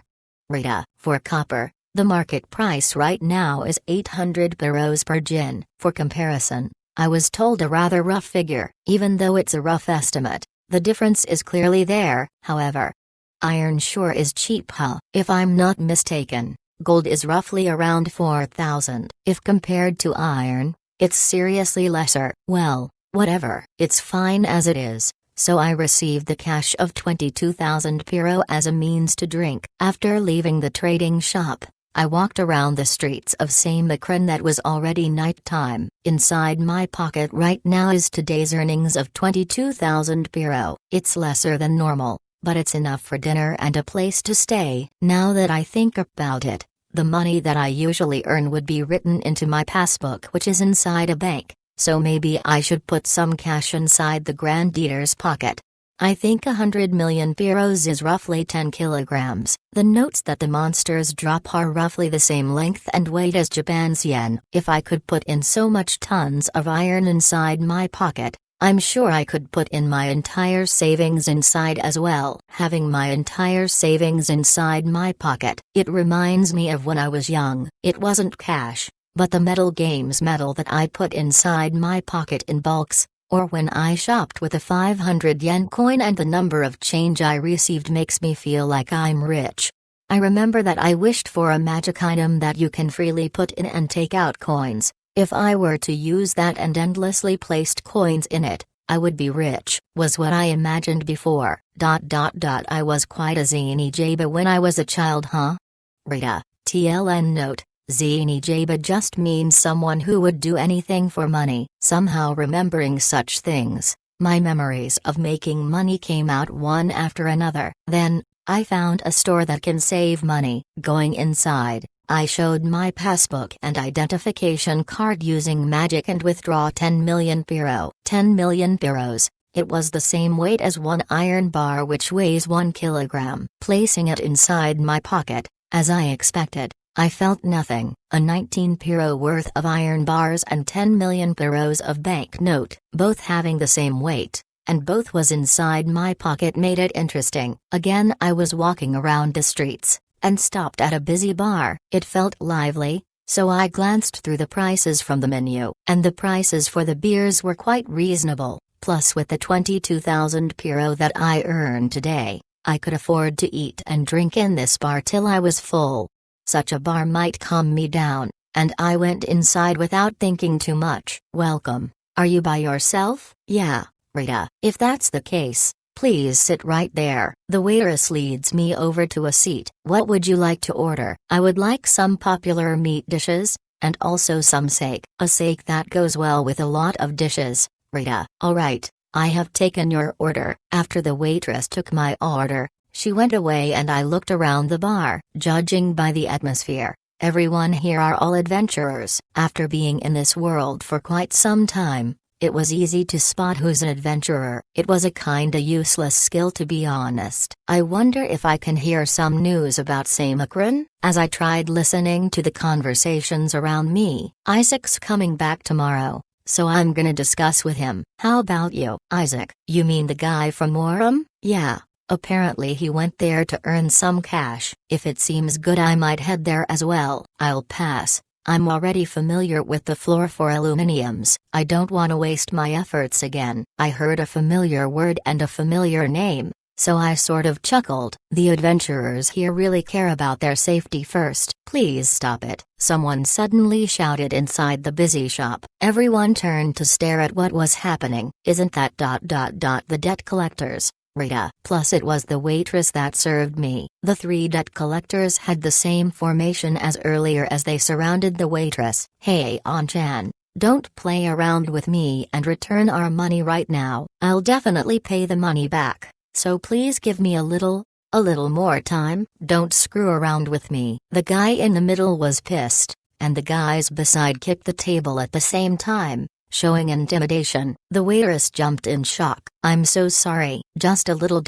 please just give me a little more time." "Then you better pay the interest." "Tomorrow. I'll get my salary tomorrow, so please wait until tomorrow for the payment." The waitress was desperately pleading, and the guys were inching closer. Is that something normal, or it's just that nobody wants to get involved with it? Half of the customers nearby all looked away as if saying, "Ain't my business." "How about this, An-chan? I'll wait for you if you'll be my partner for one night. How about it?" After saying that, the guys all smiled cynically. The smile had perverted feelings attached to it, which was the lowest of the low. The waitress did not say anything, but she was holding onto her skirt tightly. She was also biting her lower lips, to the point where blood was dripping out. "Stop it." I stood up and went towards the four of them. "What do you want? And who the hell are you? How much does this girl owe you?" "Rita." "Who you? I'm asking, how much does this girl owe you?" "Rita." "And what exactly does it have anything to do with you, huh?" "Nikki, I think I saw this guy at the trading shop just now." It was the guy who took out a bunch of irons and sold it to the shop. "Who you?" After his subordinates answered, the guy that was called Aniki looked at me as if he was looking down on me. "Are you trying to be a hero or something? Just say how much you want, Rita." "It's 100 million euros. Even if you scrap every irons in the world, it's impossible." I took out 100 million euros of banknotes from my pocket and thrust it to the guy. "What? Take this and get lost, Rita." "What the? Aniki, this is the real thing. This guy who sold irons at the shop has." The debt collectors were surprised and perplexed. I further thrust the money to him. The guy's face turned bright red. "I ain't gonna take it, yo." Then he punched me. I'm not sure whether he's accustomed to hitting people, but it was a punch without hesitation. However, it was also weak compared to monsters. I dodged it and countered by punching him in the face. "Aniki, you bastard." The two wanted to have a go as well. The Aniki guy shouted to get me as well, and the two of them attacked. But again I dodged their weak punches and knocked them out. The three of them fell down and were crawling on the ground. I threw the notes at the Aniki guy. "Take it and disappear from my sight, Rita." Damn it, I'll remember this." They took the money and ran away while cursing me. I'm so sorry." Looking behind me, the counter girl had an extremely apologetic face. "Are you alright, Rita?" "Yes. Thank you so much for saving me. I'll do my best to pay you back the money." "Yeah, by the way, I'm still waiting on my food, Rita. Ah yes. The waitress hurriedly ran inside the kitchen. Looking at that, there were some interesting eyes looking at me, as I walked back to my seat. You're not bad, brother. There was someone sitting at my seat. Hey, that's my seat, Rita. It's alright. Not like you can't share a seat. Oyone-chan, bring another dish for one person here, and also this shop's strongest beer as well. This guy really has his own pace, huh? And he's loud too. A middle-aged man. He was wearing rough clothes which were probably tailor-made. He had a rather dangerous aura, like an adventurer who was used to his strength. I don't feel like talking to him. I guess I should change my seat. My name's Nicholas Lakefield. Nicholas. Ah yay, okay, Rita. I'll treat you. So come drink together with me, Nicholas. No wait time, Rita. Rita-san, right, Nicholas, dash. Rita. How did this guy know my name? I was lost as to what I should do.